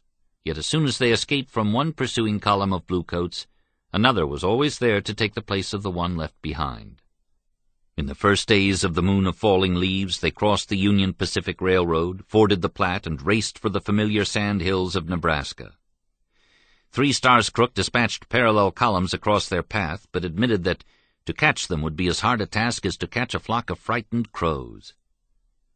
In the mornings now there was frost on the yellowing grass, but the crisp air was like a tonic after the long hot summer in Indian Territory. 6 weeks of flight had left their clothing and blankets in tatters. There was never enough to eat. They were still so short of horses that half the men were taking turns riding and running. At one night camp the chiefs took a count. 34 of those who had started from Indian Territory were missing. Some had scattered during the fights and were making their way north by other trails, but most had died from the white men's bullets. The older people had grown weak, the children were suffering from lack of food and sleep, and few of them could travel much farther. Dull Knife said they should go to Red Cloud's agency and ask Red Cloud to give them food and shelter against the cold moons, which would soon be upon them. Many times they had helped Red Cloud when he was fighting for the Powder River country.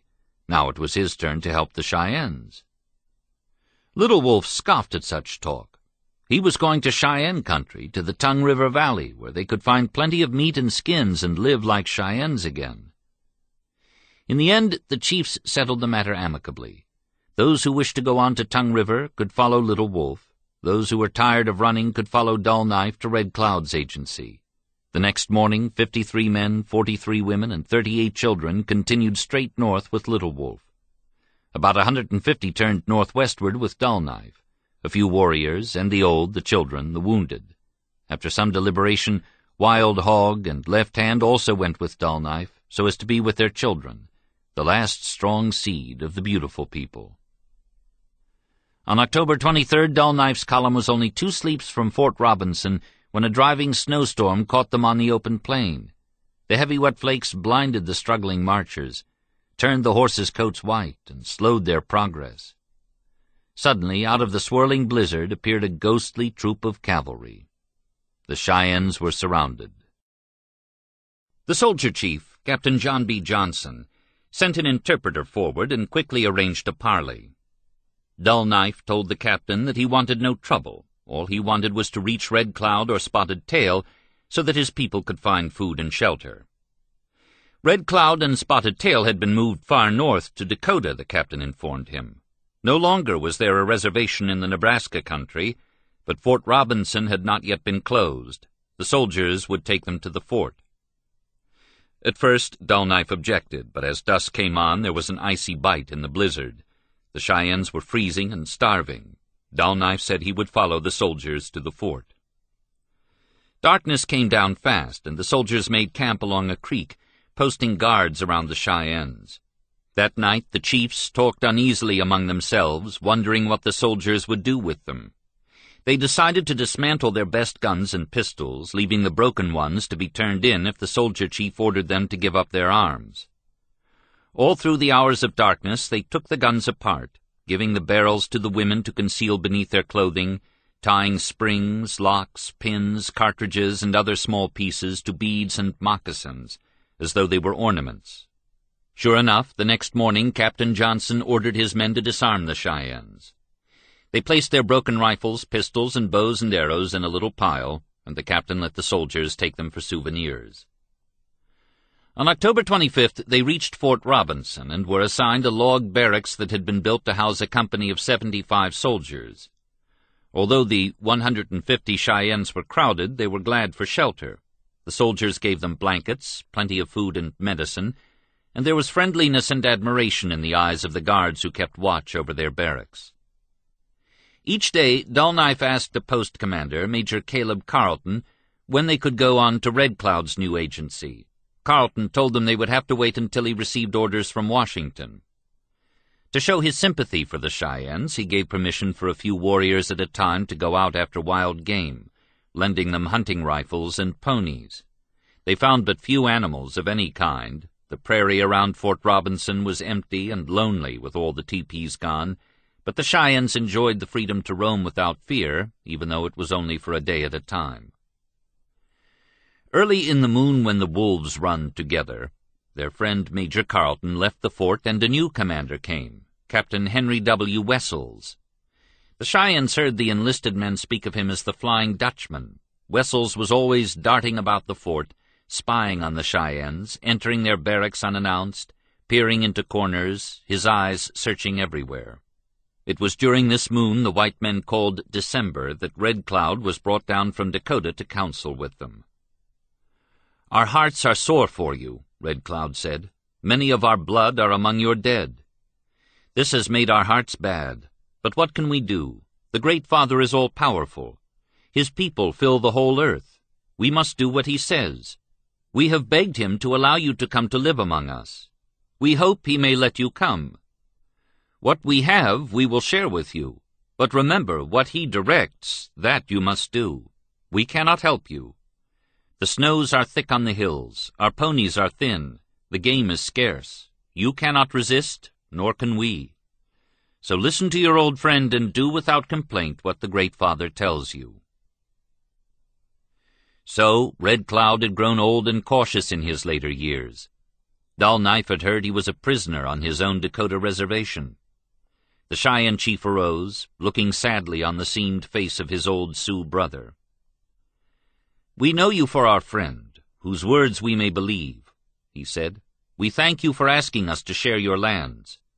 We hope the Great Father will let us come to you. All we ask is to be allowed to live, and to live in peace. I seek no war with anyone. An old man, my fighting days are done. We bowed to the will of the Great Father, and went far into the south where he told us to go. There we found a Cheyenne cannot live. Sickness came among us, that made mourning in every lodge. Then the treaty promises were broken, and our rations were short. Those not worn by diseases were wasted by hunger. To stay there meant that all of us would die. Our petitions to the Great Father were unheeded. We thought it better to die fighting to regain our old homes than to perish of sickness. Then our march was begun. The rest you know." Dull Knife turned toward Captain Wessels. "Tell the Great Father that Dull Knife and his people ask only to end their days here in the north where they were born. Tell him we want no more war. We cannot live in the south. There is no game. Here, when rations are short, we can hunt. Tell him if he lets us stay here, Dull Knife's people will hurt no one. Tell him if he tries to send us back, we will butcher each other with our own knives." Wessels stammered out a few words.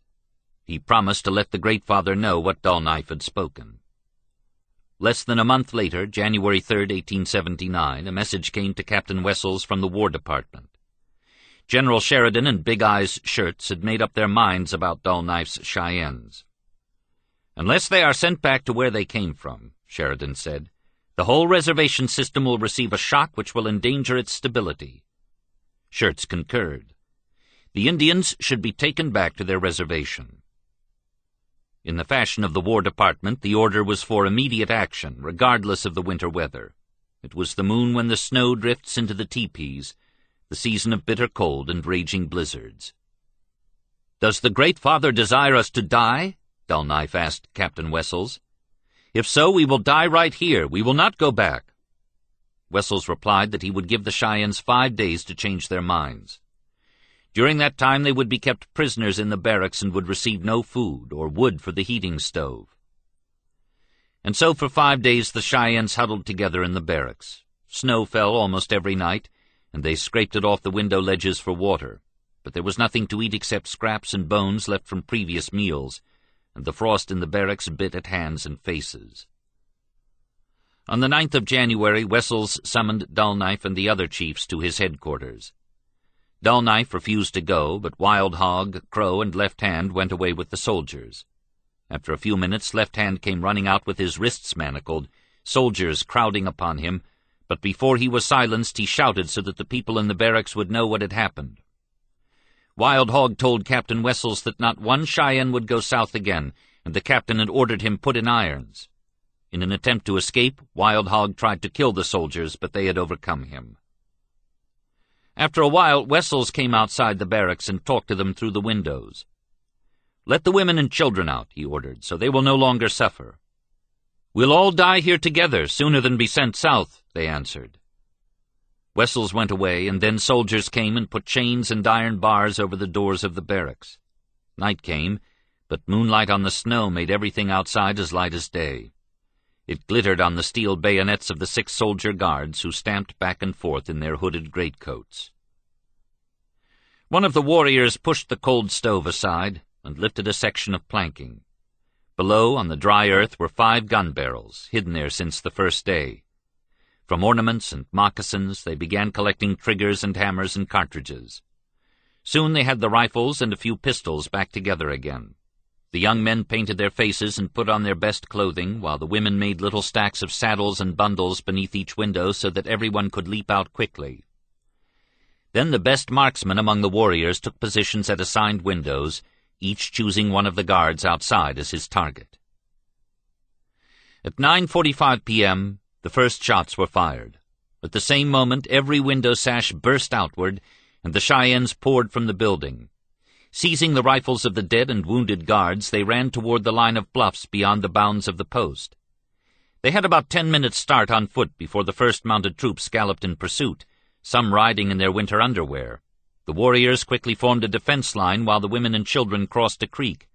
Because of their few weapons, the warriors kept firing and falling back, firing and falling back. More soldiers were coming all the time, fanning out into an enveloping arc, and they were shooting every Indian that moved across the snow. In the first hour of fighting, more than half the warriors died, and then the soldiers began overtaking scattered bands of women and children, killing many of them before they could surrender. Among the dead was Dull Knife's daughter. When morning came, the soldiers herded 65 Cheyenne prisoners, 23 of them wounded, back into Fort Robinson. Most were women and children. Only 38 of those who had escaped were still alive and free. 32 were together, moving north through the hills and pursued by 4 companies of cavalry and a battery of mountain artillery. 6 others were hidden among some rocks only a few miles from the fort. Among the latter was Dull Knife. The others were his wife and surviving son, his daughter-in-law and grandchild, and a young boy named Red Bird. For several days the cavalrymen followed the 32 Cheyennes, until at last they trapped them near Hat Creek Bluffs in a deep buffalo wallow. Charging to the edge of the wallow, the cavalrymen emptied their carbines into it, withdrew, reloaded, and repeated the action until no fire was returned by the Indians. Only 9 Cheyennes survived, most of them being women and children. During the last days of January, traveling only by night, Dull Knife and his party made their way north to Pine Ridge. There they became prisoners on Red Cloud's reservation. Little Wolf and his followers spent the winter in concealed pits which they dug along the frozen banks of Lost Chokecherry Creek, one of the tributaries of the Niobrara. When the weather warmed slightly in the sore eye moon, they started northward for Tongue River country. On Box Elder Creek they met Two Moon and 5 other northern Cheyennes who were working as scouts for the Bluecoats at Fort Keogh.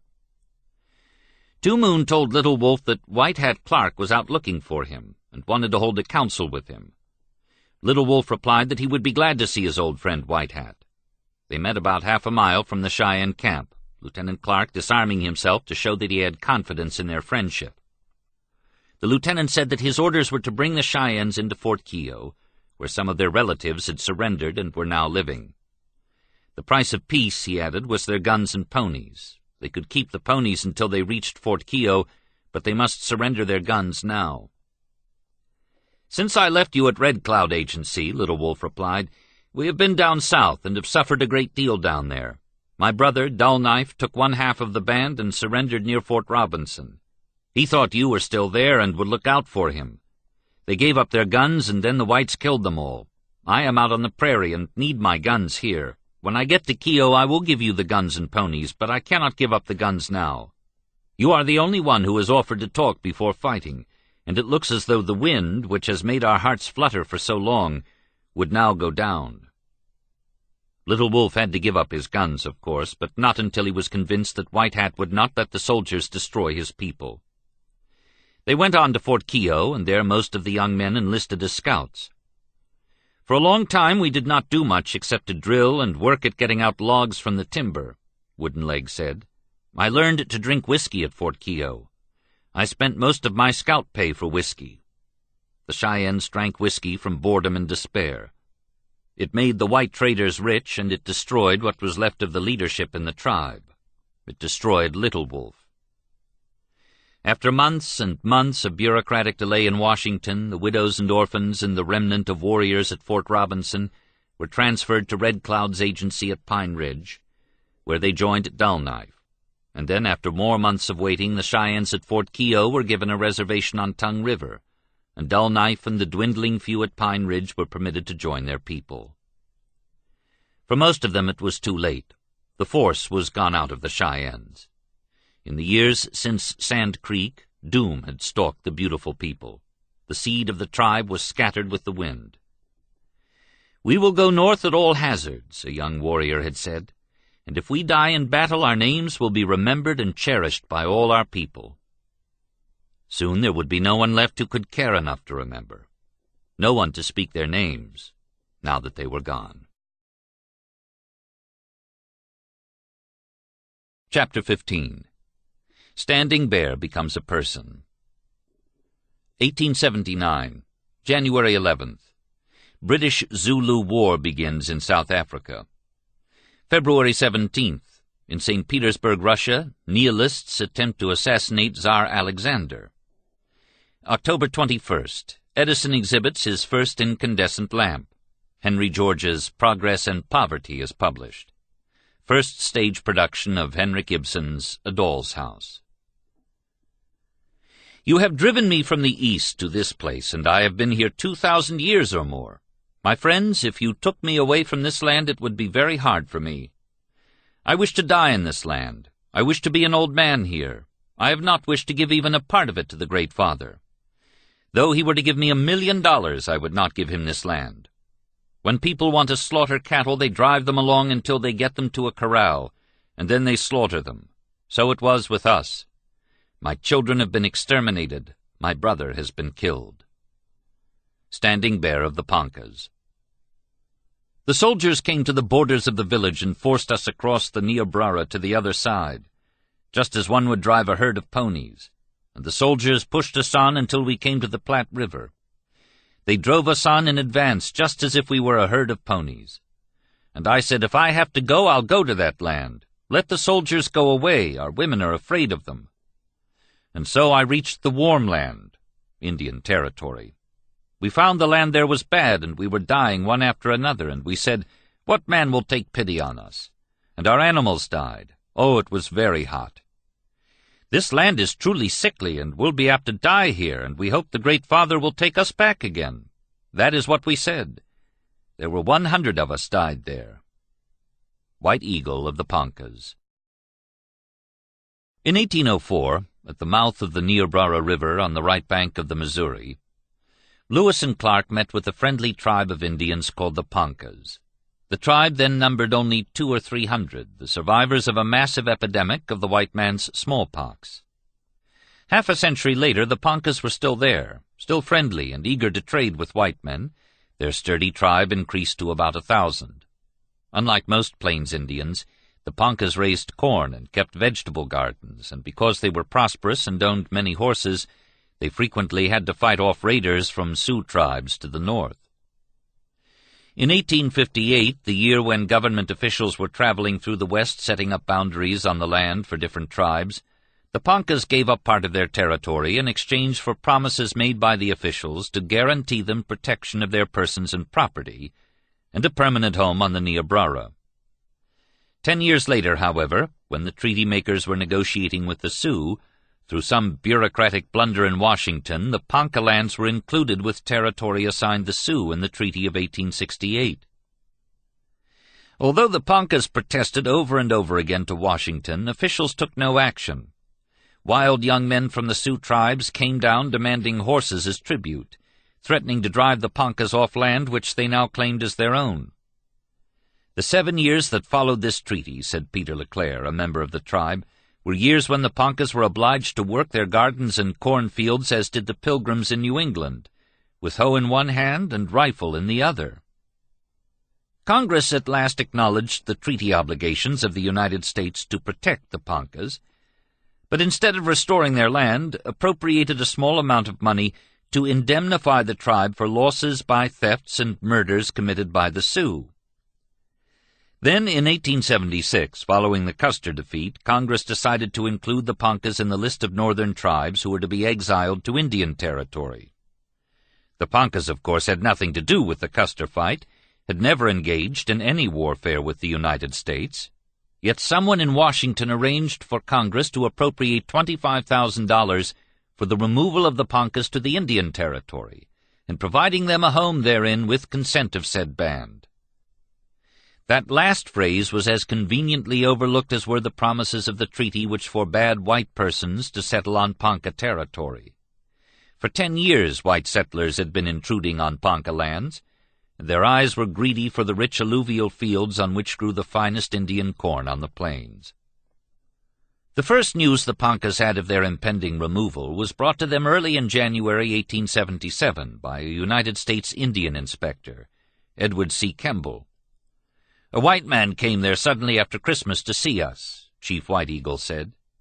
"We didn't get any news he was coming. He came suddenly. They called us all to the church, and there they told us the purpose of his coming." White Eagle's account of what followed.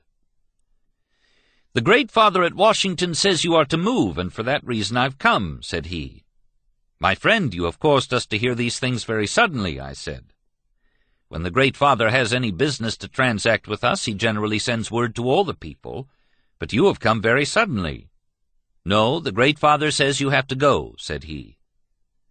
"My friend, I want you to send a letter to the Great Father, and if he really says this, I desire him to send for us," I said. "If it be so, and I hear of it the right way, I'll say the words are straight."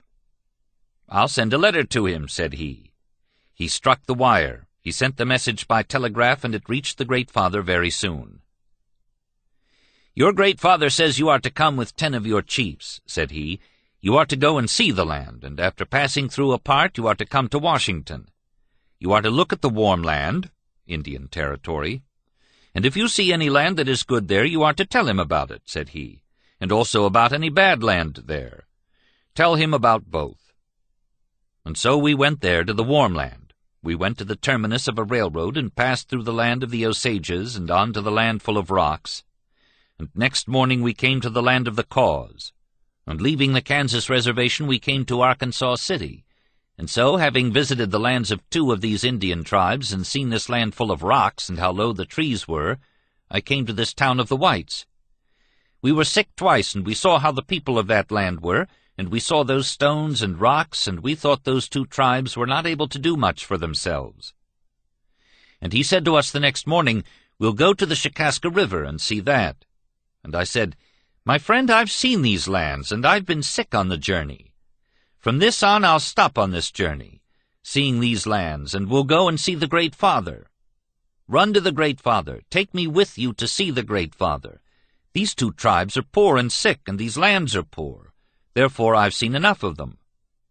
"No," said he, "come and see these other lands in the Indian Territory." "My friend," said I, "take me, I beg, to see the Great Father. You said formerly we could tell him whatever we saw, good or bad, and I wish to tell him."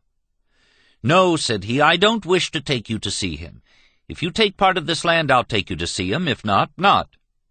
"If you will not take me to see the Great Father," said I, "take me home to my own country." "No," said he, "notwithstanding what you say, I'll not take you to see the Great Father.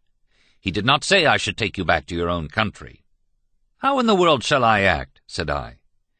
"You are unwilling to take me to the Great Father, and you don't want to take me back to my own country. You said formerly that the Great Father had called me, but now it is not so. You have not spoken the truth. You have not spoken the straight word." "No," said he, "I'll not take you to your homes. Walk there if you want to." "It makes my heart feel sad," said I, "as I do not know this land." We thought we should die, and felt that I should cry, but I remembered that I was a man. After saying this, the white man, being in a bad humor, went upstairs. After he had gone upstairs, we chiefs sat considering what to do. We said, "He does not speak of taking us to see the Great Father, or of taking us to our own country. We don't think the Great Father has caused this."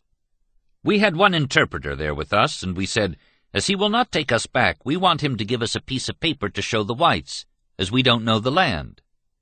The interpreter went upstairs to see the man and came back and said, "He will not give you the paper. He does not wish to make it for you." We sent the interpreter back again and said, "We want some money from that due us from the Great Father, so we can make our way home." When he came back, he said, "He does not wish to give you the money."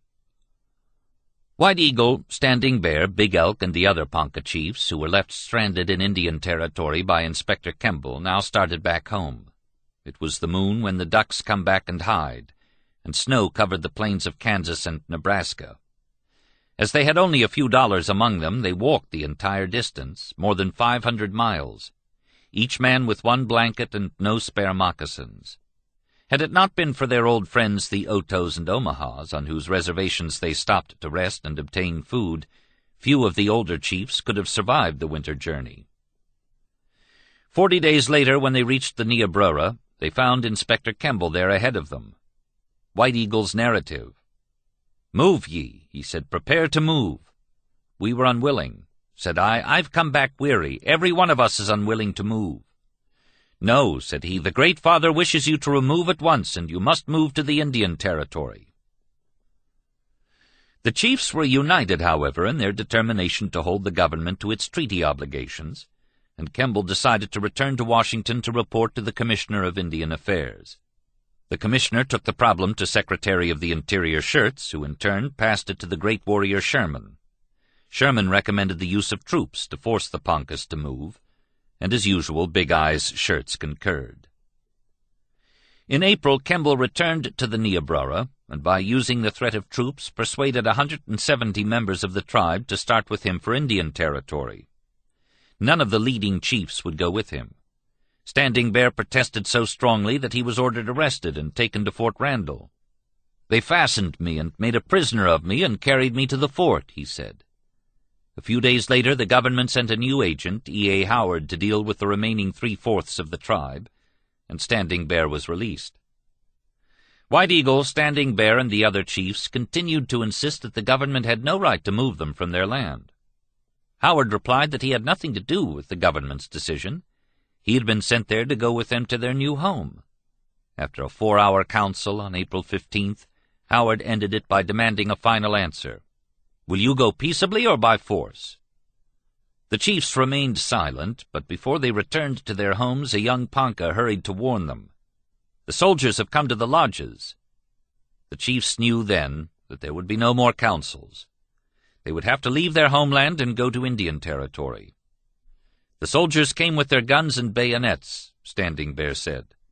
"They aimed their guns at us, and our people and our children were crying." They started on May 21st, 1877. "The soldiers came to the borders of the village," White Eagle said, "and forced us across the Niobrara to the other side, just as one would drive a herd of ponies. The soldiers pushed us on until we came to the Platte River." Agent Howard methodically kept a diary of that 50-day overland journey. On the morning they started, a heavy thunderstorm caused a sudden flooding of the Niobrara, sweeping several of the soldiers off their horses. Instead of watching them drown, the Poncas plunged in and rescued them. The next day, a child died, and they had to stop for a burial on the prairie. On May 23rd, a 2-hour thunderstorm caught them in the open, drenching everyone throughout the day. A second child died. Several Poncas fell ill during the night. Next day, they had to ford flooded streams because of washed-out bridges. The weather turned cold. On May 26th, rain fell all day, and there was no wood for fires. On May 27th, sickness from exposure was affecting most of the Poncas. Standing Bear's daughter, Prairie Flower, was very ill with pneumonia. Next day, thunderstorms and heavy rain made progress almost impossible in the deep mud of the road. Now it was the hot weather begins moon, with showers falling almost every day. On June 6th, Prairie Flower died, and Standing Bear gave her a Christian burial in the cemetery at Milford, Nebraska. The ladies of Milford prepared and decorated the body for burial in a style becoming the highest civilization. Howard noted proudly, Standing Bear was led to say to those around him at the grave that he was desirous of leaving off the ways of the Indian and adopting those of the white man. That night a tornado struck the Ponca camp, demolishing tents, overturning wagons, and hurling people hundreds of feet, seriously injuring several of them. Next day another child died. On June 14th, they reached the Oto Reservation. The Otos, taking pity on the Poncas, gave them 10 ponies to aid in the completion of their journey. For 3 days they waited for high waters to subside. Illnesses continued to increase. The first male adult, Little Cottonwood, died. Howard had a coffin made for him and arranged a Christian burial near Blue Water, Kansas. On June 24th, illness was so prevalent that Howard employed a physician at Manhattan, Kansas, to attend the Poncas. Next day, 2 women died on the march. Howard saw that they received Christian burials. Now it was the middle of the summer moon. A child of Buffalo Chief died and received a Christian burial at Burlington, Kansas. A Ponca named Buffalo Track went berserk and tried to kill Chief White Eagle, blaming him for the tribe's miseries. Agent Howard banished Buffalo Track from the caravan and sent him back north to the Omaha Reservation. The Poncas envied him for his punishment.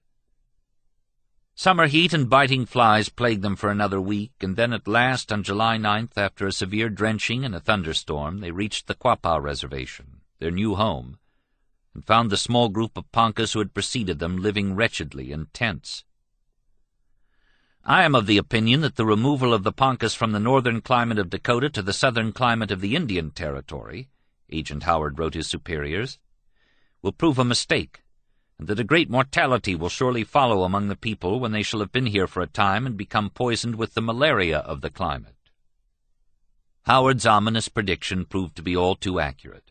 Like the Modocs, the Nez Perces, and the Northern Cheyennes, the Poncas died so rapidly that by the end of their first year in Indian Territory, almost 1/4 of them had received Christian burials. In the spring of 1878, Washington officials decided to give them a new reservation on the west bank of the Arkansas, but failed to allot funds for their transfer. The Poncas walked 150 miles to their new land, but for several weeks they had no agent to issue them provisions or medicines. The land was good, White Eagle said, but in the summer we were sick again. We were as grass that is trodden down, we and our stock. Then came the cold weather, and how many died we did not know. One of those who died was the oldest son of Standing Bear. At last I had only one son left, then he sickened. When he was dying, he asked me to promise him one thing. He begged me to take him, when he was dead, back to our old burying ground by the swift-running water, the Niobrara. I promised. When he died, I and those with me put his body into a box and then in a wagon, and we started north.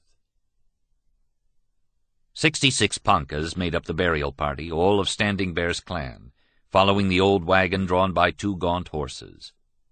It was the snow-thaws moon, January 1879. Ironically, far away to the north, Dull Knife's Cheyennes were making their last desperate fight for freedom at Fort Robinson.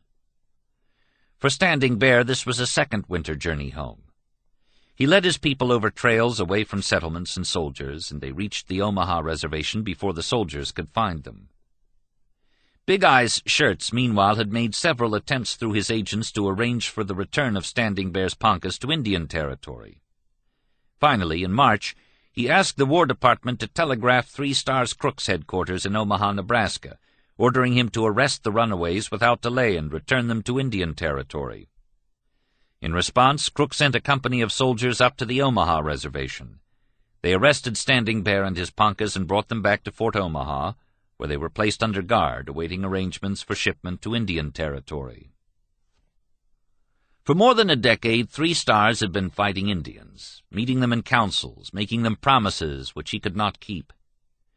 Grudgingly, at first, he admitted admiration for Indian courage. Since the surrenders of 1877, he was beginning to feel both respect and sympathy for his old enemies.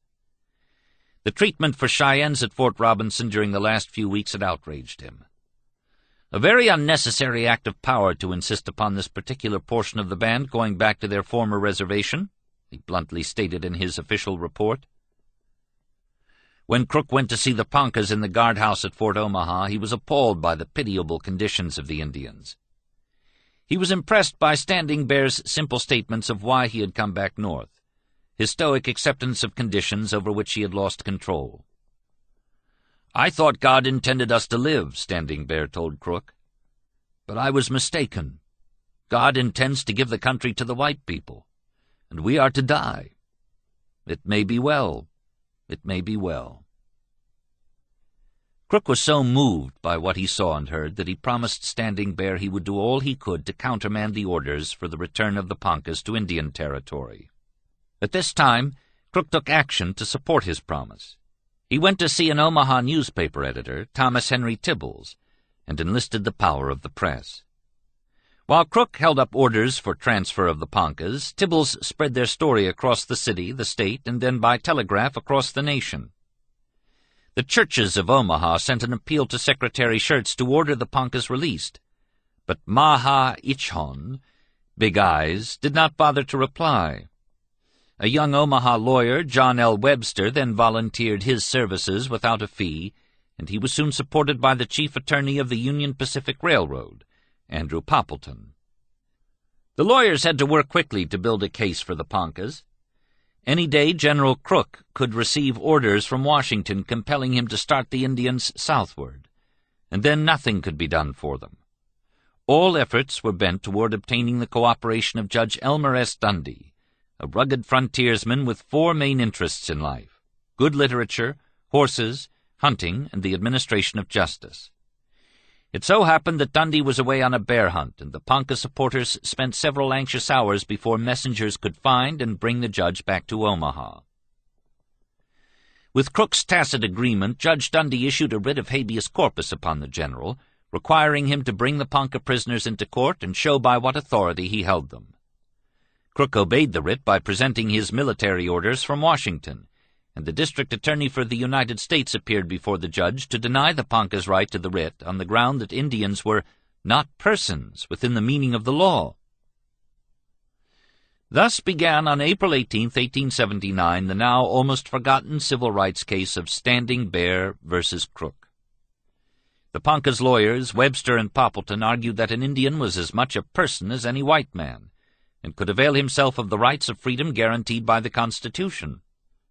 When the United States Attorney stated that Standing Bear and his people were subject to the rules and regulations which the government had made for tribal Indians, Webster and Poppleton replied that Standing Bear and any other Indian had the right to separate themselves from their tribes and live under protection of United States laws like any other citizens. The climax of the case came when Standing Bear was given permission to speak for his people. "I am now with the soldiers and officers. I want to go back to my old place north. I want to save myself and my tribe. My brothers, it seems to me as if I stood in front of a great prairie fire. I would take up my children and run to save their lives. Or if I stood on the bank of an overflowing river, I would take my people and fly to higher ground. Oh, my brothers, the Almighty looks down on me and knows what I am and hears my words. May the Almighty send a good spirit to brood over you, my brothers, to move you to help me. If a white man had land and someone should swindle him, that man would try to get it back, and you would not blame him. Look on me, take pity on me, and help me to save the lives of the women and children. My brothers, a power which I cannot resist crowds me down to the ground. I need help. I have done." Judge Dundy ruled that an Indian was a person within the meaning of the Habeas Corpus Act, that the right of expatriation was a natural, inherent, and inalienable right of the Indian as well as the white race, and that in time of peace no authority, civil or military, existed for transporting Indians from one section of the country to another without the consent of the Indians, or to confine them to any particular reservation against their will. I have never been called upon to hear or decide a case that appealed so strongly to my sympathy, he said. The Poncas are amongst the most peaceable and friendly of all the Indian tribes. If they could be removed to the Indian Territory by force and kept there in the same way, I can see no good reason why they might not be taken and kept by force in the penitentiary at Lincoln or Leavenworth or Jefferson City, or any other place which the commander of the forces might in his judgment see proper to designate. I cannot think that any such arbitrary authority exists in this country. When Judge Dundy concluded the proceedings by ordering Standing Bear and his Ponca band released from custody, the audience in the courtroom rose to its feet, and, according to a newspaper reporter, such a shout went up as was never heard in a courtroom. General Crook was the first to reach Standing Bear to congratulate him. At first the United States District Attorney considered appealing the decision, but after studying Judge Dundy's written opinion, a brilliant essay on human rights, he made no appeal to the Supreme Court. The United States government assigned Standing Bear and his band a few hundred acres of unclaimed land near the mouth of the Niobrara, and they were back home again. As soon as the surviving 530 Poncas in Indian Territory learned of this astonishing turn of events, most of them began preparations to join their relatives in Nebraska. The Indian Bureau, however, was not sympathetic. Through its agents, the Bureau informed the Ponca chiefs that only the Great Council in Washington could decide if and when the tribe might return. The bureaucrats and politicians, the Indian Ring, recognized Judge Dundy's decision as a strong threat to the reservation system. It would endanger the small army of entrepreneurs who were making fortunes funneling bad food, shoddy blankets, and poisonous whiskey to the thousands of Indians trapped on reservations. If the Poncas were permitted to leave their new reservation in Indian Territory and walk away as free American citizens, this would set a precedent which might well destroy the entire military-political reservation complex. In his annual report, Big Eyes Shirts admitted that the Poncas in Indian Territory had a serious grievance, but he strongly opposed permitting them to return to their homeland because it would make other Indians restless with a desire to follow their example, and thereby cause a breakup of the territorial reservation system. At the same time, William H. Whiteman, who headed the lucrative Ponca Agency, tried to discredit Standing Bear's band by describing them as certain renegade members of the tribe, and then he wrote in glowing terms of his considerable expenditures for materials and tools to develop the reservation in Indian Territory. Whiteman made no mention of the discontent prevalent among the Poncas, their constant petitions to return to their homeland, or of his feud with Big Snake. Big Snake was Standing Bear's brother, a giant with hands like hams and shoulders as big as a buffalo's. Like many huge men, Big Snake was quiet and gentle of manner. The Poncas called him the peacemaker. But when he saw that White Eagle and the other headmen were being intimidated by Agent Whiteman, he decided to take action on his own. After all, he was the brother of Standing Bear, the Ponca who had won freedom for his people. Determined to test the new law, Big Snake requested permission to leave the reservation and go north to join his brother. As he expected, permission to leave was refused by Agent Whiteman. Big Snake's next move was not to leave Indian Territory, but to travel only 100 miles to the Cheyenne Reservation. With him went 30 other Poncas, making what they believed to be a gentle testing of the law, which said that an Indian was a person, and could not be confined to any particular reservation against his will. Whiteman's reaction was that of any entrenched bureaucrat whose authority is threatened. On May 21, 1879, he telegraphed the Commissioner of Indian Affairs, reporting the defection of Big Snake and his party to the Cheyenne Reservation, and requesting that they be arrested and detained at Fort Reno until the tribe has recovered from the demoralizing effects of the decision recently made by the United States District Court in Nebraska in the case of Standing Bear. Big Eyes Shirts agreed to the arrest, but evidently fearing another challenge in the courts, he asked the great warrior Sherman to transport Big Snake and his renegades back to the Ponca Reservation as quickly and quietly as possible. In his usual blunt manner, Sherman telegraphed General Sheridan on May 22nd, "The Honorable Secretary of the Interior requests that the Poncas arrested and held at Fort Reno in the Indian Territory Be sent to the agency of the Poncas. You may order this to be done." And then, as if anticipating Sheridan's apprehensions about flying in the face of Judge Dundee's recent decision, Sherman decreed, "The release under writ of habeas corpus of the Poncas in Nebraska does not apply to any other than that specific case." For the great warrior Sherman, it was easier to unmake laws than it was for the courts of the land to interpret them. And so Big Snake lost his first test of his brother's victory at law, and he never had a chance to try again. After being brought back to the Ponca agency in the Corn as in Silk Moon, Big Snake was marked for destruction. Agent Whiteman reported to Washington that Big Snake had a very demoralizing effect upon the other Indians, extremely sullen and morose. In one paragraph, Whiteman charged that Big Snake had repeatedly threatened to kill him, and in another complained that the Ponca had never spoken to him since his return. The agent became so furious that he begged the Commissioner of Indian Affairs to arrest Big Snake and convey him to Fort Reno and there confine him for the remainder of his natural life. Finally, on October 25th, Whiteman obtained authorization from Sherman to arrest Big Snake and imprison him in the agency guardhouse. To make the arrest, Whiteman requested a detail of soldiers. 5 days later, Lieutenant Stanton A. Mason and 13 soldiers arrived at the agency. Whiteman told Mason that he would send out a notice to the Poncas, ordering those who had money coming to them for special work to report to his office the next day.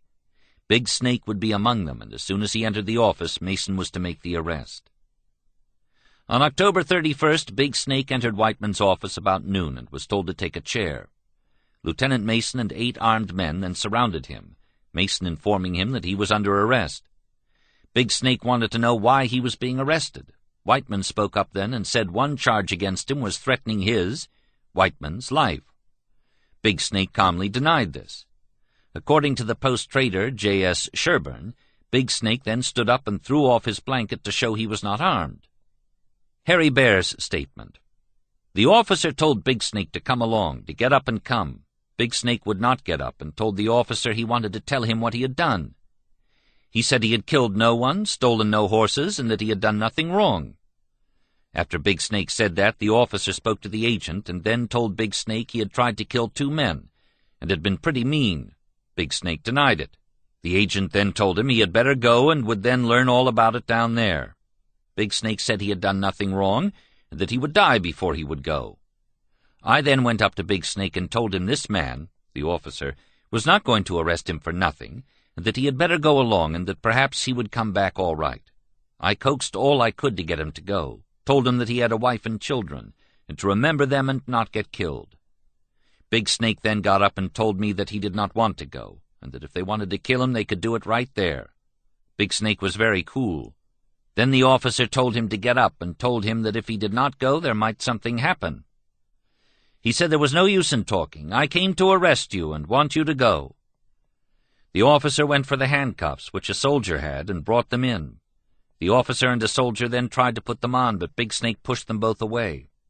Then the officer spoke to the soldiers, and 4 of them tried to put them on, but Big Snake pushed them all off.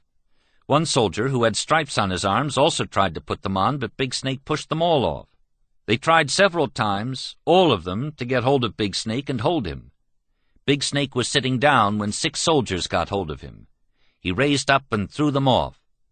Just then one of the soldiers who was in front of him struck Big Snake in the face with his gun. Another soldier struck him alongside the head with the barrel of his gun. It knocked him back to the wall. He straightened up again. The blood was running down his face. I saw the gun pointed at him and was scared and did not want to see him killed. So I turned away. Then the gun was fired, and Big Snake fell down dead on the floor. The Interior Department first issued a statement that Standing Bear's brother, Big Snake, a bad man, had been shot accidentally. The American press, however, growing more sensitive to treatment of Indians since the Standing Bear case, demanded an investigation in Congress. This time the military-political reservation complex was operating in the familiar climate of Washington, and nothing came of the investigation. The Poncas of Indian Territory had learned a bitter lesson. The white man's law was an illusion. It did not apply to them. And so, like the Cheyennes, the diminishing Ponca tribe was split in 2. Standing Bear's band free in the north, the others prisoners in the Indian Territory. Chapter 16. The Utes Must Go. The army conquered the Sioux. You can order them around, but we Utes have never disturbed you whites. So you must wait until we come to your ways of doing things. Ouray the Arrow, Chief of the Utes. I told the officer that this was a very bad business, that it was very bad for the commissioner to give such an order. I said it was very bad, that we ought not to fight because we were brothers, and the officer said that that didn't make any difference, that Americans would fight even though they were born of the same mother. Nicaagat, Jack of the White River Utes. The Utes were Rocky Mountain Indians, and for a generation they had watched the invading white men move into their Colorado country like endless swarms of grasshoppers. They had seen the white men drive their old enemies, the Cheyennes, from the Colorado plains. Some Ute warriors had joined the rope thrower, Kit Carson, in the white men's war against the Navajos. In those times the Utes believed the white men were their allies, and they enjoyed visiting Denver to exchange buffalo hides for gaudy trade goods in the stores. But each year these strange men from the east became more numerous, invading the Utes mountains to dig for yellow and white metal. In 1863, the governor of Colorado Territory, John Evans, and other officials came to Conejos in the San Juan Mountains to meet with Ouray the Arrow and 9 chiefs of the Utes. A treaty was signed there, giving the white men all the Colorado land east of the mountain tops, the Continental Divide, leaving the Utes all the land west of the Divide. In exchange for $10,000 worth of goods and $10,000 worth of provisions to be distributed annually for 10 years, the Utes agreed to relinquish mineral rights to all parts of their territory, and they promised not to molest any citizen of the United States who might come into their mountains to dig. 5 years later, the white men of Colorado decided they had let the Utes keep too much land. Through political pressures, they persuaded the Indian Bureau that the Utes were a constant nuisance, wandering everywhere, visiting towns and mining camps, and stealing livestock from settlers. They said they wanted the Utes placed on a reservation with well-defined lines, but what they truly wanted was more Ute land. Early in 1868, with a great deal of fanfare, the Indian Bureau invited Ouray, Nicaagat, Jack, and 8 other chiefs to Washington. Rope-thrower Carson accompanied them as trusted friend and adviser. In Washington they were quartered in a fine hotel, served excellent meals, and given an abundance of tobacco, candy, and medals. When the time came for treaty-making, the officials insisted that one of the visiting chiefs must accept responsibility for all 7 bands represented. Ouray the Arrow was the unanimous choice for chief of all the Utes. He was half Apache, half Uncompahgre Ute, a handsome, round-faced, sharp-eyed Indian who could speak English and Spanish as fluently as the 2 Indian tongues he knew. When the land-hungry politicians tried to put him on the defensive, Ouray was sophisticated enough to present the Utes' case to newspaper reporters. "The agreement an Indian makes to a United States treaty," he said, "is like the agreement a buffalo makes with his hunters when pierced with arrows. All he can do is lie down and give in." The officials could not fool Ouray with their bright-tinted maps and unctuous phraseology about boundary lines. Instead of accepting a small corner of western Colorado, he held out for 16 million acres of western slope forests and meadows, considerably less territory than his people had claimed before, but considerably more than the Colorado politicians wanted them to have. 2 agencies were to be established, one at Los Pinos for the Uncompahgres and other southern bands, one on White River for the northern bands. Ouray also demanded the inclusion of certain protective clauses in the new treaty, words meant to keep miners and settlers off the Ute reservation.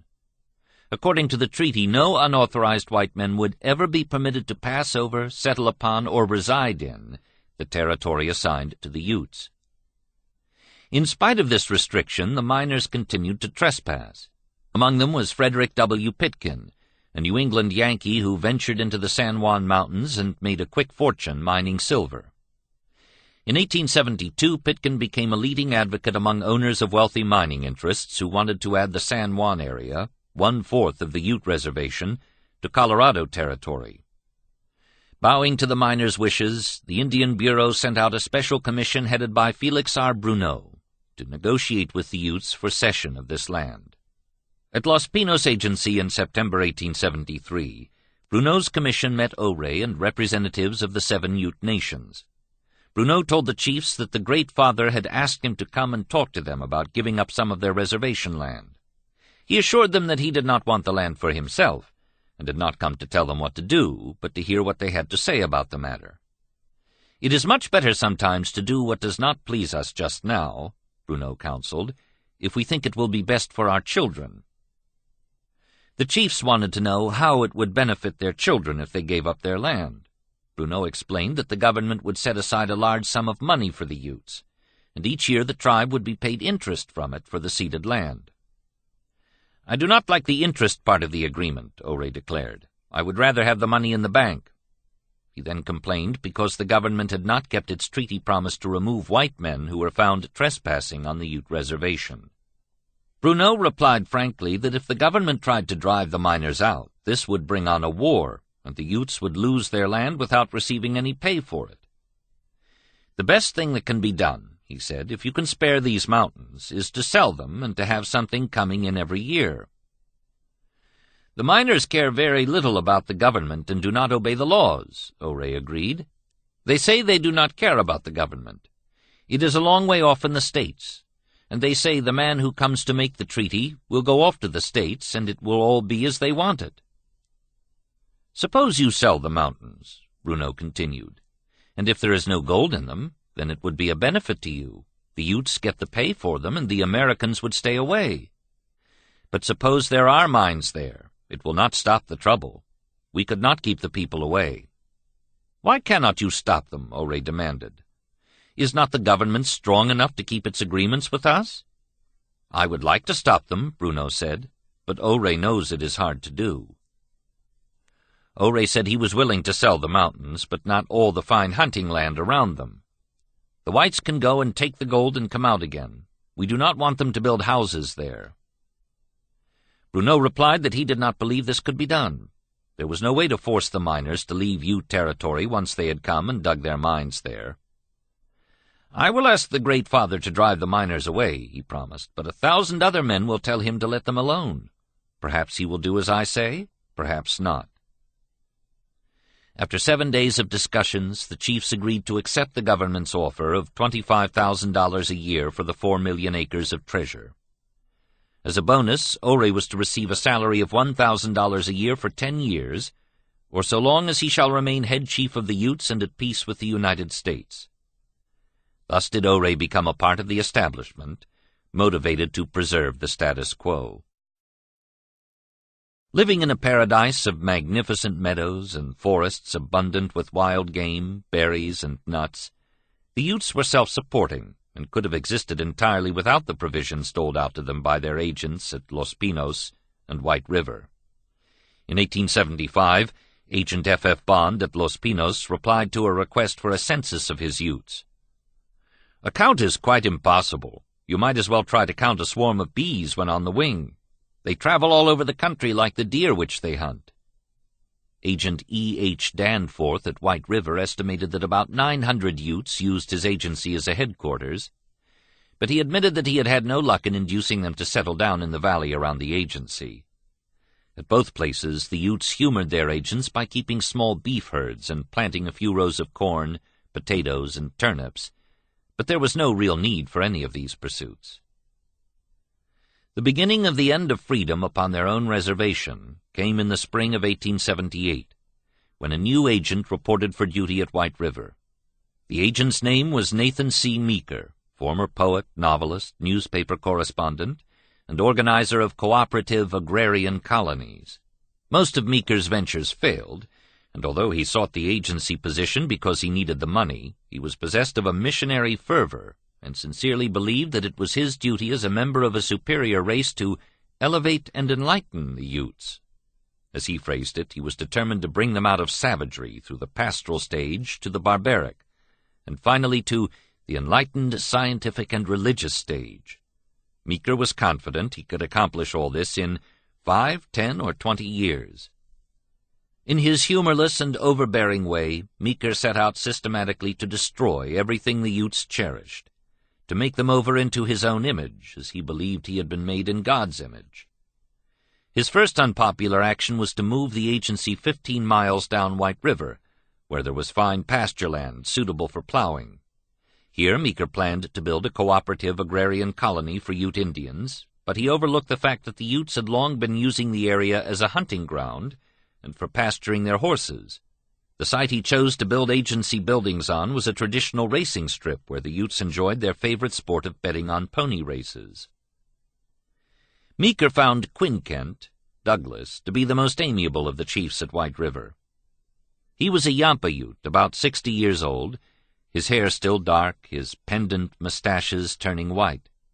Douglas owned more than 100 ponies, which made him rich by Ute standards, but he had lost most of his following among the younger men to Nicaagat, Jack. Like Ouray, Jack was a half-blood Apache. As a boy, he had learned to speak a few words of English while living with a Mormon family, and he had served as a scout for General Crook during the Sioux Wars. When he first met Meeker, Jack was wearing his scout uniform, frontier buckskins, army boots, and a wide-brimmed hat. He always wore the silver medal given him by the Great Father when he went to Washington with Ouray in 1868. Jack and his people were away on a buffalo hunt during the period that Meeker moved the agency, and when they came back to the original site, they found everything gone. They made camp there, and after a few days Meeker came up to order Jack to move to the new site. "I told him, Meeker, that the site of the old agency had been settled by treaty," Jack said afterward, "and that I knew of no law or treaty that made mention of the new site. Then the agent told me that we had better all move down below, and that if we did not, we should be obliged to. That for that they had soldiers." Meeker tried to placate Jack by promising to obtain milk cows for his band, but Jack replied that Utes had no need for either cows or milk.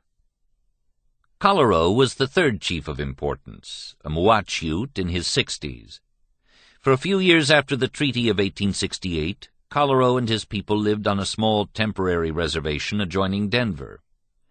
When it pleased them, they roamed freely through the town, dining in restaurants, attending theaters, and clowning for the white citizens. In 1875, the reservation was closed, and Colorow took his Muaches up to White River to join Jack's people. They missed the excitement of Denver, but enjoyed the fine hunting in the White River country. The Muaches were not interested in Meeker's agrarian society, and they visited the agency only when they wanted a few sacks of flour or some coffee and sugar. Canala, Johnson, was the chief medicine man, a brother-in-law of Ouray, and the operator of the pony racing track where Meeker wanted to build the new agency houses. Johnson liked to wear a plugged hat, which he had obtained in Denver. For some reason, Meeker chose Johnson as the most likely man to help him lead the Utes out of savagery. Also to assist him in his great crusade, Meeker brought his wife, Arvilla, and his daughter Josie to the agency.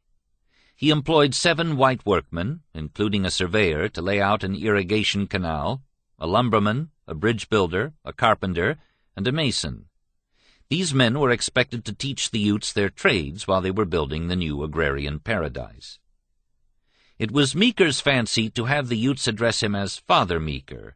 In their savage state he looked upon them as children, but most of them called him Nick, much to his displeasure. By the spring of 1879, Meeker had a few agency buildings under construction and 40 acres of land plowed.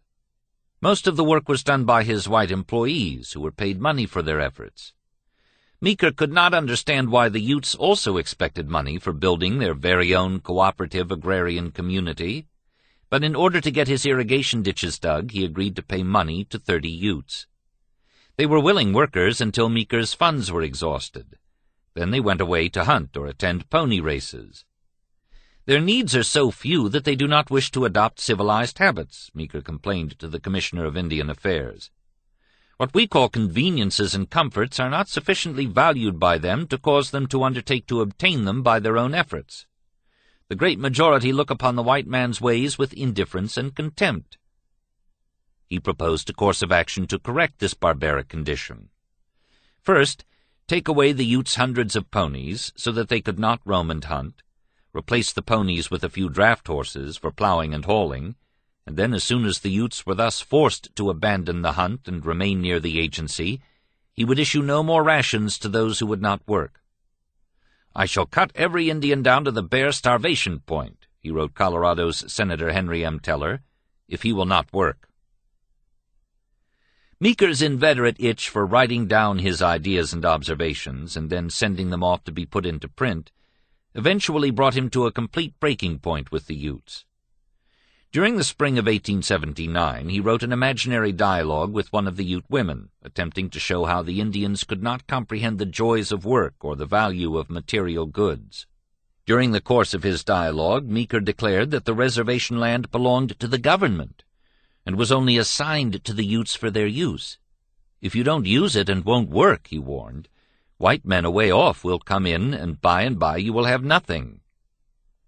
This little composition was first published in the Greeley, Colorado, Tribune, where it was seen by William B. Vickers, a Denver editor-politician who despised all Indians, especially Utes. Vickers at that time was serving as secretary to Frederick Pitkin, the wealthy miner who in 1873 had been the leader in separating the San Juan Mountains from Ute ownership. Pitkin had used his power to become governor of Colorado when it became a state in 1876. After the end of the Sioux Wars in 1877, Pitkin and Vickers began drumming up a propaganda campaign to have all the Utes exiled to Indian Territory, thus leaving an immense amount of valuable land free for the taking. Vickers seized upon Nathan Meeker's newspaper essay as a fine argument for removing the Utes from Colorado, and he wrote an article about it for the Denver Tribune. "The Utes are actual, practical communists, and the government should be ashamed to foster and encourage them in their idleness and wanton waste of property. Living off the bounty of a paternal but idiotic Indian Bureau, they actually become too lazy to draw their rations in the regular way, but insist on taking what they want wherever they find it. Removed to Indian Territory, the Utes could be fed and clothed for about one-half what it now costs the government." Honorable N.C. Meeker, the well-known superintendent of the White River Agency, was formerly a fast friend and ardent admirer of the Indians. He went to the agency in the firm belief that he could manage the Indians successfully by kind treatment, patient precept, and good example. But utter failure marked his efforts, and at last he reluctantly accepted the truth of the border truism that the only truly good Indians are dead ones. Vickers wrote considerably more, and his article was reprinted across Colorado under the title, "The Utes Must Go." By late summer of 1879, most of the white orators who abounded in frontier Colorado were uttering the applause-producing cry, "The Utes must go," whenever they were called upon to speak in public places. In various ways, the Utes learned that Nick Meeker had betrayed them in print. They were especially angry because their agent had said the reservation land did not belong to them, and they delivered a sort of official protest to him through the agency interpreter. Meeker reiterated his statement and added that he had the right to plow any of the reservation he chose because it was government land, and he was the agent of the government. Meanwhile, William Vickers was accelerating his Utes Must Go campaign by manufacturing stories of Indian crimes and outrages. He even blamed the numerous forest fires of that unprecedented drought year on the Utes. On July 5th, Vickers prepared a telegram to the Commissioner of Indian Affairs for Governor Pitkin's signature. "Reports reach me daily that a band of White River Utes are off their reservation, destroying forests. They have already burned millions of dollars of timber and are intimidating settlers and miners. I am satisfied there is an organized effort on the part of Indians to destroy the timber of Colorado. These savages should be removed to Indian Territory, where they can no longer destroy the finest forests in this state." The commissioner replied with a promise to the governor to take action, and then sent a warning to Meeker to keep his Utes on the reservation. When Meeker sent for the chiefs, he discovered they were holding an indignation meeting. They had already heard about the governor's false charges and his threats to send them to Indian Territory. A white friend named Peck, who operated a supply store on Bear River north of the reservation, had read the story in a Denver newspaper and told it to Nicaagat, Jack. According to the news report, The Utes had set fires along Bear River and burned down a house belonging to James B. Thompson, a former Ute agent. Jack was much disturbed by the account, and Peck agreed to go with him to Denver to see Governor Pitkin to tell him that it was not true. They chose a route which would take them by the Thompson house. "We passed by there," Jack said afterward, "and we saw Thompson's house standing. It was not burned." After a great deal of difficulty, Jack secured admittance to Governor Pitkin's office. "The governor asked me how things were in my country, on White River, saying that the papers were saying a great deal about us. I told him I thought so myself, and for that reason I had come to Denver. I said I did not understand why this business was in such a state. He then said, 'Here is a letter from your Indian agent.' I told him that as the Indian agent, Meeker, could write, he had written that letter, but that I, not being able to write, had come to see him in person and answer it. That much we talked, and then I told him I did not wish him to believe what was written in that letter. He asked me if it was true that Thompson's house was burned. I told him that I had seen the house, that it was not burned. I then talked to the governor about the Indian agent and told him it would be well for him to write to Washington and recommend that some other agent be put in his place, and he promised to write the next day." Pitkin, of course, had no intention of recommending a replacement for Meeker. From the governor's viewpoint, everything was moving in the right direction. All he had to do was wait for a showdown between Meeker and the Utes. And then, perhaps, the Utes must go. About this same time, Meeker was preparing his monthly report for the Commissioner of Indian Affairs. He wrote that he was planning to establish a police force among the Utes. "They are in a bad humor," he added. Yet only a few days later he initiated actions which he surely must have known would make the Utes even more belligerent. Although there is no direct evidence that Meeker sympathized with Governor Pitkin's Utes Must Go program, almost every step he took seemed designed to arouse the Indians to revolt. Meeker may not have wanted the Utes to go, but he certainly wanted their ponies banished. Early in September he ordered one of his white workmen, Shadrach Price, to begin plowing a section of grassland on which the Utes pastured their ponies. Some of the Utes protested immediately, asking Meeker why he did not plow somewhere else. They needed the grass for their ponies. West of the pasture was a section of sage land, which Quinkent, Douglas, offered to clear for plowing, but Meeker stubbornly insisted upon plowing up the grass. The Utes' next move was to send out a few young men with rifles. They approached the plowman and ordered him to stop. Shadrach Price obeyed, but when he reported the threat to Meeker, the agent sent him back to finish his work. This time the Utes fired warning shots above Price's head, and the plowman hurriedly unhitched his horses and left the pasture. Meeker was furious. He composed an indignant letter to the Commissioner of Indian Affairs. "This is a bad lot of Indians," he wrote. "They have had free rations so long and have been flattered and petted so much that they think themselves lords of all." That afternoon the medicine man, Canala, Johnson, came to the agency office to see Meeker. He told Meeker that the land being plowed had been assigned to him for pasturing his ponies. Now that the plowing was stopped, he did not want it started again. Meeker interrupted Johnson's impassioned speech. "The trouble is this, Johnson. You have too many ponies. You had better kill some of them." For a moment Johnson stared at Meeker in disbelief. Suddenly, he moved toward the agent, caught him by the shoulders, pushed him out on the porch, and shoved him against the hitching rail. Without saying a word, Johnson then stalked away. Johnson afterward related his version of the incident. "I told the agent that it was not right that he should order the men to plow my land. The agent told me I was always a troublesome man, and that it was likely I might come to the calaboose. I told him that I did not know why I should go to prison. I told the agent that it would be better for another agent to come, who was a good man and was not talking such things. I then took the agent by the shoulder and told him it was better that he should go. Without doing anything else to him, striking him or anything else, I just took him by the shoulder. I was not mad at him. Then I went to my house." Before Meeker took further action, he summoned Nicaagat, Jack, to his office for a talk. Jack later recalled the meeting. "Meeker told me that Johnson had been mistreating him. I told Meeker that it was nothing, that it was a small matter, and he had better let it drop. Meeker said it didn't make any difference, that he would mind it and complain about it. I still told him that it would be a very bad business to make so much fuss about nothing.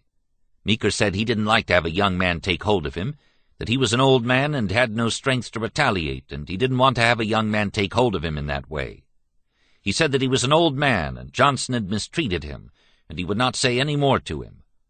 That he was going to ask the commissioner for soldiers, and that he would drive the youths from their lands. Then I told him it would be very bad to do that. Meeker said that anyhow the land did not belong to the Utes. I answered that the land did belong to the Utes, and that was the reason why the government had the agencies there, because it was the Utes' land, and I told him again that the trouble between him and Johnson was a very small matter, and he had better let it drop and not make so much fuss about it. For another day and night Meeker brooded over his deteriorating relations with the Utes, and then he finally made up his mind that he must teach them a lesson.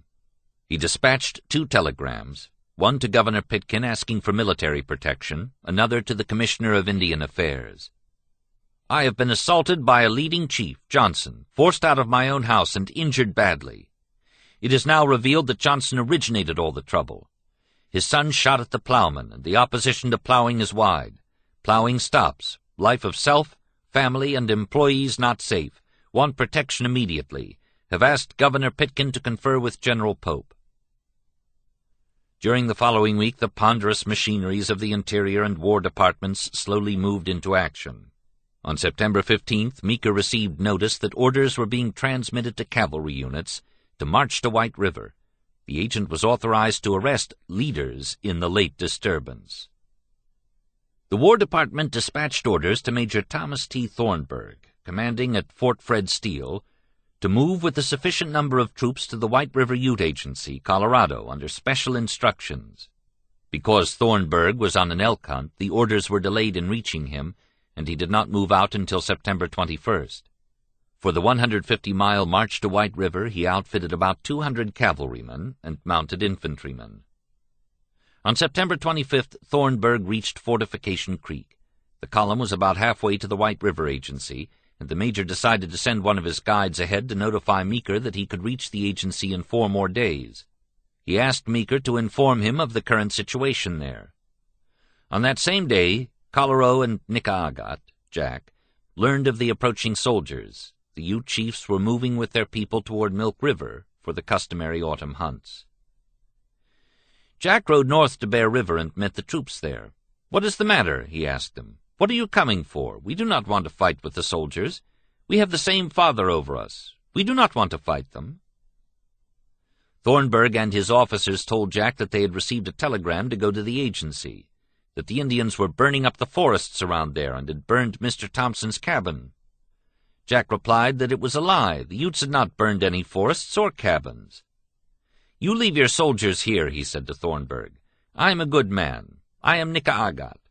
Leave your soldiers here, and we will go down to the agency." Thornburg replied that he had orders to march his soldiers to the agency. Unless he received word from Agent Meeker to halt the column, he would have to take the soldiers on to White River. Jack again insisted that the Utes did not want to fight. He said it was not good that soldiers were coming into their reservation. Then he left Thornburg and hurried back to the agency to warn Nick Meeker that bad things would happen if he let the soldiers come to White River. On the way to Meeker's office, Jack stopped to see Quinkent, Douglas. They were rival chiefs, but now that all the White River Utes were in danger, Jack felt that the leaders must not be divided. The young Utes had heard too much talk about the white men sending them off to Indian territory. Some said they had heard Meeker boast that the soldiers were bringing a wagon-load of handcuffs and shackles and ropes, and that several bad Utes would be hanged, and others taken as prisoners. If they believed the soldiers were coming to take them away from their homeland, they would fight them to the death, and not even the chiefs could stop them from fighting. Douglas said that he wanted nothing to do with it. After Jack left, he put his American flag on a pole and mounted it above his lodge. Perhaps he had not heard that Black Kettle of the Cheyennes was flying an American flag at Sand Creek in 1864. "I told the agent, Meeker, that the soldiers were coming," Jack said, "and that I hoped he would do something to stop their coming to the agency. He said it was none of his business. He would have nothing to do with it. I then said to the agent I would like he and I to go where the soldiers were, to meet them. The agent said that I was all the time molesting him. He would not go. This he told me in his office, and after finally speaking he got up and went into another room and shut and locked the door. That was the last time I ever saw him. Later in the day, Meeker evidently changed his mind and decided to heed Jack's advice. He sent a message to Major Thornburg suggesting that he halt his column and then come to the agency with an escort of 5 soldiers. The Indians seemed to consider the advance of the troops as a declaration of real war, he wrote. On the following day, September 28th, when the message reached Thornburg's camp on Deer Creek, Collereau also arrived there to try to convince the major that he should proceed no farther. "I told him I did not know at all why the troops had come," Collereau said afterward, "or why there should be war." The column was then only 35 miles from White River Agency. After reading Meeker's message, Thornburg told Collereau that he would move his troops down to the Milk River boundary of the Ute Reservation. There he would camp his soldiers, and then he and 5 men would go on to the agency to confer with Meeker. Not long after Collereau and his braves left Thornburg's camp, the major held an officers' meeting, during which he decided to change his plans. Instead of halting on the edge of the reservation, the column would march on through Coal Creek Canyon. This was a military necessity, Thornburg explained, because Collereau's and Jack's camps were just below it. If the troops halted on Milk River and the Utes decided to block the canyon, they could keep the soldiers from reaching the agency. From the south end of the canyon, however, only a few miles of open country would lie between them and White River. Riding ahead of the column, Collereau arrived at his camp about 9 o'clock on the morning of the 29th. He found his people very much excited over the approach of the soldiers. "I saw several start out in the direction toward the road where the soldiers were," he said. "Afterward I left also and came up to where the first ones who went out had gathered." There he met Jack and about 60 of his warriors. The 2 chiefs exchanged information, Jack telling Collereau about his unsatisfactory meeting with Meeker, and Collereau telling Jack that Major Thornburg had promised to halt his soldiers at Milk River. I then told Jack I thought it would be well for him to advise the young men not to make any warlike demonstrations at all, and he said it would be better to move them a piece off from the road. As yet we saw no soldiers from where we were, and we retired some distance from the road. Jack then said that when the soldiers should have arrived at Milk River, the line of the reservation, he would go down and see them.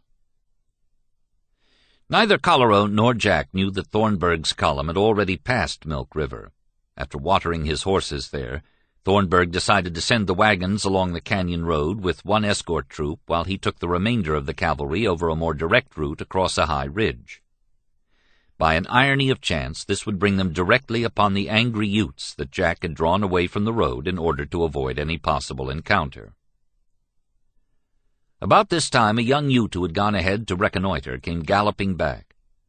"The troops are not stopping where they promised to stop yesterday, but are coming on," he told Jack. Very much concerned now, Jack started up the ridge with his small band of warriors. In a few minutes he could see the soldiers' wagons strung out along the road that twisted through the sagebrush toward the canyon. I stood up on the hill with 20 or 30 of my men, and all at once I saw 30 or 40 soldiers in my front. And just as soon as they saw me, they deployed off one after another. I was with General Crook the year before, fighting the Sioux, and I knew in a minute that as soon as this officer deployed his men out in that way, it meant fight. So I told my men to deploy also." The officer commanding the advance cavalry troop was Lieutenant Samuel Cherry. After ordering his men to deploy, Cherry halted them at the base of the ridge and waited for Major Thornburg to come forward. Thornburg rode out a few yards and waved his hat to the Indians watching from the ridge. Several waved back. For 4 or 5 minutes Jack waited for one of the officers to signal for a council, but they held their positions as though expecting the Utes to make the first move. Then, Jack said afterward, I and another Indian went out to meet them. Lieutenant Cherry dismounted and started walking toward the Utes. After taking a few steps, he waved his hat. A second later, a single rifle shot broke the silence. While we were still some distance apart between the skirmish lines, Jack said, a shot was fired. I don't know from which side, and in a second so many shots were fired that I knew I could not stop the fight, although I swung my hat to my men and shouted, "Don't fire! We only want to talk!" But they understood me to be encouraging them to fight. While the fighting grew in intensity, Spreading to the wagon train, which went into a corral defense, news of the encounter reached Quinkent, Douglas, at the agency. He immediately went to Nick Meeker's office and told him that soldiers had come inside the reservation. Douglas was sure the Ute warriors would fight them. Meeker replied that he did not believe there would be any trouble, and then he asked Douglas to go with him the following morning to meet the soldiers. By early afternoon, all the Utes at White River had heard that the soldiers were fighting their people at Milk River. About a dozen of them took their rifles and went out among the agency buildings, shooting at every white workman in sight. Before the day ended, they killed Nathan Meeker and all his white male employees. They made captives of the 3 white women and then fled toward an old Ute camp on Piance Creek. Along the way, each of the 3 white women was raped. For almost a week, the fighting continued at Milk River, with 300 Ute warriors virtually surrounding the 200 soldiers. Major Thornburg was killed in the first skirmishing. When the fighting ended, his column had lost 12 killed, 43 wounded. 37 Utes died in what they believed was a desperate stand to save their reservation from military seizure and to keep themselves from being taken as prisoners to Indian territory. At the Los Pinos Agency, 150 miles to the south, Chief Ouray heard of the fighting with dismay. He knew that only immediate action could save his chieftainship and the entire Ute reservation. He dispatched a message by runner on October 2nd. To the chief captains, headmen, and Utes at the White River Agency, you are hereby requested and commanded to cease hostilities against the whites, injuring no innocent persons or any others, farther than to protect your own lives and property from unlawful and unauthorized combinations of horse thieves and desperadoes, as anything farther will ultimately end in disaster to all parties. Ouray's message and the arrival of cavalry reinforcements ended the fighting, but it was already too late to save the Utes from disaster. Governor Pitkin and William Vickers had been flooding Colorado with wild atrocity stories, many of them aimed at the innocent Uncompahgres at Los Pinos, most of whom were going peacefully about their business with no knowledge of what was happening at White River. Vickers called upon the white citizens of Colorado to rise up and wipe out the Red Devils, inspiring the frantic organization of militia units in towns and villages across the state. So many newspaper reporters arrived from the east to report this exciting new Indian war that Governor Pitkin decided to give them a special statement for publication. I think the conclusion of this affair will end the depredations in Colorado. It will be impossible for the Indians and whites to live in peace hereafter. This attack had no provocation, and the whites now understand that they are liable to be attacked any part of the state where the Indians happen to be in ancient force. My idea is that, unless removed by the government, they must necessarily be exterminated. I could raise 25,000 men to protect the settlers in 24 hours. The state would be willing to settle the Indian trouble at its own expense. The advantages that would accrue from the throwing open of 12 million acres of land to miners and settlers would more than compensate all the expenses incurred. The White River Utes surrendered their 3 women captives, and then the inevitable investigating commission was formed to sift the causes, fix the blame, and set the punishments. The fight at Milk River was called an ambush, which it was not, and the affair at White River Agency was called a massacre, which it was. Jack and Colorado and their followers were eventually excused from punishment on the grounds that they were warriors engaged in a fair fight. Douglas and the men at the agency were judged as murderers, but there was no one who could identify the Utes who had fired the shots that killed Nathan Meeker and his employees. Douglas testified that he was in the agency storeroom when he heard the first gunshot. I left the storeroom and went out a little way. Then I went to my house directly from where I was. When I started and got to my house, it made me cry to think into what a state my friends had fallen. But because Arvilla Meeker swore in secret hearings that Douglas had forced sexual union with her, the 60-year-old chief was sent off to Leavenworth Prison. He was not charged with or tried for any crime. A public accusation of rape would have caused embarrassment to Mrs. Meeker, and in that age of sexual reticence, the fact that the act involved an Indian made it doubly abhorrent. Individual punishments, however, were of little interest to the miners and politicians.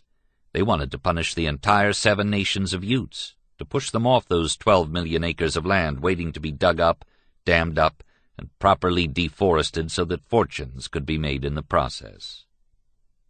Ouray was a dying man in 1880 when the Indian Bureau brought him to Washington to defend the future of his people. Ill with nephritis, he bowed to the wishes of Big Eyes, Schurz, and other officials who decided the Utes must go to a new reservation in Utah, on land the Mormons did not want. Ouray died before the Army herded his people together in August 1881 for the 350-mile march out of Colorado into Utah. Except for a small strip of territory along the southwest corner, where a small band of southern Utes was allowed to live, Colorado was swept clean of Indians. Cheyenne and Arapaho, Kiowa and Comanche, Jicarilla and Ute. They had all known its mountains and plains, but now no trace of them remained but their names on the white man's land. Chapter 17. The Last of the Apache Chiefs. 1880, June 1st, population of United States is 50,155,783. 1881, March 4th, James A. Garfield inaugurated as president. March 13th, in Russia, nihilists assassinate Tsar Alexander. July 2nd, Garfield, shot by assassin, dies September 19th. Chester A. Arthur becomes president. 1882, April 3rd, Jesse James, shot and killed at St. Joseph, Missouri. September 4th, Edison switches on first commercial electric lights in New York Central Station. Mark Twain's Huckleberry Finn published. 1883, March 24th, first telephone connection between New York and Chicago. November 3rd, U.S. Supreme Court decides that an American Indian is by birth an alien and a dependent. Robert Louis Stevenson's Treasure Island published. 1884, January, Russia abolishes poll tax, last relic of serfdom. March 13th, in the Sudan, siege of Khartoum begins. 1885, January 26th, Khartoum falls to the Mahdi. Governor-General Charles George Gordon killed. March 4th, Grover Cleveland becomes first Democratic president since Civil War. 1886, May 1st, general strikes spread across the United States in demand for 8-hour day. May 4th, anarchists bomb police in Haymarket Square, Chicago, killing 7, wounding 60. October 28th, Statue of Liberty erected on Bedloe's Island. December 8th, American Federation of Labor founded.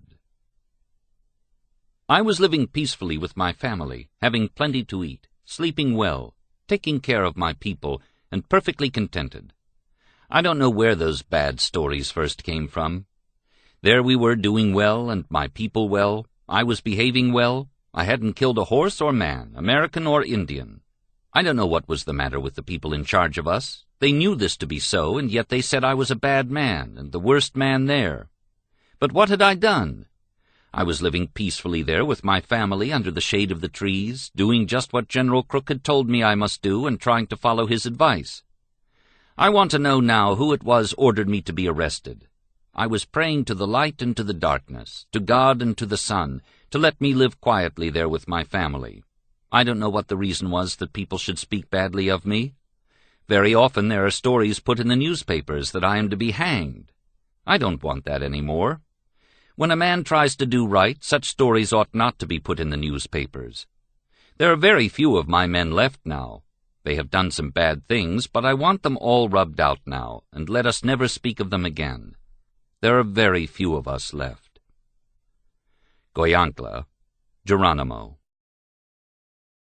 After the death of Cochise in 1874, his oldest son, Tasa, became chief of the Chiricahuas, and Taglito, Tom Jeffords, continued as agent on the Apache Pass Reservation. Unlike his father, Tasa was not able to secure the steadfast allegiance of all the Chiricahuas. Within a few months, these Apaches were split into factions, and in spite of earnest efforts by both Tasa and Jeffords, the raiding which Cochise had strictly forbidden was resumed. Because of the Chiricahua Reservation's proximity to Mexico, it became a way station and sanctuary for Apache raiding parties moving in and out of Arizona and Mexico. Land-hungry settlers, miners, and politicians wasted no time in demanding removal of all Chiricahuas to some other location. By 1875, the United States government's Indian policy was turning toward concentration of tribes, either in Indian territory or on large regional reservations. White Mountain, with its 2.5 million acres in eastern Arizona, was larger than all the other Apache reservations in the Southwest combined. Its agency, San Carlos, was already the administration point for 7 Apache bands. And when Washington officials began receiving reports of trouble on the Chiricahua Reservation, they saw this as an excellent excuse to move the Chiricahuas to San Carlos. The agency, located at the junction of the San Carlos and Gila rivers, was considered by Army officers as a most undesirable hardship post. A gravelly flat, wrote one, rose some 30 feet or so above the river bottoms and was dotted here and there by the drab adobe buildings of the agency. Scrawny, dejected lines of scattered cottonwoods, shrunken, almost leafless, marked the course of the streams. Rain was so infrequent that it took on the semblance of a phenomenon when it came at all.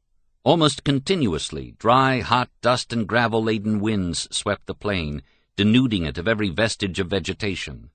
In summer, a temperature of 110 degrees in the shade was cool weather. At all other times of the year, flies, gnats, unnameable bugs swarmed in the millions.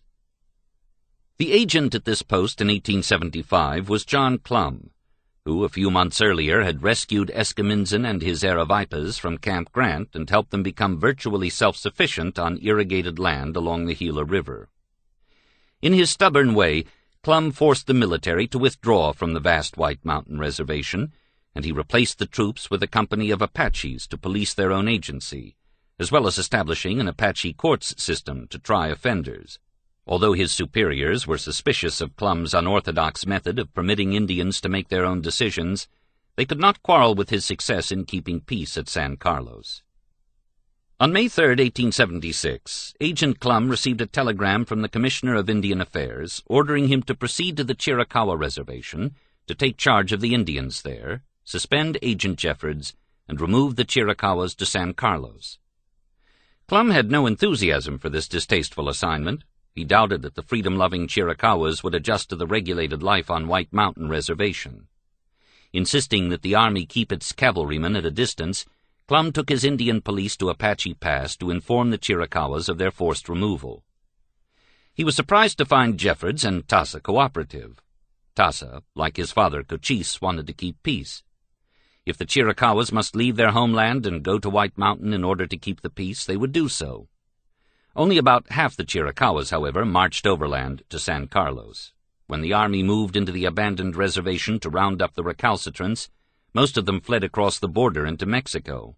Among their leaders was a 46-year-old Bedonkohe Apache who had allied himself as a youth with Mangus Colorado, and then afterward followed Cochise, and now considered himself a Chiricahua.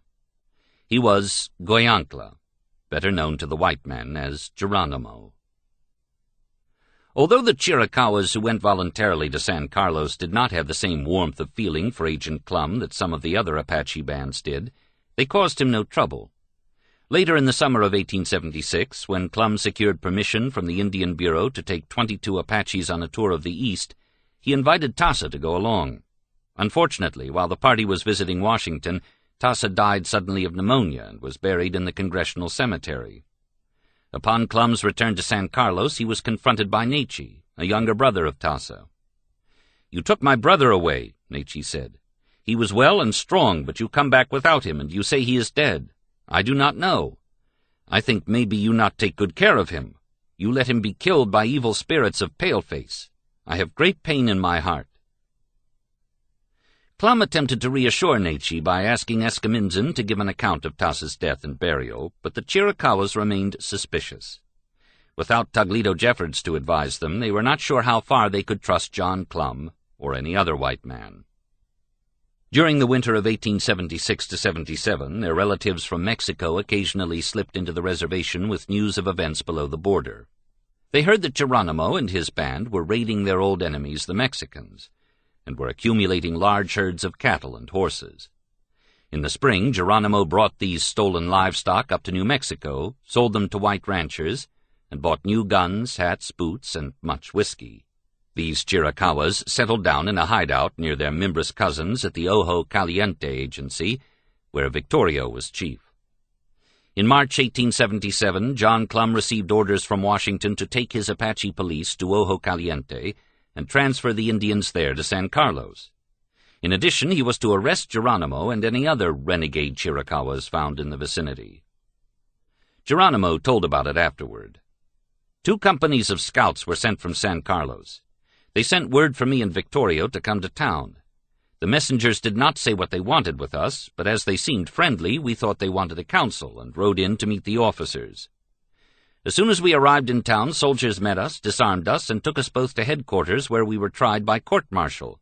They asked us only a few questions, and then Victorio was released and I was sentenced to the guardhouse. Scouts conducted me to the guardhouse and put me in chains.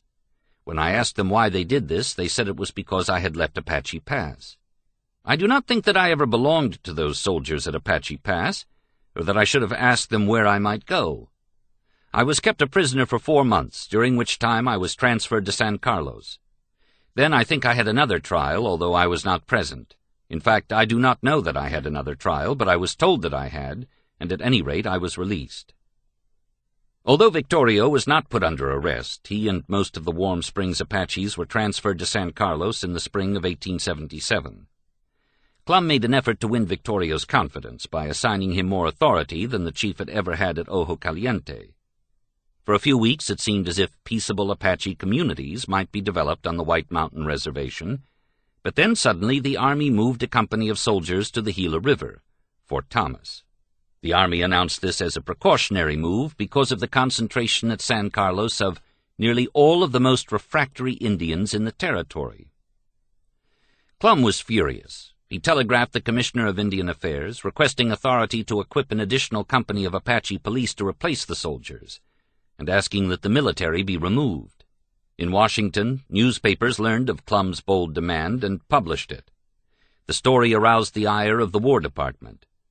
In Arizona and New Mexico, civilian Army contractors, fearing a wholesale departure of soldiers and a loss of lucrative business, condemned the brass and impudence of the 26-year-old upstart who thought he could do alone what several thousand soldiers had been unable to do since the Apache Wars began. The Army stayed at San Carlos, and John Clum resigned.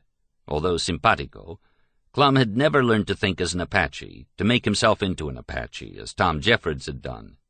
He could not understand the chiefs who resisted to the bitter end. He could not see them as heroic figures who preferred death to the loss of their heritage.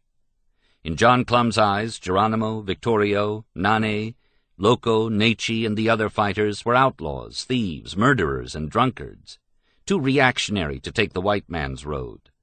And so John Clum left the Apaches at San Carlos. He went to Tombstone, Arizona, and founded a crusading newspaper, The Epitaph. Before summer's end of 1877, conditions at San Carlos became chaotic. Although the number of Indians had increased by several hundred, additional supplies were slow in arriving. To make matters worse, instead of distributing rations at various camps, the new agent required that all the bands come to the main agency building. Some of the Apaches had to walk 20 miles, and if old people and children were unable to come, they received no rations. Miners also encroached upon the northeastern portion of the reservation and refused to leave. The self-policing system established by Clum began to break down. On the night of September 2nd, Victorio led his Warm Springs band off the reservation and started back to Ojo Caliente. Apache police went in pursuit, recaptured most of the horses and mules that the Warm Springs Indians had taken from the White Mountain corrals, but let the people go. After engaging in several fights with ranchers and soldiers along the way, Victorio reached Ojo Caliente. For a year the Army let him and his people stay there under guard of soldiers from Fort Wingate, and then late in 1878, orders came to take them back to San Carlos. Victorio begged the Army officers to let his people live in the country where they had been born, but when he realized that this was not to be, he shouted, "You can take our women and children in your wagons, but my men will not go." Victorio and about 80 of his warriors fled into the Mimbres Mountains to spend a hard winter away from their families. In February 1878, Victorio and a few men came into the post at Ojo Caliente and offered to surrender if the Army would return their families from San Carlos. For weeks the Army delayed its decision, then finally announced that it would compromise. The Warm Springs Apaches could make their homes in New Mexico, but they would have to live with the Mescaleros at Tularosa. Victorio agreed, and for the third time in 2 years he and his people had to begin life over again. In the summer of 1879, an old charge of horse stealing and murder was brought up against Victorio, and lawmen entered the reservation to put him under arrest. Victorio escaped, and this time he resolved that never again would he put himself upon the mercy of white men by living on a reservation. He was convinced that he had been marked for death, and that all Apaches were doomed unless they fought back as they had been doing in Mexico since the coming of the Spaniards. Establishing a stronghold in Mexico, Victorio began recruiting a guerrilla army to make war forever against the United States. Before the end of 1879, he had a warrior band of 200 mescaleros and Chiricahuas. To obtain horses and supplies, they raided Mexican ranches and then made daring thrusts into New Mexico and Texas, killing settlers where they could find them, ambushing pursuing cavalry forces, and then dashing back across the border. As the constant fighting continued, Victorio's hatred deepened. He became a ruthless killer, torturing and mutilating his victims. Some of his followers considered him a madman and left him. A price of $3,000 was placed on his head. At last the United States and Mexican armies decided to cooperate in a concentrated effort to track him down. On October 14, 1880, Mexican soldiers trapped Victorio's band in the Tres Castillos Hills between Chihuahua and El Paso. They slaughtered 78 Apaches, including Victorio, and captured 68 women and children. About 30 warriors escaped. Among those who escaped was a Mimbres warrior who had already passed his 70th birthday. His name was Nanay. He had been fighting Spanish-speaking white men and English-speaking white men as long as he could remember. In Nanay's mind there was no doubt that the resistance must continue. He would recruit another guerrilla army, and the best source for warriors was the reservations, where hundreds of young men were penned up with nothing to do. In the summer of 1881, this scarred and wrinkled little Apache crossed the Rio Grande with his handful of followers. In less than a month they fought 8 battles, captured 200 horses, and escaped back into Mexico with 1,000 cavalrymen on their heels. Nanay's raids were nowhere near White Mountain, but the Apaches there heard of his daring exploits, and the army reacted by dispatching hundreds of troops to guard the reservation. In September, the Chiricahuas at San Carlos were alarmed by a cavalry demonstration near their camp. Rumors were flying everywhere. It was said that the army was preparing to arrest all leaders who had ever been hostile. One night late in the month, Geronimo, Hu, Nechi, and about 70 Chiricahuas slipped out of White Mountain and raced southward for their old Sierra Madre stronghold in Mexico. 6 months later, April 1882, well-armed and equipped, the Chiricahuas returned to White Mountain. They were determined to free all their people and any other Apaches who wanted to return to Mexico with them. It was an audacious enterprise. They galloped into Chief Loco's camp and persuaded most of the remaining Chiricahuas and Warm Springs Apaches to leave for Mexico. In swift pursuit came 6 companies of cavalry commanded by Colonel George A. Forsyth. He had survived the battle when Roman Nose was killed. At Horseshoe Canyon, Forsyth caught up with the fleeing Apaches, but in a brilliant rearguard action the Indians held off the troopers long enough for the main body to cross into Mexico. Here disaster struck from an unexpected source. A Mexican infantry regiment stumbled upon the Apache column, slaughtering most of the women and children who were riding in front. Among the chiefs and warriors who escaped were Loco, Nechi, Chato, and Geronimo. Embittered, their ranks depleted, they soon joined forces with old Nanay and his guerrillas. For all of them, it was now a war of survival. Each recent outbreak at White Mountain had brought an increase in the number of soldiers. They swarmed everywhere, at Fort Thomas, Fort Apache, Fort Bowie, and each increase brought more unrest among the Apaches on the reservation, more flights to Mexico, with the inevitable raiding against ranchers along the escape routes. To bring order out of chaos, the Army again called on General George Crook, quite a different man from the one who had left Arizona 10 years earlier to go north to fight the Sioux and Cheyennes. He had learned from them, and from the Poncas during the trial of Standing Bear, that Indians were human beings, a viewpoint that most of his fellow officers had not yet accepted. On September 4, 1882, Crook assumed command of the Department of Arizona at Whipple Barracks, and then hurried on to the White Mountain Reservation. He held councils with the Apaches at San Carlos and Fort Apache. He searched out individual Indians and talked privately with them. I discovered immediately that a general feeling of distrust of our people existed among all the bands of the Apaches, he reported. It was with much difficulty that I got them to talk, but after breaking down their suspicions, they conversed freely with me.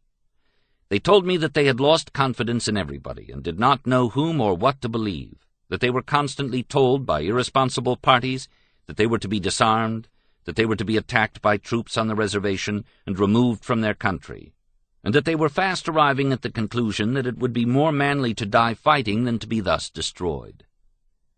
Crook was convinced that the reservation Apaches had not only the best reasons for complaining, but had displayed remarkable forbearance in remaining at peace. Early in his investigations, he discovered that the Indians had been plundered of their rations and of the goods purchased by the government for their subsistence and support by rascally agents and other unscrupulous white men. He found plenty of evidence that white men were trying to arouse the Apaches to violent action so that they could be driven from the reservation, leaving it open for land grabbing. Crook ordered immediate removal of all white squatters and miners from the reservation, and then demanded complete cooperation from the Indian Bureau in introducing reforms. Instead of being forced to live near San Carlos or Fort Apache, the different bands were given the right to choose any part of the reservation to build their homes and ranches. Hay contracts would be given to Apaches instead of to white suppliers. The Army would buy all the excess corn and vegetables the Indians could raise, paying for it in cash. They would be expected to govern themselves, to reorganize their police and hold their own courts, as they had done under John Clum. Crook promised that they would see no soldiers on their reservation unless they found it impossible to control themselves. At first the Apaches were skeptical. They remembered Crook's harsh ways in the old days when he was the Gray Wolf hunting down Cochise and the Chiricahuas. But they soon discovered that he meant what he said. Rations became more plentiful, the agents and traders no longer cheated them, there were no soldiers to bully them, and the Gray Wolf encouraged them to build up their herds and seek out better places to grow corn and beans. They were free again, so long as they remained within the reservation. But they could not forget their relatives who were truly free in Mexico, and there were always a few young men slipping southward, a few returning with exciting news of adventures and good times. Crook also gave much thought to the Chiricahuas and Warm Springs Apaches in Mexico. He knew it was only a matter of time before they would raid once again across the border, and he knew he must be ready for them. The United States government had recently signed an agreement with the Mexican government, permitting soldiers of each country to cross the border in pursuit of hostile Apaches. He was preparing to take advantage of this agreement, hoping that by doing so he could keep the Arizona and New Mexico civilians from forcing him to start a war. It is too often the case, Crook said, that border newspapers disseminate all sorts of exaggerations and falsehoods about the Indians, which are copied in papers of high character and wide circulation in other parts of the country, while the Indian side of the case is rarely ever heard. In this way, the people at large get false ideas with reference to the matter.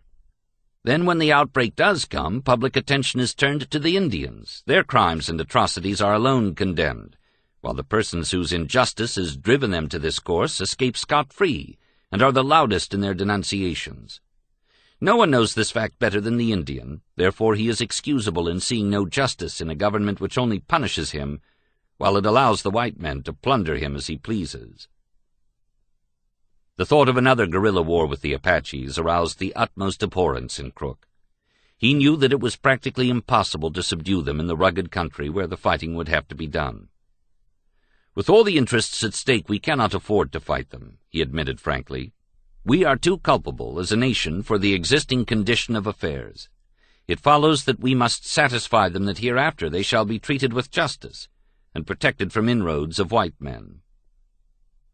Crook believed that he could convince Geronimo and the other guerrilla leaders of his good intentions, not by fighting them, but by talking with them.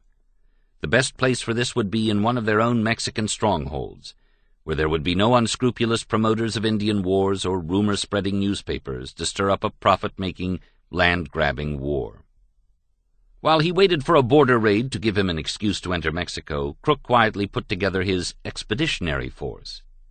It consisted of about 50 carefully chosen soldiers and civilian interpreters, and about 200 young Apaches from the reservation, many of whom at one time or another had been raiders in Mexico. In the early weeks of 1883, he moved part of this force down to the tracks of the new Southern Pacific Railroad, which streaked across Arizona to within about 50 miles of the border. On March 21st, 3 minor chiefs, Chato, Chihuahua, and Bonito, raided a mining camp near Tombstone. As soon as Crook learned of the incident, he began final preparations for his Mexican entry. Not until after weeks of searching, however, did his scouts find the location of the Chiricahuas base camp in the Sierra Madres of Mexico. In that season when the leaves are dark green, May, Geronimo led a raid against Mexican ranchers to obtain cattle. Mexican soldiers pursued them, but Geronimo ambushed the soldiers, punished them severely, and escaped.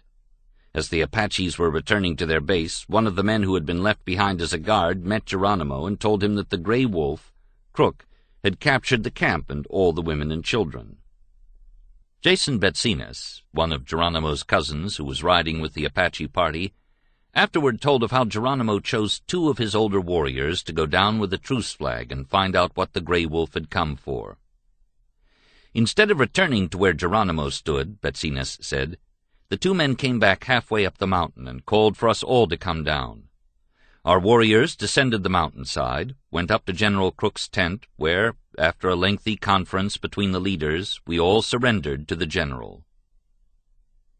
Actually, Geronimo had 3 long parleys with Crook before they came to an agreement. The Apache leader declared that he had always wanted peace, but that he had been ill-treated at San Carlos by bad white men. Crook agreed that this was probably true, but if Geronimo wanted to return to the reservation, the Gray Wolf would see that he was treated fairly. All Chiricahuas who returned, however, would have to work at farming and stock-raising to make their own livings. I am not taking your arms from you, Crook added, because I am not afraid of you. Geronimo liked Crook's blunt manner, but when the general announced that he must start his column back to Arizona in a day or so, Geronimo decided to test him to make certain that Crook truly trusted him. The Apache leader said it would require several months to round up all his people. I will remain here, he said, until I have gathered up the last man, woman, and child of the Chiricahuas. Chato would also remain to assist him. Together they would bring all the people to San Carlos. To Geronimo's surprise, Crook agreed to the proposition. On May 30th, the column started northward. With it went 251 women and children, and 123 warriors, including Loco, Mangus Colorado's son, Chihuahua, Bonito, even wrinkled old Nane, all the war leaders except Geronimo and Chato. 8 months passed, and then it was Crook's turn to be surprised. True to their word, Geronimo and Chato crossed the border in February 1884 and were escorted to San Carlos. Unfortunately, Geronimo made the mistake of driving along with him a large herd of cattle which he had stolen from the Mexicans, Jason Betsinas said. This seemed quite proper to Geronimo, who felt that he was only providing a good supply of food for his people. The authorities, taking a different view, pried the cattle loose from the chief. The honest Gray Wolf ordered the cattle sold, and then he returned the proceeds of $1,762.50 to the Mexican government for distribution to the original owners if they could be found. For more than a year, General Crook could boast that not an outrage or depredation of any kind was committed by the Indians of Arizona and New Mexico. Geronimo and Chato vied with each other in the development of their ranchos, and Crook kept a watchful eye on their agent to see that he issued adequate supplies. Outside the reservation and the army posts, however, there was much criticism of Crook for being too easy on the Apaches. The newspapers that he had condemned for disseminating all sorts of exaggerations and falsehoods about the Indians now turned on him. Some of the rumor-mongers went so far as to claim that Crook had surrendered to Geronimo in Mexico and had made a deal with the Chiricahua leader in order to escape alive. As for Geronimo, they made a special demon of him, inventing atrocity stories by the dozens and calling on vigilantes to hang him if the government would not. Mickey Free, the Chiricahua's official interpreter, told Geronimo about these newspaper stories. When a man tried to do right, Geronimo commented, such stories ought not to be put in the newspapers. After the corn-planting time, spring of 1885, the Chiricahuas grew discontented. There was little for the men to do except draw rations, gamble, quarrel, loaf, and drink Tisween beer. Tisween was forbidden on the reservation, but the Chiricahuas had plenty of corn for brewing it, and drinking was one of the few pleasures of the old days that was left to them. On the night of May 17th, Geronimo, Mangus, Chihuahua, and old Nane got fairly well drunk on Tisween and decided to go to Mexico. They went to see Chato to invite him to go along, but Chato was sober and refused to join the party. He and Geronimo had a bitter quarrel, which very nearly ended in violence before Geronimo and the others departed. In the group were 92 women and children, 8 boys, and 34 men. As they left San Carlos, Geronimo cut the telegraph wire. Many reasons were given by both white men and Apaches for this sudden exodus from a reservation where everything apparently had been running smoothly. Some said it was because of the Tisween spree. Others said that the bad stories going around about the Chiricahuas made them fearful of being arrested. Having been placed in irons once before when the band was shipped to San Carlos, Jason Betzinas said, some of the leaders determined not to undergo such treatment again. Geronimo later explained it this way. Some time before I left, an Indian named Wadisque had a talk with me. He said, "They are going to arrest you," but I paid no attention to him, knowing that I had done no wrong. And the wife of Mangus, Wera, told me that they were going to seize me and put me and Mangus in the guardhouse. And I learned from the American and Apache soldiers, from Chato and Mickey Free, that the Americans were going to arrest me and hang me, and so I left. The flight of Geronimo's party across Arizona was a signal for an outpouring of wild rumors. Newspapers featured big headlines. "The Apaches are out." The very word Geronimo became a cry for blood. The Tucson ring of contractors, seeing a chance for a profitable military campaign, called on General Crook to rush troops to protect defenseless white citizens from murderous Apaches. Geronimo, however, was desperately trying to avoid any confrontation with white citizens. All he wanted to do was speed his people across the border to the old Sierra Madre sanctuary. For 2 days and nights the Chiricahuas rode without making camp. Along the way, Chihuahua changed his mind about going to Mexico. He turned his band off the trail, intending to return to the reservation. Pursuing soldiers caught up with Chihuahua, forced him into a fight, and started him on a bloody trail of plundering before he could cross into Mexico. Every assault he committed was blamed on Geronimo, because few Arizonans had ever heard of Chihuahua. Crook, meanwhile, was trying to avoid the vast military operation that the Tucson Ring and their political friends in Washington were demanding of him. He knew that personal negotiation was the only way to deal with 36 Apache warriors. For the benefit of local citizens, however, he ordered a few cavalrymen to march out of each fort under his command, but he depended entirely on his trusted Apache scouts to find the resistant Chiricahuas. He was gratified that Chato and Cochise's younger son, Alchis, both volunteered to search for Geronimo. As autumn approached, it was clear that Crook once again would have to cross the border into Mexico. His orders from Washington were explicit: kill the fugitives or take their unconditional surrenders. By this time, the Chiricahuas had discovered that units of the Mexican army were waiting for them in the Sierra Madres. Caught between Mexicans who wanted only to kill them and Americans who were willing to make prisoners of them, Geronimo and the other leaders finally decided to listen to Chato and Alchis. On March 25, 1886, the hostile Apache chiefs met with Crook a few miles south of the border at Cañón de los Embudos. After 3 days of emotional speech-making, the Chiricahuas agreed to surrender. Crook then told them that they must surrender without conditions, and when they asked what that meant, he told them frankly that they would probably be taken far away to the east, to Florida, to become prisoners. They replied that they would not surrender unless the Gray Wolf would promise that they would be returned to their reservation after 2 years of imprisonment. Crook thought the proposition over. It seemed fair to him. Believing that he could convince Washington that such a surrender was better than no surrender, he agreed. "I give myself up to you," Geronimo said.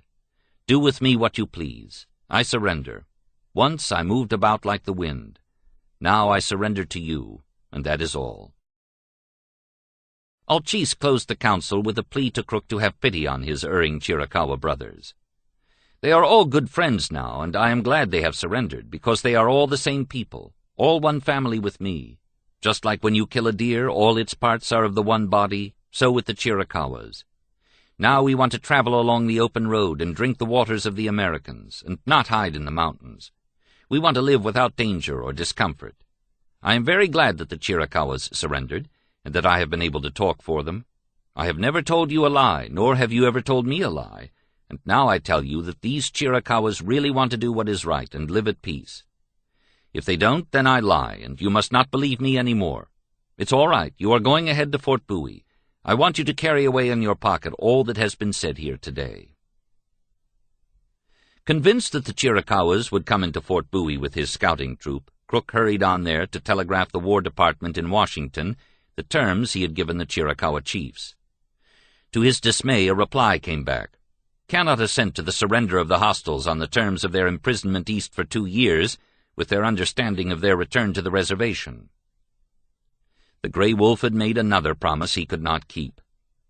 As a crowning blow, he heard the next day that Geronimo and Naiche had broken away from the column a few miles below Fort Bowie and were fleeing back into Mexico. A trader from the Tucson ring had filled them full of whiskey and lies about how the white citizens of Arizona would surely hang them if they returned. According to Jason Betzinas, Naiche got drunk and fired his gun in the air. Geronimo thought that fighting had broken out with the troops. He and Naiche stampeded, taking with them some 30 followers. Perhaps there was more to it than that. "I feared treachery," Geronimo said afterward, "and when we became suspicious, we turned back." Naiche later told Crook, "I was afraid I was going to be taken off somewhere I didn't like, to some place I didn't know. I thought all who were taken away would die. I worked it out in my own mind. We talked to each other about it. We were drunk, because there was a lot of whiskey there, and we wanted a drink, and took it." As a result of Geronimo's flight, the War Department severely reprimanded Crook for his negligence, for granting unauthorized surrender terms, and for his tolerant attitude toward Indians. He immediately resigned and was replaced by Nelson Miles, Bearcoat, a brigadier general eager for promotion. Bearcoat took command on April 12, 1886. With full support from the War Department, he quickly put 5,000 soldiers into the field, about 1/3 of the combat strength of the Army. He also had 500 Apache scouts and thousands of irregular civilian militia. He organized a flying column of cavalrymen and an expensive system of heliographs to flash messages back and forth across Arizona and New Mexico. The enemy to be subdued by this powerful military force was Geronimo and his army of 24 warriors, who throughout the summer of 1886 were also under constant pursuit by thousands of soldiers of the Mexican army. In the end, it was the Big-Nose captain, Lieutenant Charles Gatewood, and 2 Apache scouts, Martinez and Caita, who found Geronimo and Naiche hiding out in a canyon of the Sierra Madres. Geronimo laid his rifle down and shook hands with the Big-Nose captain, inquiring calmly about his health. He then asked about matters back in the United States. How were the Chiricahuas faring? Gatewood told him that the Chiricahuas who surrendered had already been shipped to Florida. If Geronimo would surrender to General Miles, he also would probably be sent to Florida to join them. Geronimo wanted to know all about Bearcoat Miles. Was his voice harsh or agreeable to the ear? Was he cruel or kind-hearted? Did he look you in the eyes or down at the ground when he talked? Would he keep his promises? Then he said to Gatewood, "We want your advice. Consider yourself one of us and not a white man. Remember all that has been said today, and as an Apache, what would you advise us to do under the circumstances?" "I would trust General Miles and take him at his word," Gatewood replied. And so Geronimo surrendered for the last time. The great father in Washington, Grover Cleveland, who believed all the lurid newspaper tales of Geronimo's evil deeds, recommended that he be hanged. The council of men who knew better prevailed, and Geronimo and his surviving warriors were shipped to Fort Marion, Florida. He found most of his friends dying there in that warm and humid land, so unlike the high, dry country of their birth. More than 100 died of a disease diagnosed as consumption. The government took all their children away from them and sent them to the Indian school at Carlisle, Pennsylvania, and more than 50 of their children died there. Not only were the hostiles moved to Florida, but so were many of the friendlies, including the scouts who had worked for Crook. Martinez and Caita, who led Lieutenant Gatewood to Geronimo's hiding place, did not receive the 10 ponies promised them for their mission. Instead, they were shipped to imprisonment in Florida. Chato, who had tried to dissuade Geronimo from leaving the reservation and then had helped Crook find him, was suddenly removed from his rancho and sent to Florida. He lost his land allotment and all his livestock. 2 of his children were taken to Carlisle, and both died there. The Chiricahuas were marked for extinction. They had fought too hard to keep their freedom. But they were not alone. Escamindson of the Aravaipas, who had become economically independent on his Gila ranch, was arrested on the charge of communicating with an outlaw known as the Apache Kid. Escamindson and the 40 surviving Aravaipas were sent to live with the Chiricahuas in Florida. Later, all these exiles were transferred to Mount Vernon Barracks, Alabama. Had it not been for the efforts of a few white friends, such as George Crook, John Clum, and Hugh Scott, the Apaches soon would have been driven into the ground at that fever-ridden post on the Mobile River. Over the objections of Bearcoat Miles and the War Department, they succeeded in having Escamindson and the Aravaipas returned to San Carlos. The citizens of Arizona, however, refused to admit Geronimo's Chiricahuas within the state.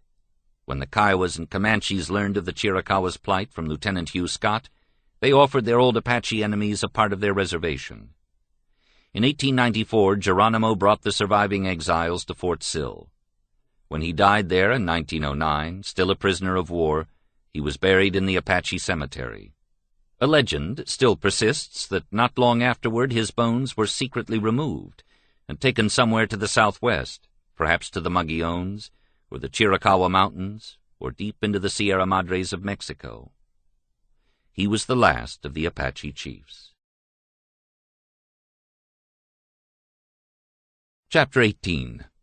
Dance of the Ghosts. 1887, February 4th. U.S. Congress creates Interstate Commerce Commission to regulate railroads.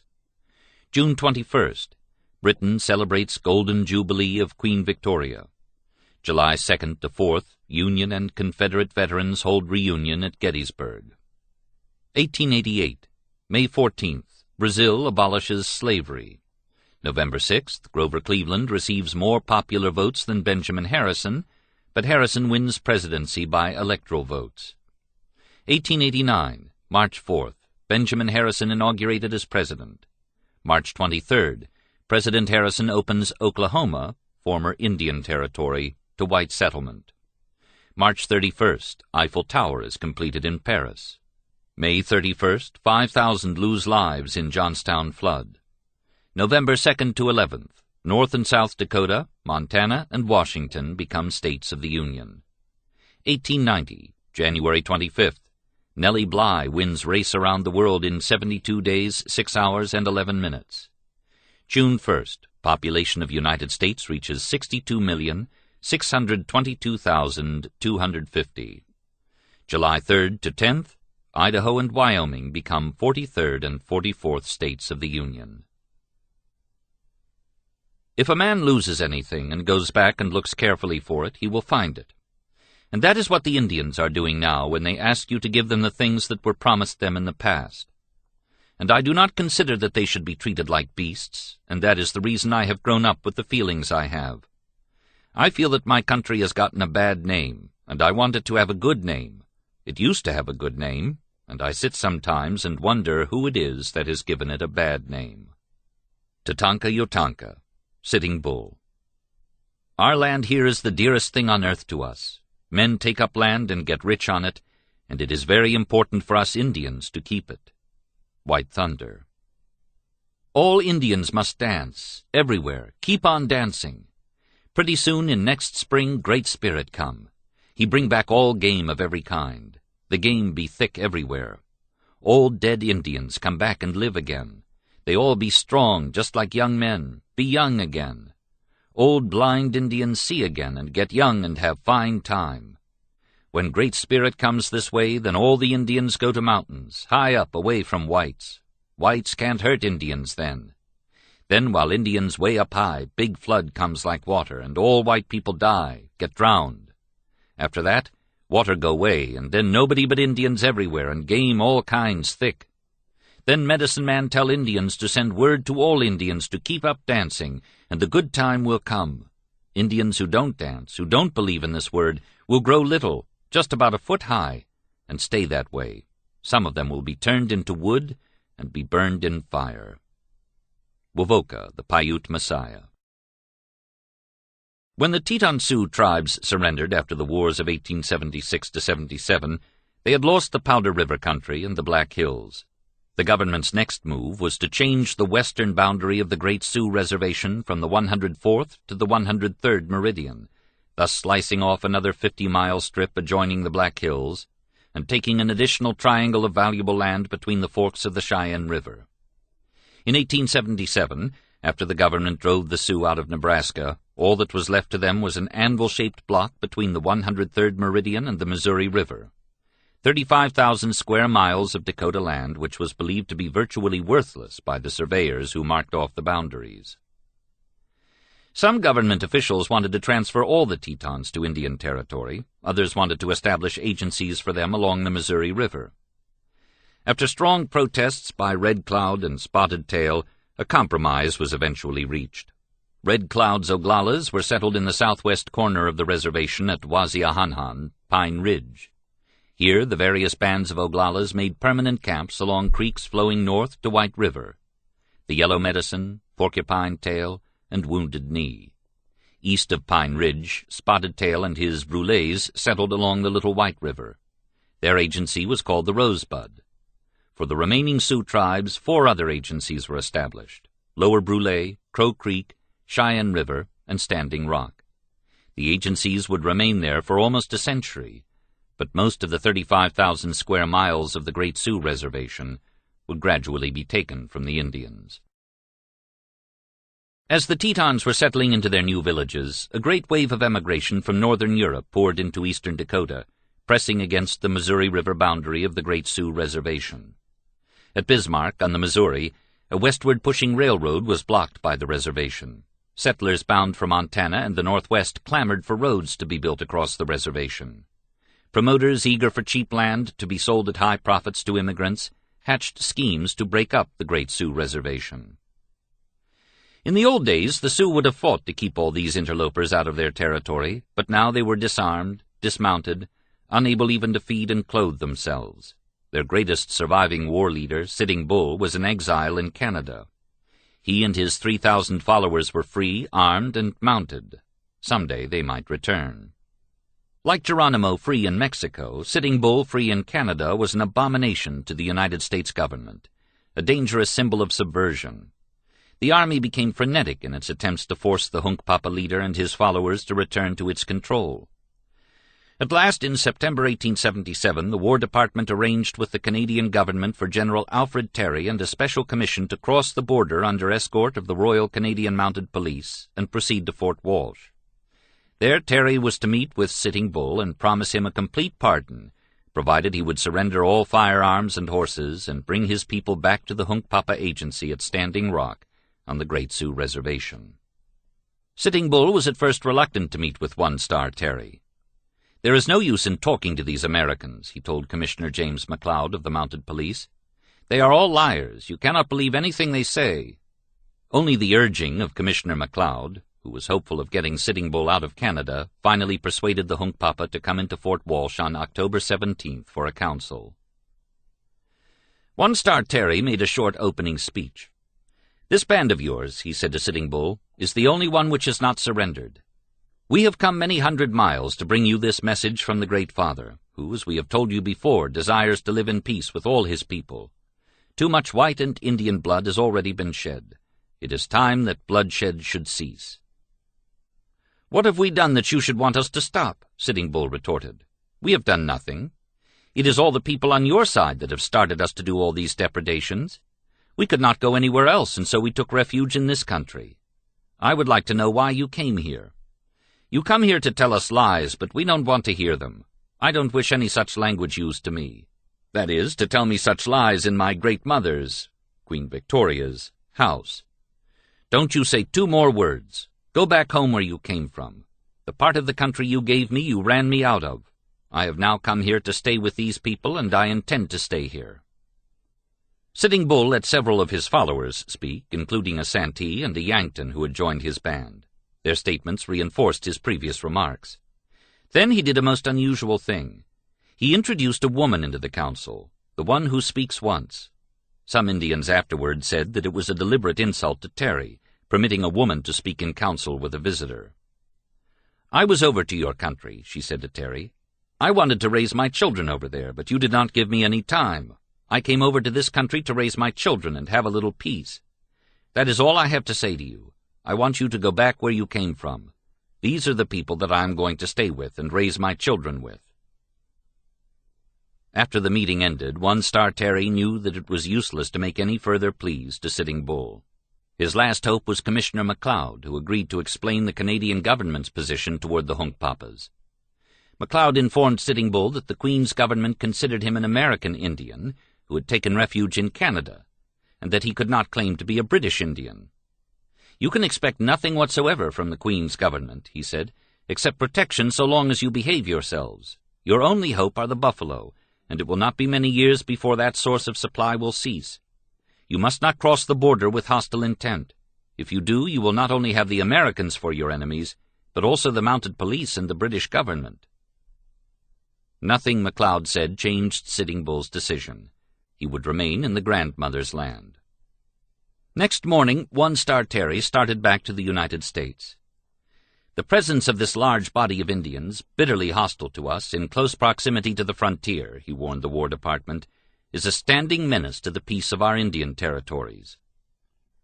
Sitting Bull's exiles stayed in Canada 4 years, and had the government of that country been more cooperative, they probably would have lived out their lives on the plains of Saskatchewan. From the beginning, however, the Queen's government viewed Sitting Bull as a potential troublemaker, as well as an expensive guest, because additional mounted police had to be assigned to watch him. Sometimes he was the butt of parliamentary jokes. On February 18, 1878, a member of the Canadian House of Commons raised a question as to how much added expense the government had incurred as the result of the crossing of our frontier by Sitting Bull. Sir John Macdonald: "I do not see how a Sitting Bull can cross the frontier." Mr. Mackenzie: "Not unless he rises." Sir John: "Then he is not a Sitting Bull." This was the usual level of discussion reached in the Canadian Parliament whenever the problem of the exiled Sioux arose. No aid of any kind was offered, not even food or clothing, and in the bitter winters the Indians suffered for lack of shelter and blankets.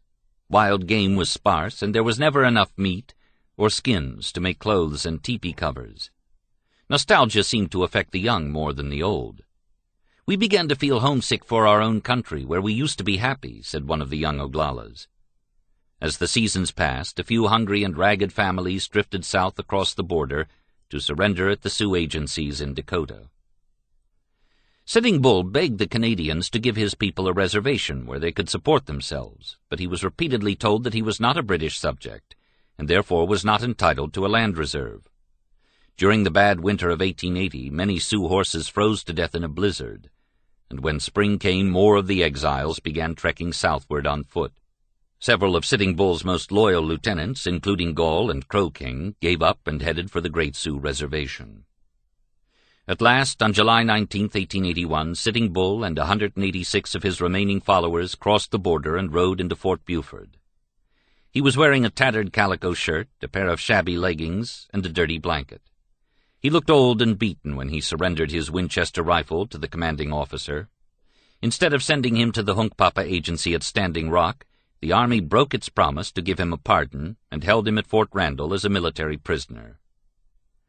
During the late summer of 1881, the return of Sitting Bull was overshadowed by the assassination of Spotted Tail. The murderer was not a white man, but was one of Spotted Tail's own people, Crow Dog. Without giving any warning, Crow Dog shot the famed Brule chief as he rode horseback along a trail on the Rosebud Reservation. White officials at the agency dismissed the killing as the culmination of a quarrel over a woman, but Spotted Tail's friends said that it was the result of a plot to break the power of the chiefs and transfer it to men who would bow to the will of the Indian Bureau's agents. Red Cloud believed that a cowardly assassin was found to remove Spotted Tail because he stood strong for the improvement of his people. This was charged upon the Indians because an Indian did it, he said. But who set on the Indian? After the furor over Spotted Tail's death had subsided, the Sioux everywhere on the great reservation turned their attention toward Sitting Bull's presence at Fort Randall. Many chiefs and sub-chiefs came to visit him, wish him well, and do him honor. Newspapermen came to interview him. Instead of being beaten and forgotten as he had thought, Sitting Bull was famous. In 1882, representatives from the different Sioux agencies came to ask his advice concerning a new government proposal to break up the Great Reservation into smaller areas and sell about half the land for white settlement. Sitting Bull advised them not to sell. The Sioux had no land to spare. In spite of their resistance, the Sioux in 1882 came very near losing 14,000 square miles of territory to a commission headed by Newton Edmunds, an expert at negotiating lands away from Indians. His colleagues were Peter Shannon, a frontier lawyer, and James Teller, a brother of the new Secretary of the Interior. Accompanying them was a special interpreter, none other than the Reverend Samuel D. Hinman, who had been a missionary to the Sioux since the days of Little Crow. Hinman believed that what the Indians needed was less land and more Christianity. As the commission traveled from one agency to the other, Hinman told the chiefs that he was there to lay out different parts of the reservation for the 6 agencies. This was necessary, he said, so that the different Sioux tribes could claim the areas as their own and have them as long as they lived.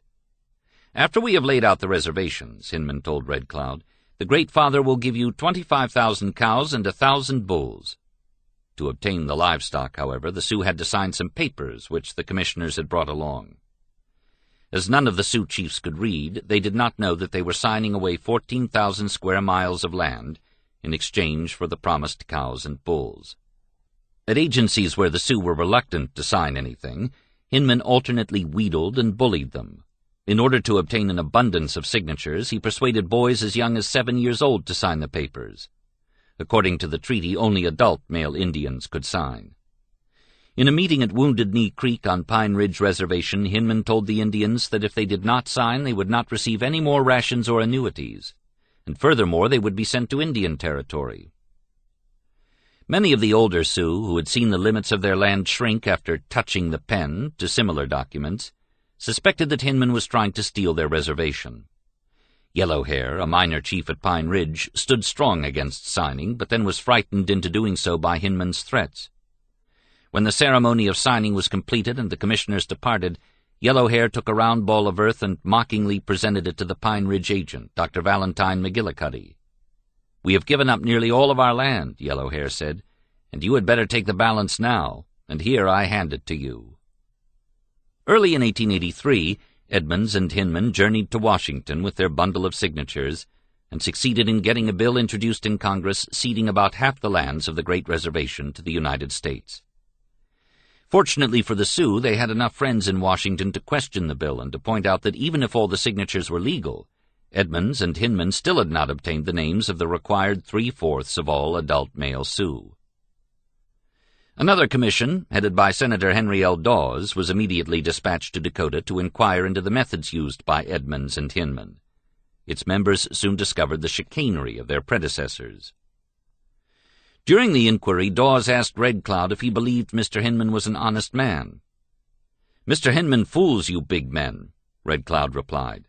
"He told you a lot of stuff, and you have to come out here and ask us about it." Red Dog testified that Hinman had talked about giving them cows and bulls, but had said nothing about the Sioux giving up any land in exchange for them. Little Wound said, "Mr. Hinman told us that the way the reservation was now, no Indian could tell his own ground, and the Great Father and his council thought it best to lay out different reservations, and that is the reason we signed the paper." "Did he say anything about the Great Father having what was left?" asked Senator Dawes. "No, sir, he did not say anything about that."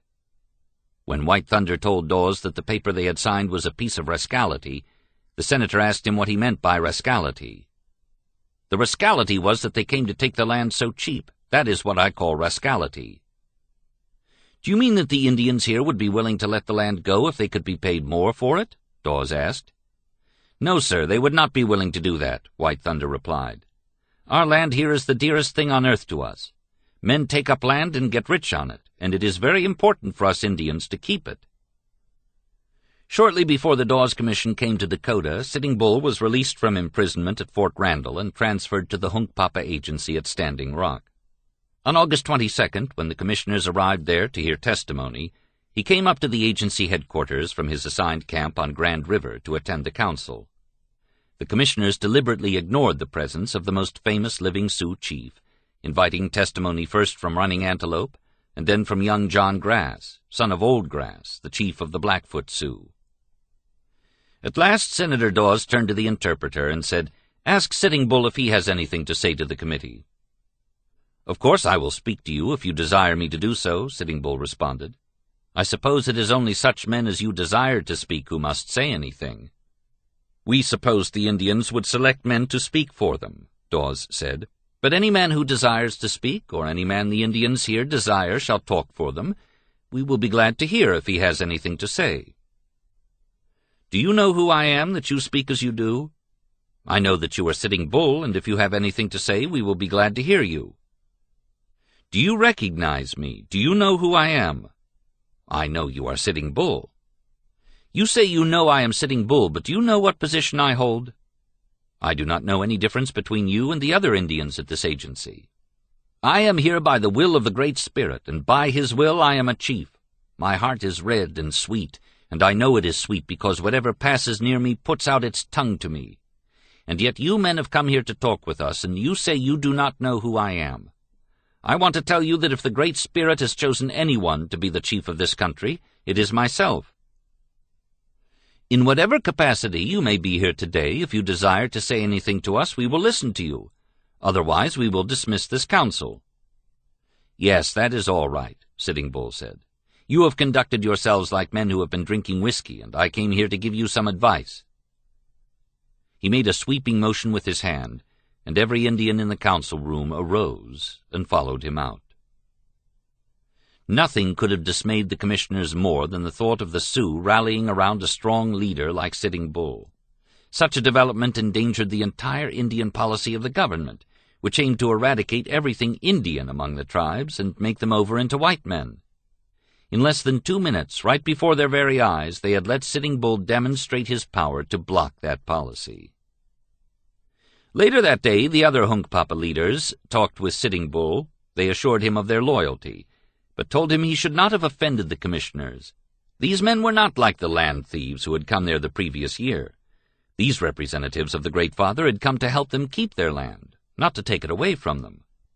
Sitting Bull was not so sure about the trustworthiness of any white men, but he said that if he had made a mistake he was willing to apologize for it.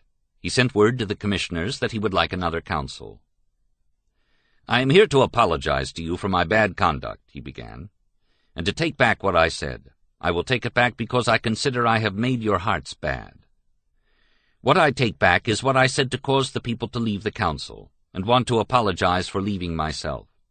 Now I will tell you my mind, and I will tell everything straight. I know the Great Spirit is looking down upon me from above and will hear what I say. Therefore I will do my best to talk straight, and I am in hopes that someone will listen to my wishes and help me to carry them out." He then reviewed the history of the Sioux during his lifetime, listing the government's broken promises, but said that he had promised to travel the white man's path and would keep his promises.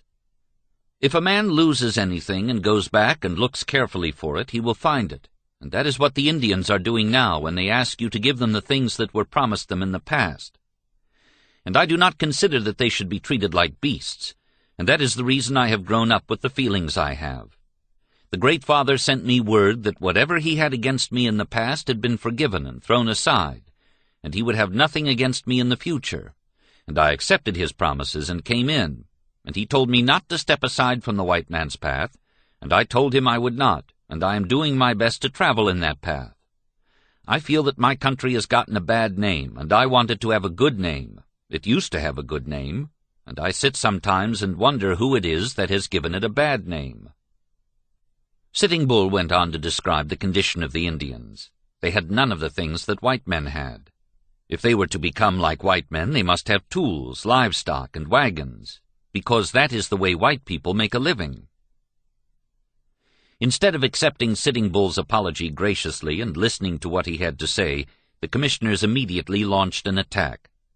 Senator John Logan scolded him for breaking up the previous council and then for accusing the committee members of being drunk. "I want to say further that you are not a great chief of this country," Logan continued, "that you have no following, no power, no control, and no right to any control. You are on an Indian reservation merely at the sufferance of the government. You are fed by the government, clothed by the government. Your children are educated by the government, and all you have and are today is because of the government. If it were not for the government, you would be freezing and starving today in the mountains. I merely say these things to you to notify you that you cannot insult the people of the United States of America or its committees. The government feeds and clothes and educates your children now, and desires to teach you to become farmers, and to civilize you and make you as white men. To speed the process of making the Sioux as white men, the Indian Bureau assigned James McLaughlin to head the agency at Standing Rock. McLaughlin, or Whitehair as the Indians called him, was a veteran of the Indian service, was married to a half-breed Santee woman, and his superiors were confident that he could efficiently destroy the culture of the Sioux and replace it with the white man's civilization. After the departure of the Dawes Commission, Whitehair McLaughlin attempted to diminish Sitting Bull's influence by dealing with Gall in matters involving the Hunkpapas and with John Grass for the Blackfoot Sioux. Every move that Whitehair made was calculated to keep Sitting Bull in the background, to demonstrate to the Standing Rock Sioux that their old hero was powerless to lead or help them. Whitehair's maneuvers had no effect whatsoever on Sitting Bull's popularity with the Sioux. All visitors to the reservation, Indian or white, wanted to meet Sitting Bull. In the summer of 1883, when the Northern Pacific Railroad celebrated the driving of the last spike in its transcontinental track, one of the officials in charge of ceremonies decided it would be fitting for an Indian chief to be present, to make a speech of welcome to the Great Father and other notables. Sitting Bull was the choice. No other Indian was even considered, and a young army officer who understood the Sioux language was assigned to work with the chief in preparation of a speech. It was to be delivered in Sioux and then translated by the officer. On September 8th, Sitting Bull and the young bluecoat arrived at Bismarck for the big celebration. They rode at the head of a parade, and then sat on the speaker's platform. When Sitting Bull was introduced, he arose and began delivering his speech in Sioux. The young officer listened in dismay. Sitting Bull had changed the flowery text of welcome. "I hate all the white people," he was saying. "You are thieves and liars. You have taken away our land and made us outcasts." Knowing that only the army officer could understand what he was saying, Sitting Bull paused occasionally for applause.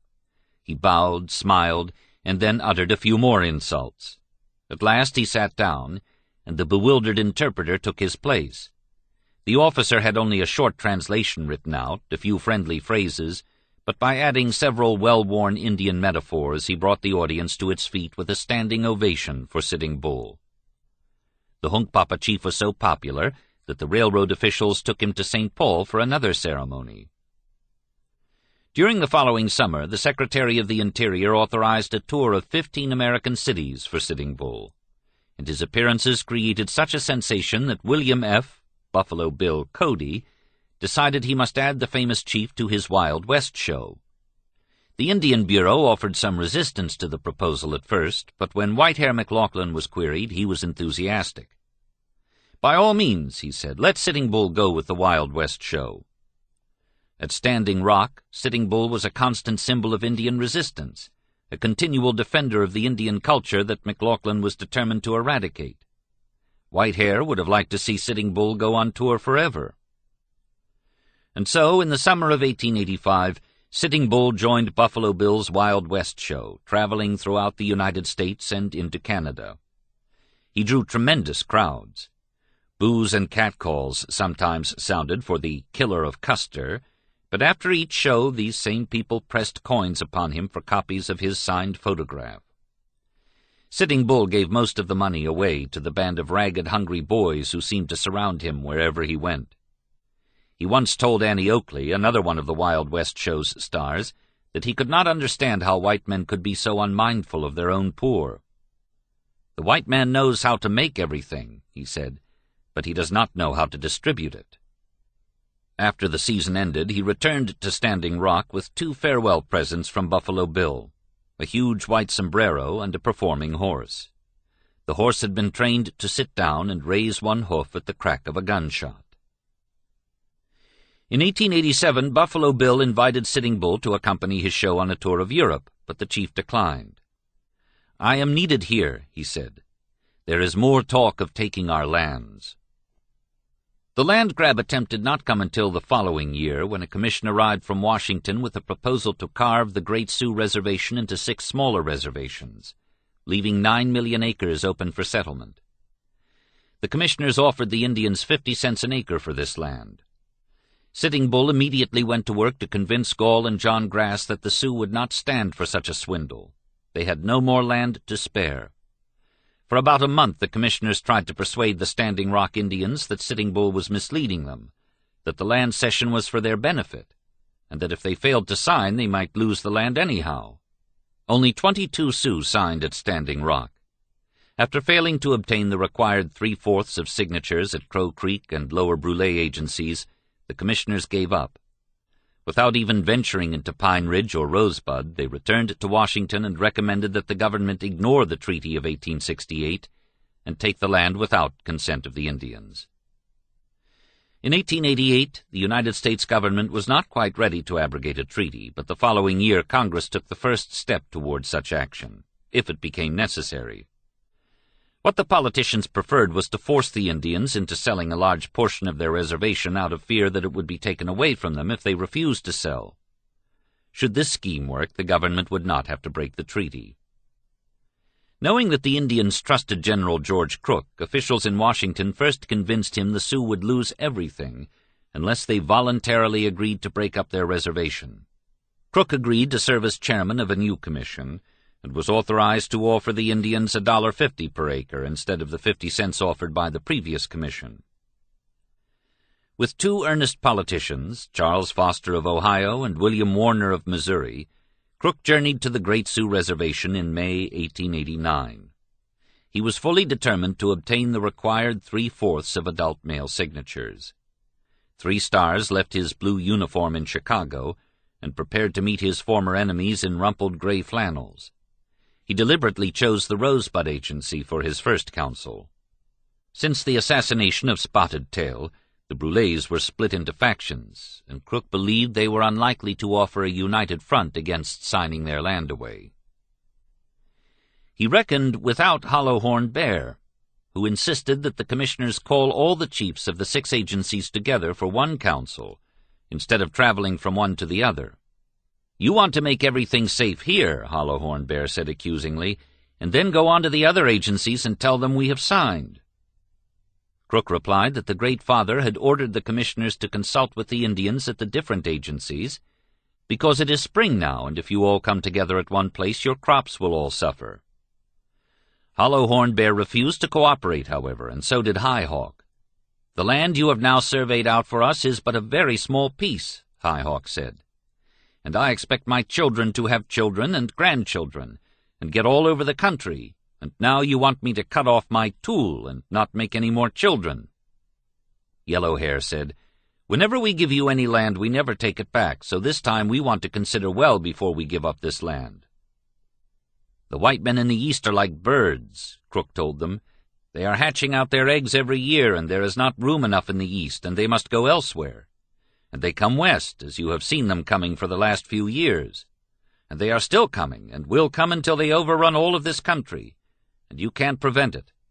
Everything is decided in Washington by the majority, and these people come out west and see that the Indians have a big body of land they are not using, and they say we want the land." After 9 days of discussion, a majority of the Brulés followed Crook's advice and signed. The first signature on the agreement was that of Crow Dog, the assassin of Spotted Tail. At Pine Ridge in June, the commissioners had to deal with Red Cloud, who demonstrated his power by surrounding the council with several hundred of his mounted warriors. Although Red Cloud and his loyal lieutenants stood firm, the commissioners managed to secure about half of the Oglalas' signatures. To make up the difference, they moved on to the smaller agencies, obtaining signatures at Lower Brule, Crow Creek, and Cheyenne River. On July 27th, they arrived at Standing Rock. Here the decision would be made. If a majority of the Hunkpapas and Blackfoot Sioux refused to sign, the agreement would fail. Sitting Bull attended the first councils, but remained silent. His presence was all that was needed to maintain a solid wall of opposition. The Indians gave close attention, Crook said, but gave no indication of favor. Their demeanor was rather that of men who had made up their minds and listened from curiosity as to what new arguments could be advanced. John Grass was chief spokesman for the Standing Rock Sioux. "When we had plenty of land," he said, "we could give it to you at your own prices, whatever you had in mind to give. But now we have come down to the small portion there is to spare, and you wish to buy the balance. We are not the ones who are offering our lands for sale. It is the Great Father that is after us to sell the land. That is the reason that the price that is put on the land here we think is not enough. Therefore we don't want to sell the land at that price." Sitting Bull and his followers, of course, did not want to sell at any price. As White Thunder had told the Dawes Commission 6 years earlier, their land was the dearest thing on earth to them. After several days of fruitless discussion, Crook realized that he could win no converts in general councils. He enlisted Agent James McLaughlin in a concerted effort to convince individual Indians that the government would take their land away if they refused to sell. Sitting Bull remained unyielding. Why should the Indians sell their land in order to save the United States government the embarrassment of breaking a treaty to get it?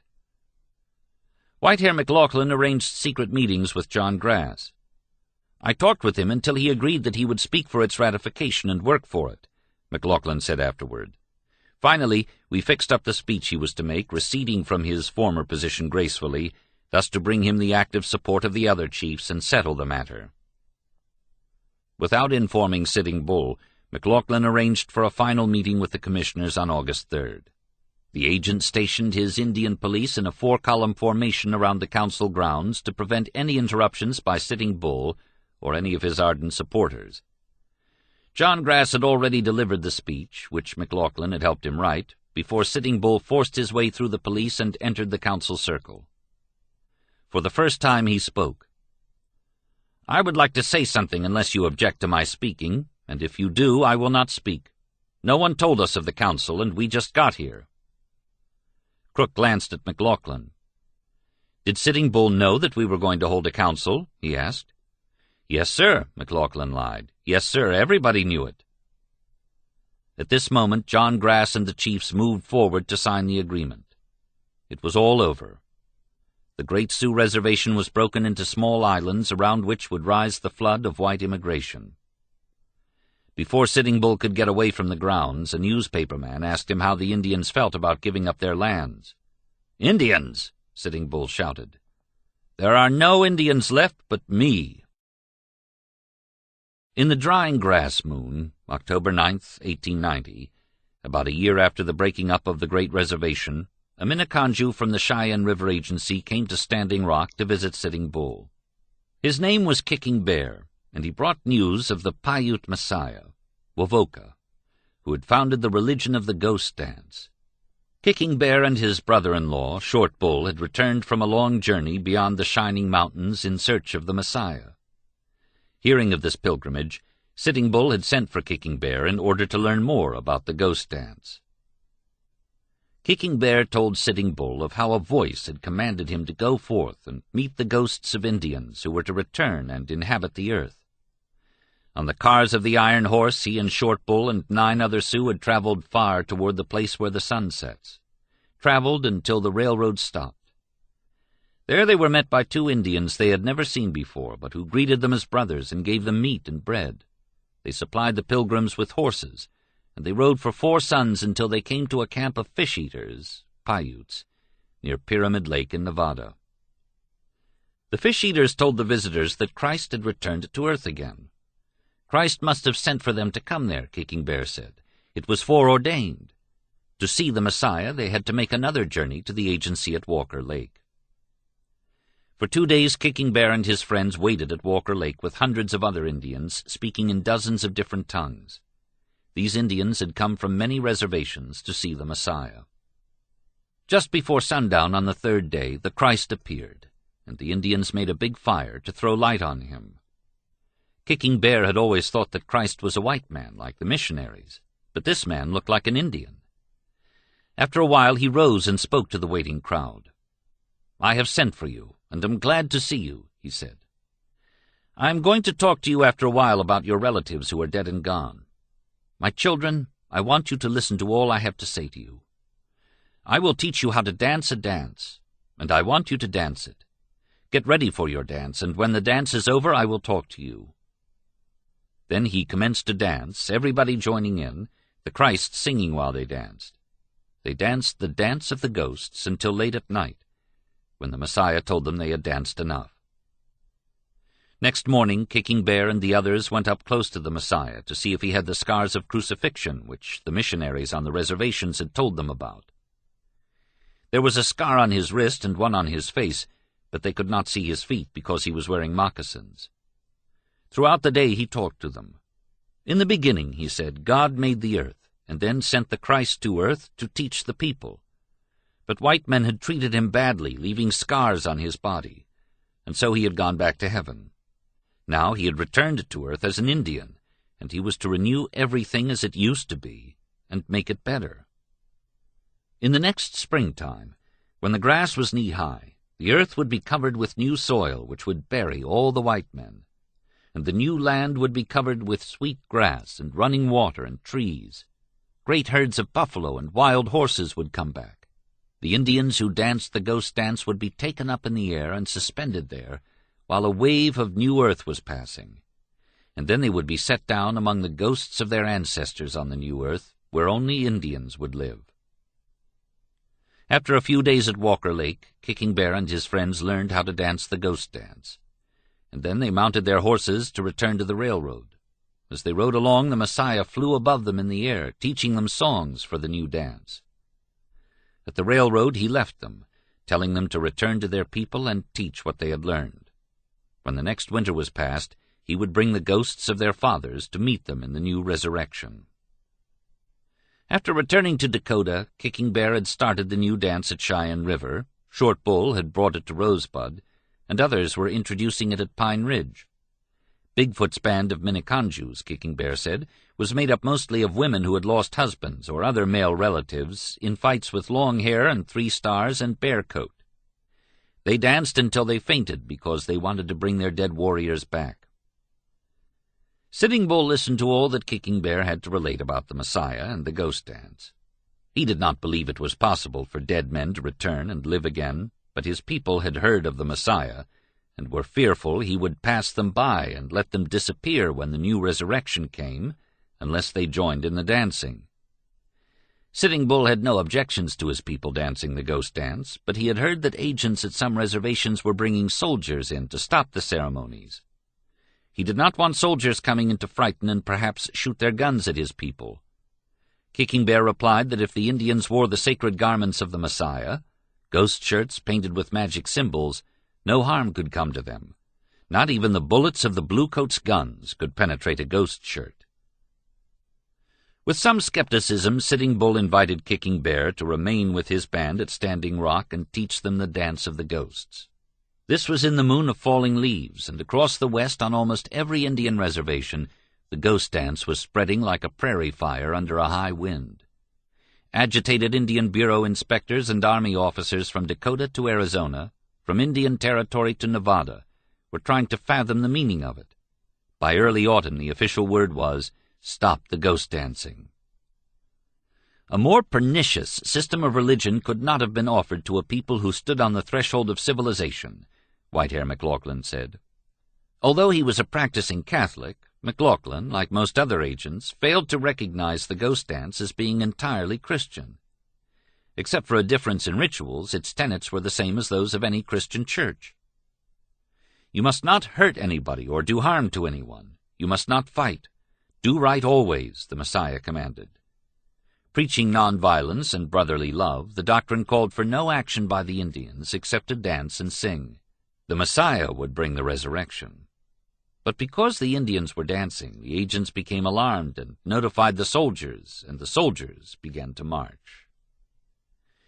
A week after Kicking Bear came to Standing Rock to teach Sitting Bull's people the ghost dance, Whitehair McLaughlin sent a dozen Indian police to remove him from the reservation. Awed by Kicking Bear's aura of holiness, the policemen referred McLaughlin's order to Sitting Bull, but the chief refused to take action. On October 16th, McLaughlin sent a larger force of police, and this time Kicking Bear was escorted off the reservation. The following day, McLaughlin notified the Commissioner of Indian Affairs that the real power behind the pernicious system of religion at Standing Rock, was Sitting Bull. He recommended that the chief be arrested, removed from the reservation, and confined to a military prison. The commissioner conferred with the Secretary of War, and they decided that such action would create more trouble than it would prevent. By mid-November, ghost dancing was so prevalent on the Sioux reservations that almost all other activities came to a halt. No pupils appeared at the schoolhouses, the trading stores were empty, no work was done on the little farms. At Pine Ridge, the frightened agent telegraphed Washington, "Indians are dancing in the snow and are wild and crazy. We need protection, and we need it now.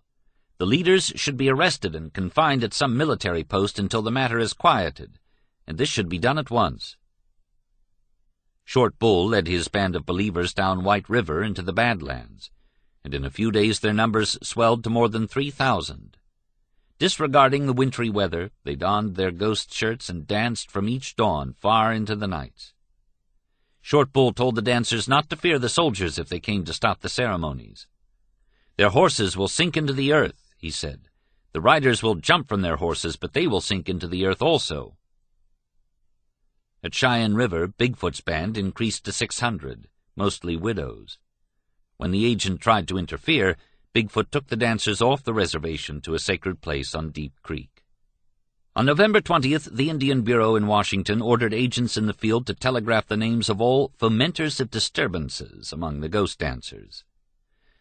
A list was quickly assembled in Washington and transmitted to Bearcoat Miles's Army headquarters in Chicago. Miles saw Sitting Bull's name among the fomenters and immediately assumed that he was to blame for all the disturbances. Miles knew that a forced arrest by soldiers would create trouble. He wanted Sitting Bull removed quietly. To accomplish this, Bearcoat called on one of the few white men that Sitting Bull ever liked or trusted, Buffalo Bill Cody. Buffalo Bill agreed to visit Sitting Bull and tried to persuade him to come to Chicago for a conference with Miles. The record is unclear as to whether or not Cody knew that if he succeeded in his mission, he would be taking Sitting Bull to a military prison. When Buffalo Bill arrived at Standing Rock, he met with an uncooperative agent. Fearful that Cody would botch the arrest attempt and only arouse Sitting Bull's anger, McLaughlin quickly arranged for Washington to rescind the showman's authority. Without even seeing Sitting Bull, Cody left Standing Rock in a bad humor and returned to Chicago.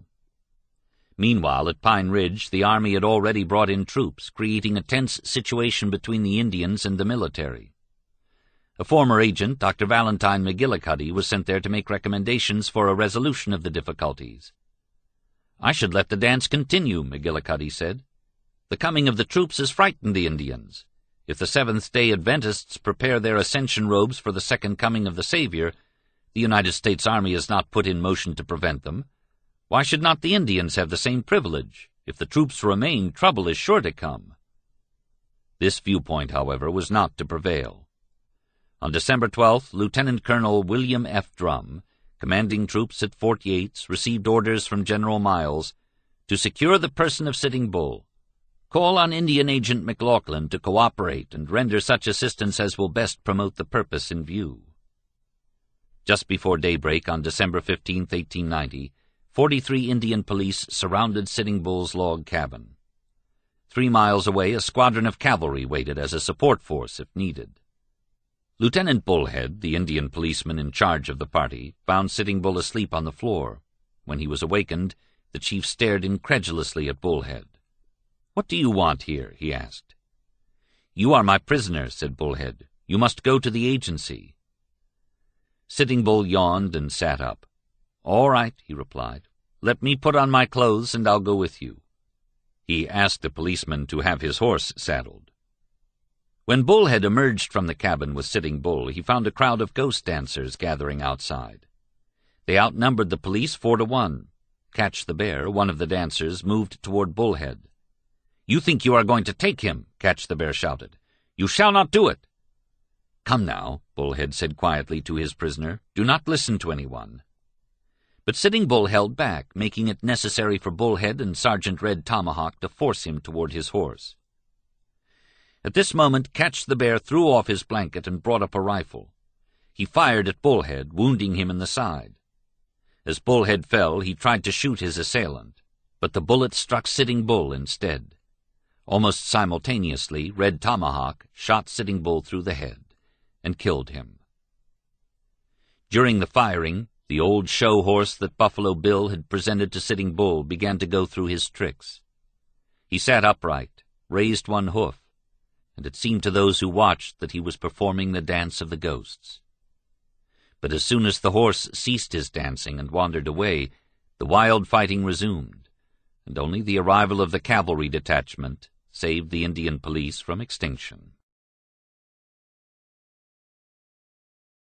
Chapter 19. Wounded Knee.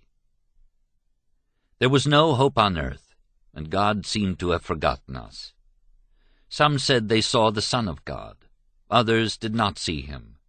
If he had come, he would do some great things as he had done before. We doubted it because we had seen neither him nor his works. The people did not know, they did not care, they snatched at the hope. They screamed like crazy men to him for mercy. They caught at the promise they heard he had made. The white men were frightened and called for soldiers. We had begged for life, and the white men thought we wanted theirs. We heard that soldiers were coming. We did not fear. We hoped that we could tell them our troubles and get help. A white man said the soldiers meant to kill us. We did not believe it, but some were frightened and ran away to the Badlands. Red Cloud. Had it not been for the sustaining force of the ghost dance religion, the Sioux, in their grief and anger over the assassination of Sitting Bull, might have risen up against the guns of the soldiers.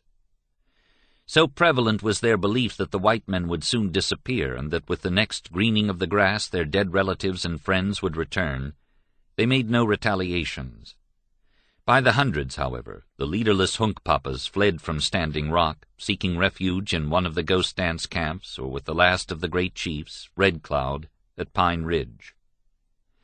In the moon when the deer shed their horns, December 17th, about 100 of these fleeing Hunkpapas reached Bigfoot's Minneconjou camp near Cherry Creek. That same day the War Department issued orders for the arrest and imprisonment of Bigfoot. He was on the list of fomenters of disturbances. As soon as Bigfoot learned that Sitting Bull had been killed, he started his people toward Pine Ridge, hoping that Red Cloud could protect them from the soldiers. En route, he fell ill of pneumonia, and when hemorrhaging began, he had to travel in a wagon. On December 28th, as they neared Porcupine Creek, the Minneconjous sighted 4 troops of cavalry approaching. Bigfoot immediately ordered a white flag run up over his wagon. About 2 o'clock in the afternoon, he raised up from his blankets to greet Major Samuel Whitside, 7th U.S. Cavalry. Bigfoot's blankets were stained with blood from his lungs, and as he talked in a hoarse whisper with Whitside, red drops fell from his nose and froze in the bitter cold. Whitside told Bigfoot that he had orders to take him to a cavalry camp on Wounded Knee Creek. The Minneconjou chief replied that he was going in that direction. He was taking his people to Pine Ridge for safety. Turning to his half-breed scout, John Shangro, Major Whitside ordered him to begin disarming Bigfoot's band. "Look here, Major," Shangro replied. "If you do that, there is liable to be a fight here, and if there is, you will kill all those women and children, and the men will get away from you." Whitside insisted that his orders were to capture Bigfoot's Indians and disarm and dismount them. "We better take them to camp and then take their horses from them and their guns," Shangro declared. "All right," Whitside agreed. "You tell Bigfoot to move down to camp at Wounded Knee." The major glanced at the ailing chief and then gave an order for his army ambulance to be brought forward. The ambulance would be warmer and would give Bigfoot an easier ride than the jolting, springless wagon. After the chief was transferred to the ambulance, Whitside formed a column for the march to Wounded Knee Creek. 2 troops of cavalry took the lead, the ambulance and wagons following, the Indians herded into a compact group behind them, with the other 2 cavalry troops and a battery of 2 Hotchkiss guns bringing up the rear. Twilight was falling when the column crawled over the last rise in the land and began descending the slope toward Chunkpeh-Opiwakpala, the creek called Wounded Knee. The wintry dusk and the tiny crystals of ice dancing in the dying light added a supernatural quality to the somber landscape. Somewhere along this frozen stream, the heart of Crazy Horse lay in a secret place, and the ghost dancers believed that his disembodied spirit was waiting impatiently for the new earth that would surely come with the first green grass of spring. At the cavalry tent camp on Wounded Knee Creek, the Indians were halted and carefully counted.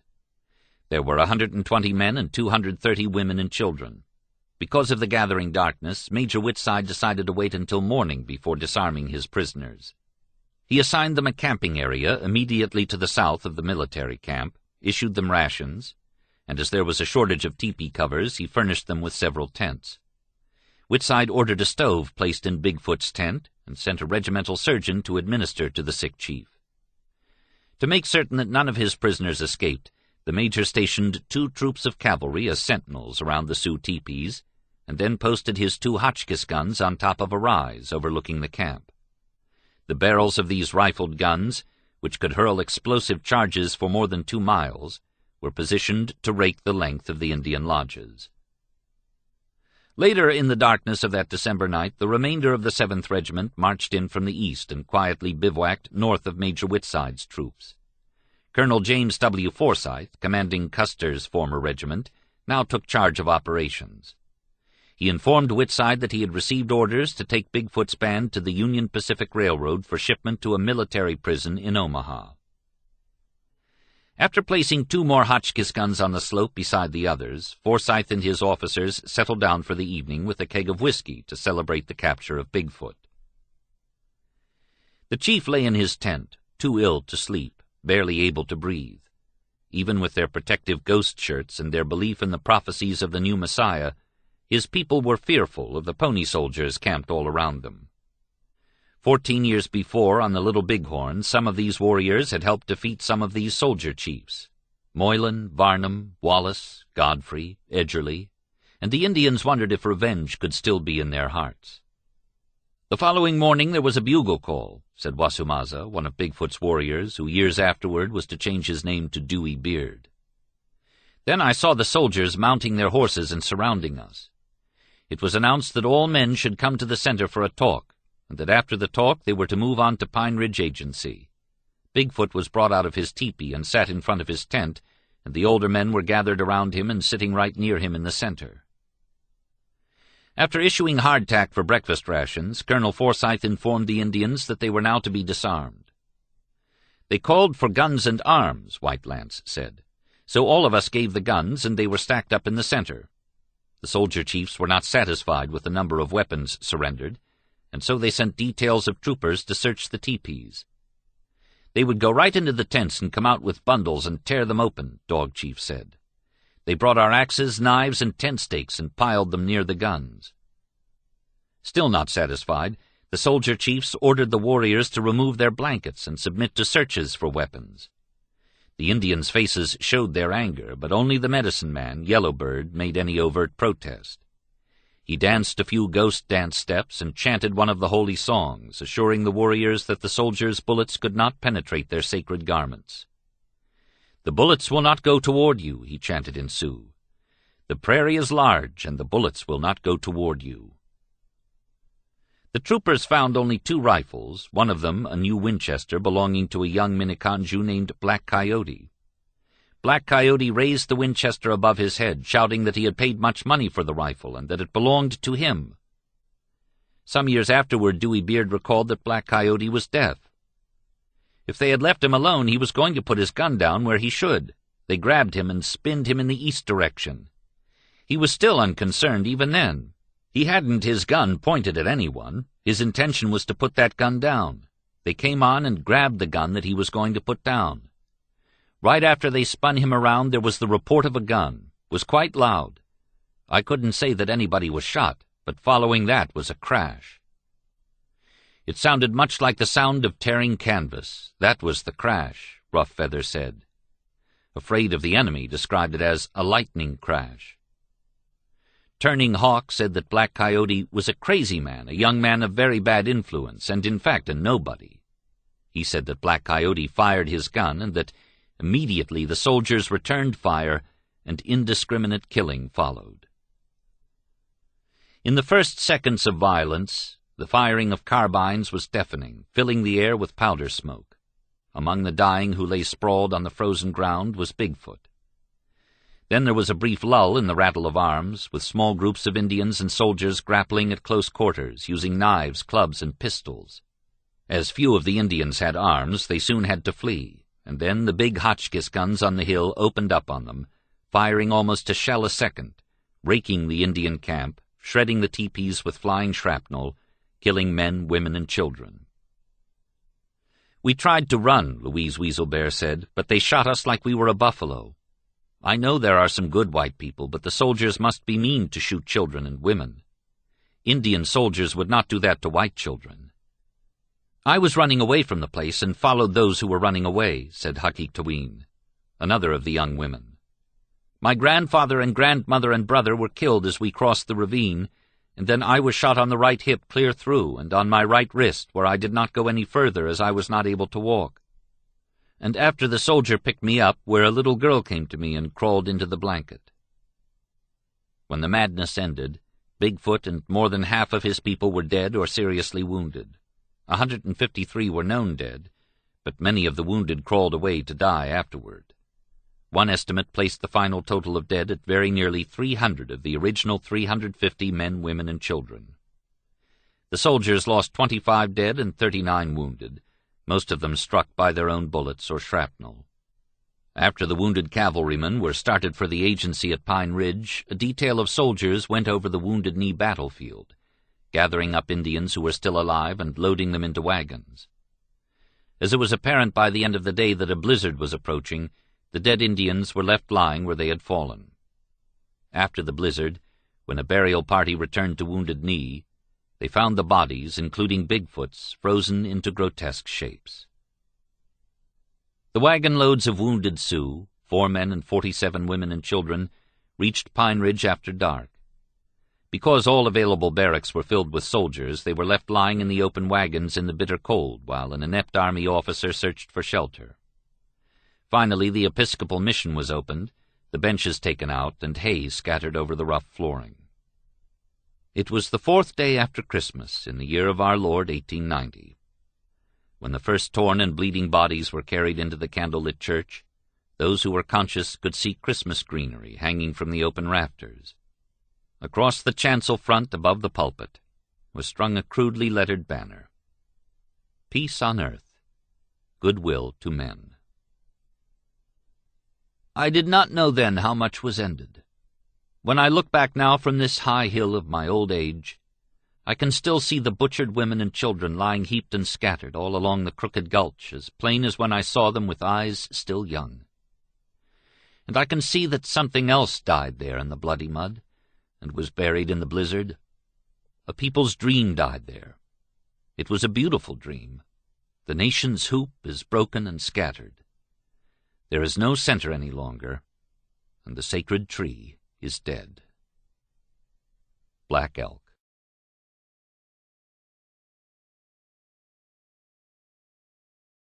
This concludes the reading of Bury My Heart at Wounded Knee, An Indian History of the American West, by D. Brown.